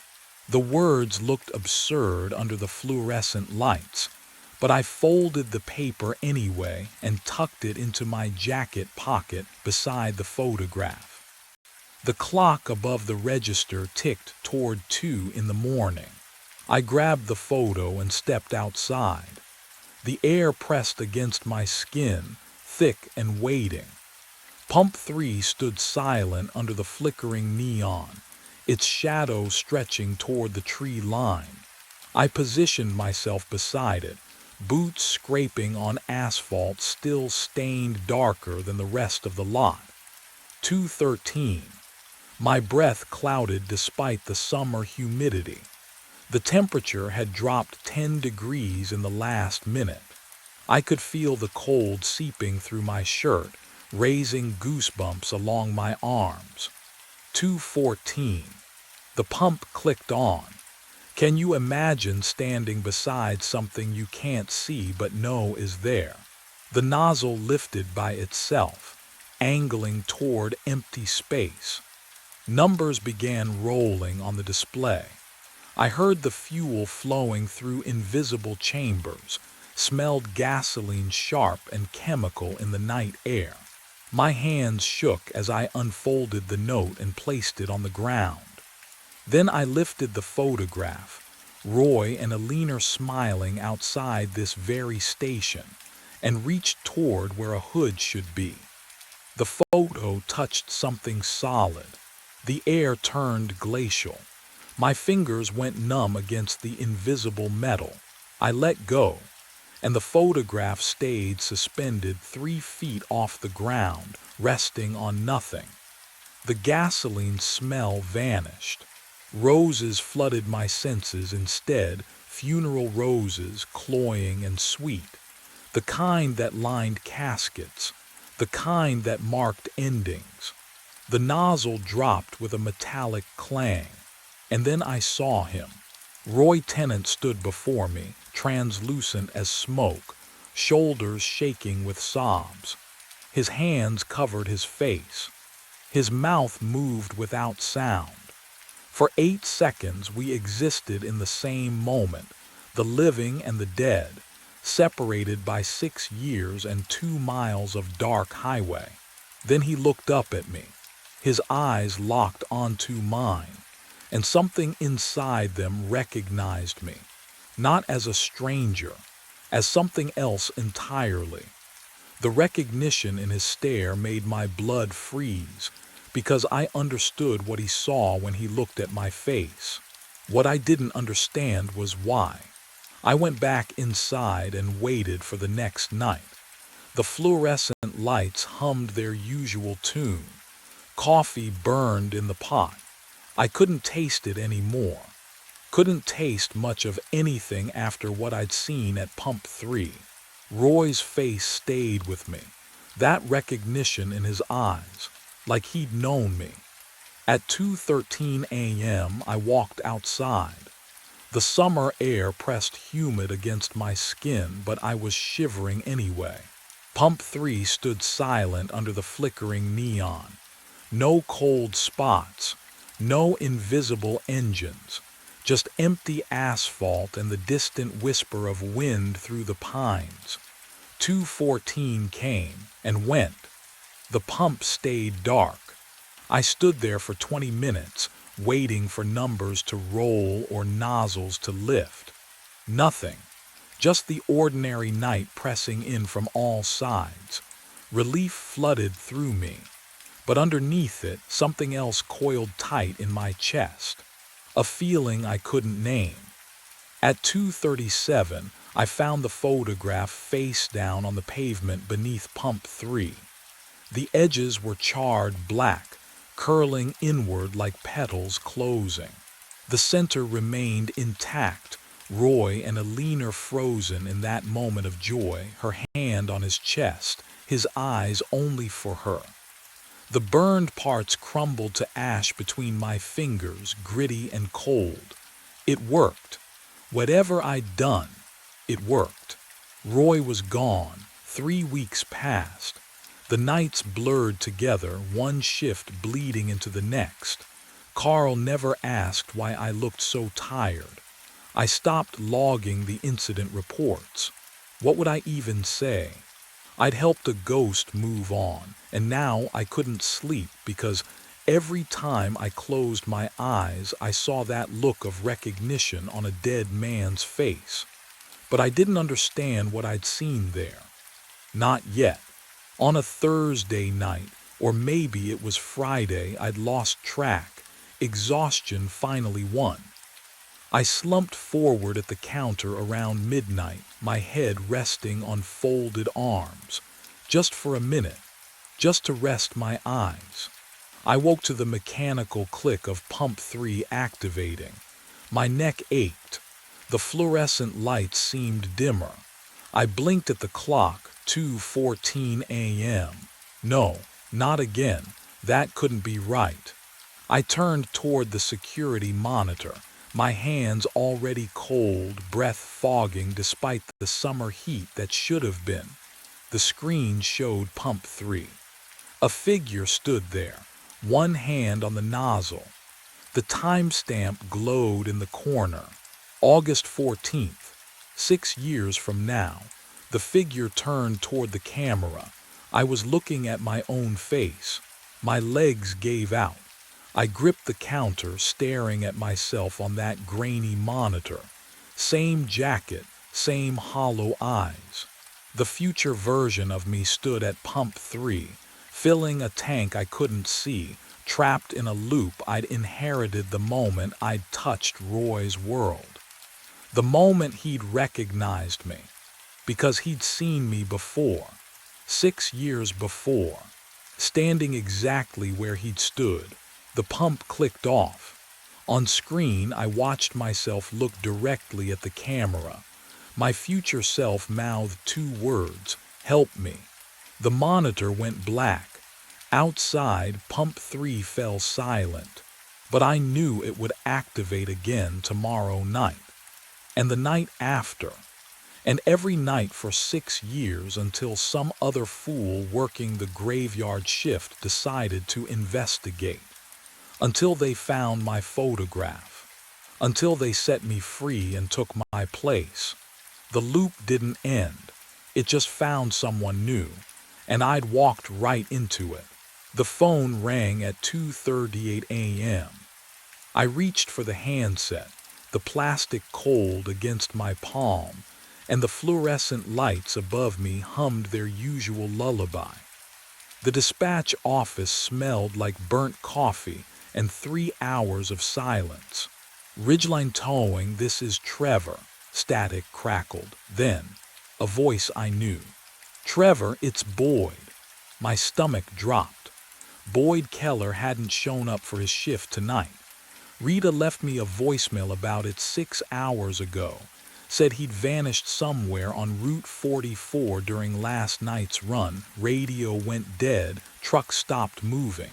Search and rescue found nothing. Boyd, I sat up straighter, gripping the handset.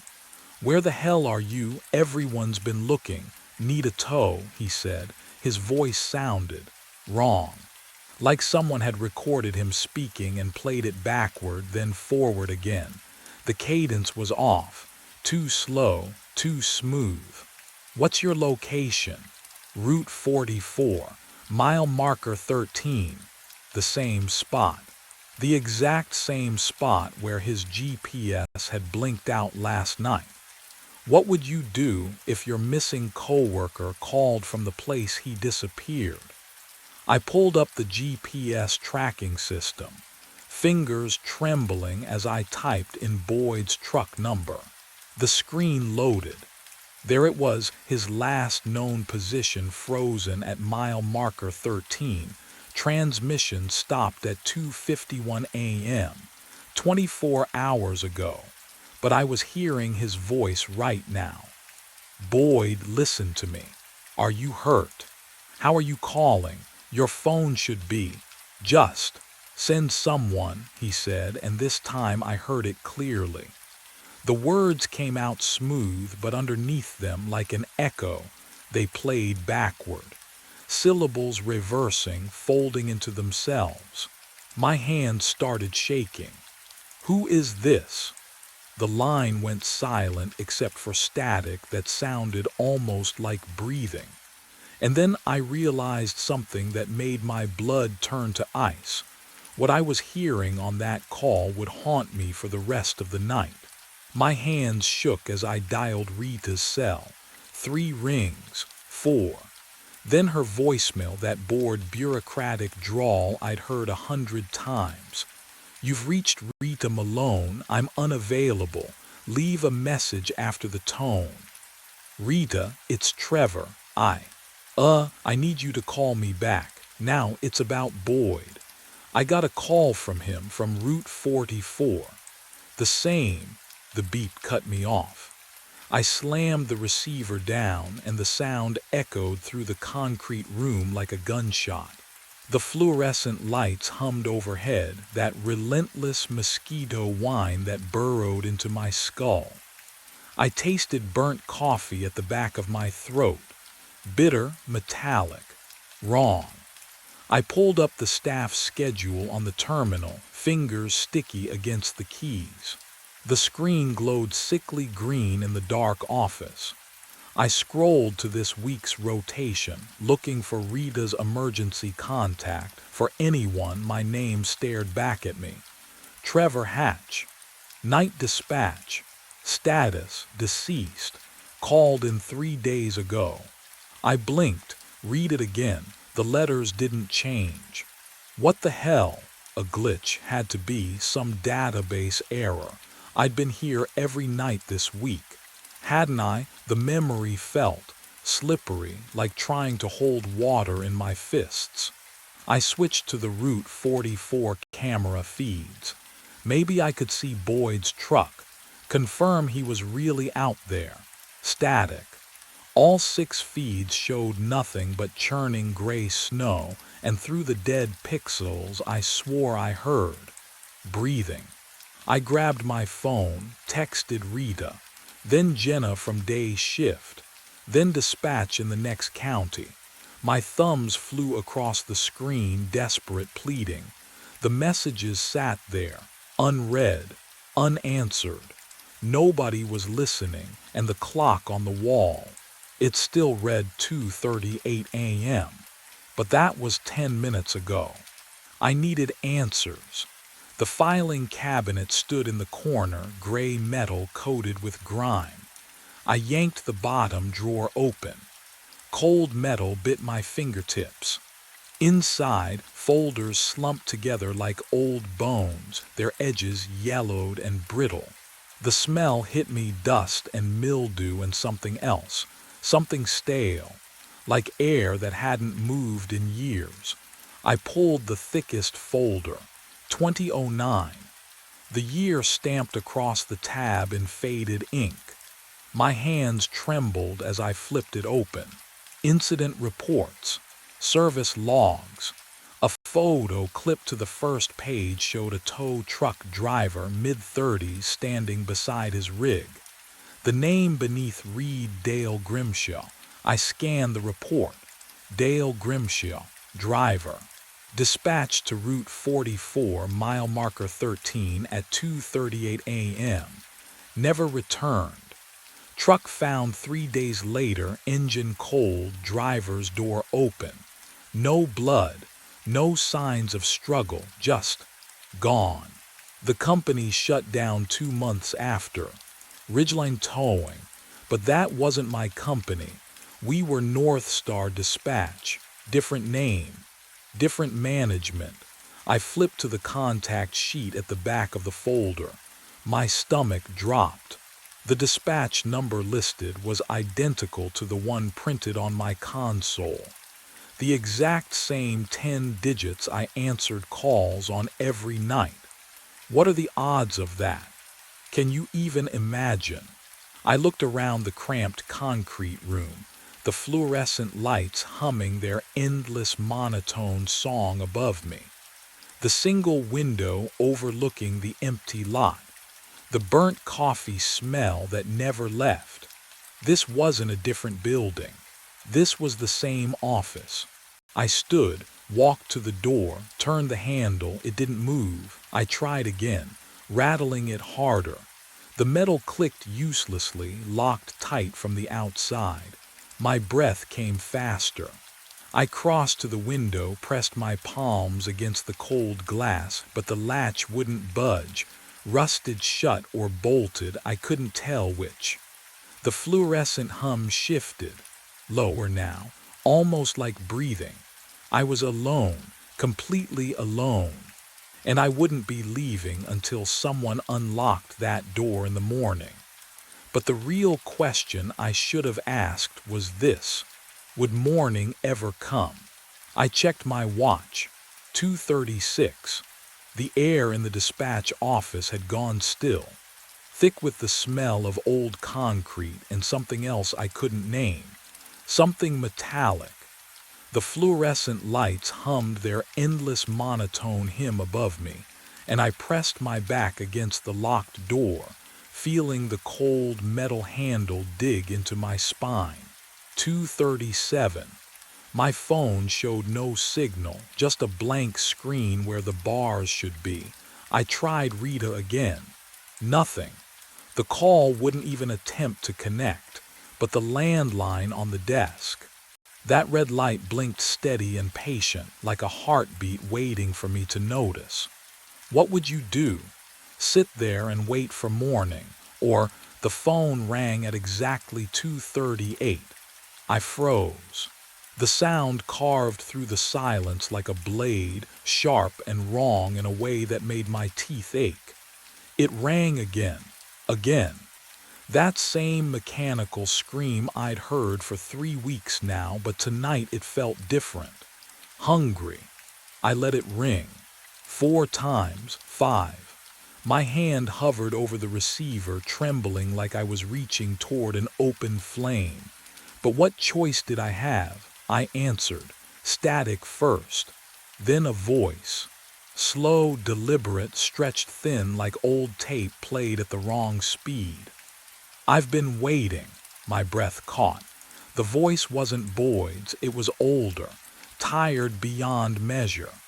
You sent help, the voice continued, each word separated by too much silence. It never came, Dale Grimshaw.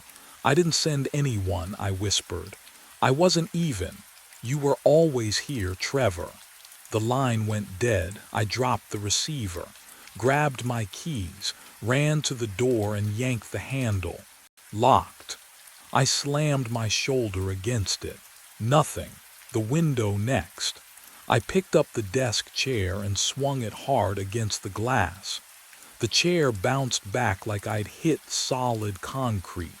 The window didn't even vibrate. The landline rang again, and I realized morning shift wasn't going to save me. Because whatever was calling knew I had nowhere left to run. I backed away from the console, and my foot hit something. Glass. The bottle rolled across the concrete floor, the sound amplified in the cramped room. I looked down. 3 empty whiskey bottles lay beneath my desk, amber liquid pooled in the caps. The smell hit me then, sharp, familiar, burning my nostrils. I haven't touched alcohol in 2 years. You believe that, don't you? I do. I did, but I could taste it on my tongue. I grabbed the security monitor, fingers shaking, and scrubbed backward through the footage. Thursday night. There I was at the console, answering a call at 2:38, typing coordinates into the dispatch system, sending a driver to Route 44. Friday night. Same thing, same posture, same mechanical movements. Saturday night, tonight, I watched myself lift a bottle to my lips before the call came in. I don't remember any of it. Can you imagine that?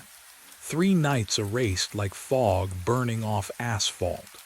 The fluorescent lights hummed louder, drilling into my skull. I pulled up the GPS logs. Boyd's truck stopped transmitting at 2:51 a.m.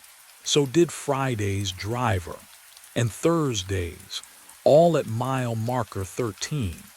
All at the exact same second, like their batteries died simultaneously. Or something else did.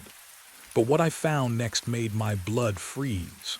My phone's GPS history showed I'd driven there too, last night. My car sitting idle at mile marker 13 for 17 minutes before returning here. I stared at my hands. No cuts, no dirt under my fingernails. Nothing to prove I'd left this room. The landline rang again, and this time I heard something underneath the static. Breathing. Multiple voices inhaling in perfect unison. The breathing stopped.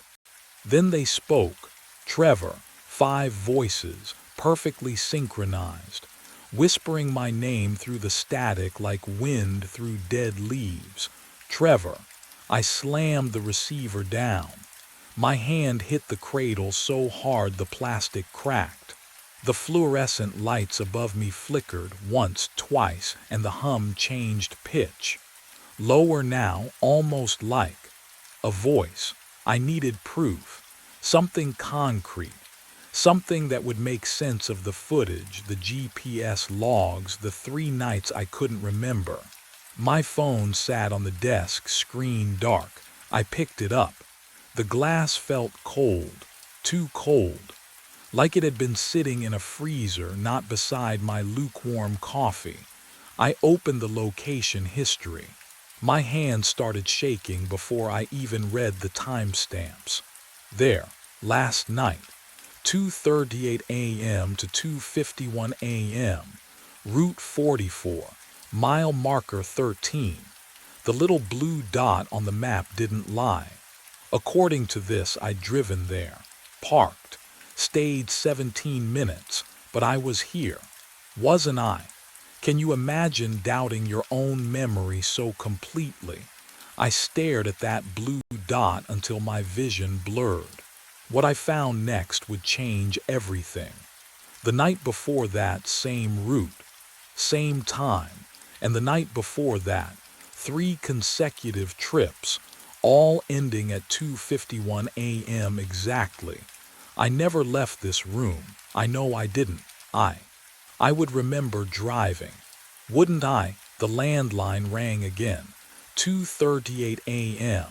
Right on schedule. I didn't move, just watched it ring. My reflection in the black window watched back, but its lips were moving, mouthing something I couldn't hear over the ringing. The static beneath the ring tone began to form a pattern, a rhythm, almost like breathing. Then I realized what my reflection was saying. It was whispering my name. I dropped the receiver. It clattered against the console, then swung, pendulum slow, hissing static into the dead air between us, me and the thing in the window that wore my face. My knees hit the floor. Cold concrete bit through my jeans. I needed something real, something solid. I pressed my palms flat against the ground, felt grit scratch my skin, and that's when my fingers brushed the edge of something taped beneath the desk. Peeling tape. The sound too loud in the fluorescent hum. I pulled. A photograph slid free, corners yellowed, surface glossy under the buzzing lights. The image stopped my breath. A man in a grease-stained tow truck uniform stood beside Route 44's mile marker 13. Trees thick behind him. Asphalt cracked like dried skin. His face, my face. I've never driven a truck, never. My hands have only known keyboards and coffee mugs and the smooth plastic of this console. But there I was, or someone wearing my face was squinting into camera flash, one hand resting on a truck's dented fender. The timestamp in the corner read October 5th, 2009. Can you imagine finding yourself in a photo from 16 years ago? A photo you don't remember. But that wasn't what made my stomach twist. Scrawled in blue ink across the bottom, in handwriting I didn't recognize. The date was 3 days ago. 3 days ago. The fluorescent lights flickered. Once. Twice. The window glass reflected them back at me, and in that strobing darkness I saw my reflection turn its head, independent of my body, and mouth two words I felt rather than heard. Help me. But what stared back from that photograph would reveal something far worse than a moving reflection. I stumbled back from the window. My reflection stayed where it was. The static from the console changed. The formless white noise began separating into layers, peeling apart like skin from muscle. Frequencies I'd heard for 3 weeks suddenly aligned into something coherent, numbers crackling through the hiss. 44.273, 73.189, coordinates. I grabbed my phone with shaking fingers, typed them into the map. The pin dropped exactly where I knew it would. Route 44, mile marker 13. The same stretch of cracked asphalt from the photo. The place where everyone vanished. The clock above the console ticked toward 2:37. I reached for my coffee, cold now, thick. I took a sip anyway, needing something to ground me, to prove I still had a body that could taste and swallow and feel. Gasoline flooded my mouth. I spat into the trash can, gagging, but the chemical burn coated my throat like I'd been drinking fuel for hours. How long had it tasted like this? How long had I not noticed? 2:38. Every phone in the dispatch office rang at once. Not just the landline, the cell phones confiscated from previous shifts, still locked in Rita's desk drawer. The fax machine, the ancient intercom system no one had used in years. All of them screaming in perfect synchronization, a chorus demanding to be answered. I grabbed the landline receiver. 5 voices spoke as one. "We're waiting for you. You promised help. Come finish your shift." The fluorescent lights above hummed louder. I looked down at my hands gripping the phone. Through them, I could see the desk beneath. Transparent. Fading. Dissolving under light that suddenly felt less like illumination and more like an X-ray burning through what little remained of me. But what happened when there was nothing left to dissolve? That's when I would finally understand what I'd become. My hands were gone, the phones kept ringing. 5 voices, one truth. The fluorescent lights hummed a frequency that vibrated through what remained of me. And that's when the memories tore through. Route 44, October 5th, 2009. I was driving the tow truck. No, that wasn't right. I am driving the tow truck. The engine dies at mile marker 13. Cold air smells like pine needles and diesel exhaust. I call dispatch. A woman answers, says help is coming. Her voice sounds like static wrapped around a promise she can't keep. I wait, and wait, and wait. The gasoline taste in my mouth, that's not coffee. That's the fumes I breathed in the cab before hypothermia took me. Before I became something that couldn't leave Route 44. So I followed the only thread back. The dispatch number. The voice that promised help. But that wasn't the worst part. Boyd's voice on the phone 3 weeks ago. That was me, 16 years later, still calling. Still waiting. Jenna's cryptic note. She was me too, the loop before.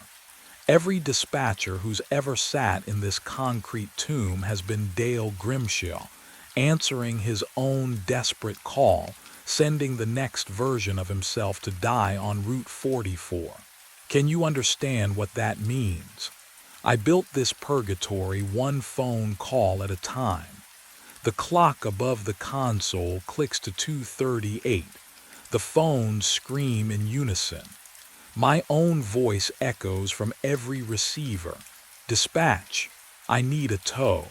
Route, no, I don't reach for the handset. My transparent fingers hover above it, then pull back. The fluorescent lights flicker. The air tastes like burnt metal and broken promises. What I didn't know then was what refusing would cost. The ringing doesn't stop. It splits into harmony, 2 rings, then 4, then 8, multiplying like a swarm of hornets trapped inside my skull. The office walls sweat condensation. The concrete floor vibrates. The phone rings, and rings, and rings. The ringing split into 12 phones, 20, 50. The sound carved into my skull like a drill bit. The fluorescent lights strobed. The concrete walls rippled. I pressed my transparent hands against my ears, but the ringing came from inside now. Inside my bones, my teeth, my memory. I couldn't break it. The loop didn't want to be broken. My hand reached for the phone, not my choice anymore. The receiver was ice against my ear, or was it? Could I even feel cold if I'd been dead for 16 years? Silence, static, then a voice, my voice. Dispatch, younger, confused, scared. I need a tow, Route 44, mile marker 13, my truck it died. Everything died. I opened my mouth. Nothing came out. Hello, is anyone there, please? I've been waiting so long. What would you do? Lie to yourself. Promise help that never comes. Help is coming, I whispered. The words tasted like gasoline. The door unlocked behind me.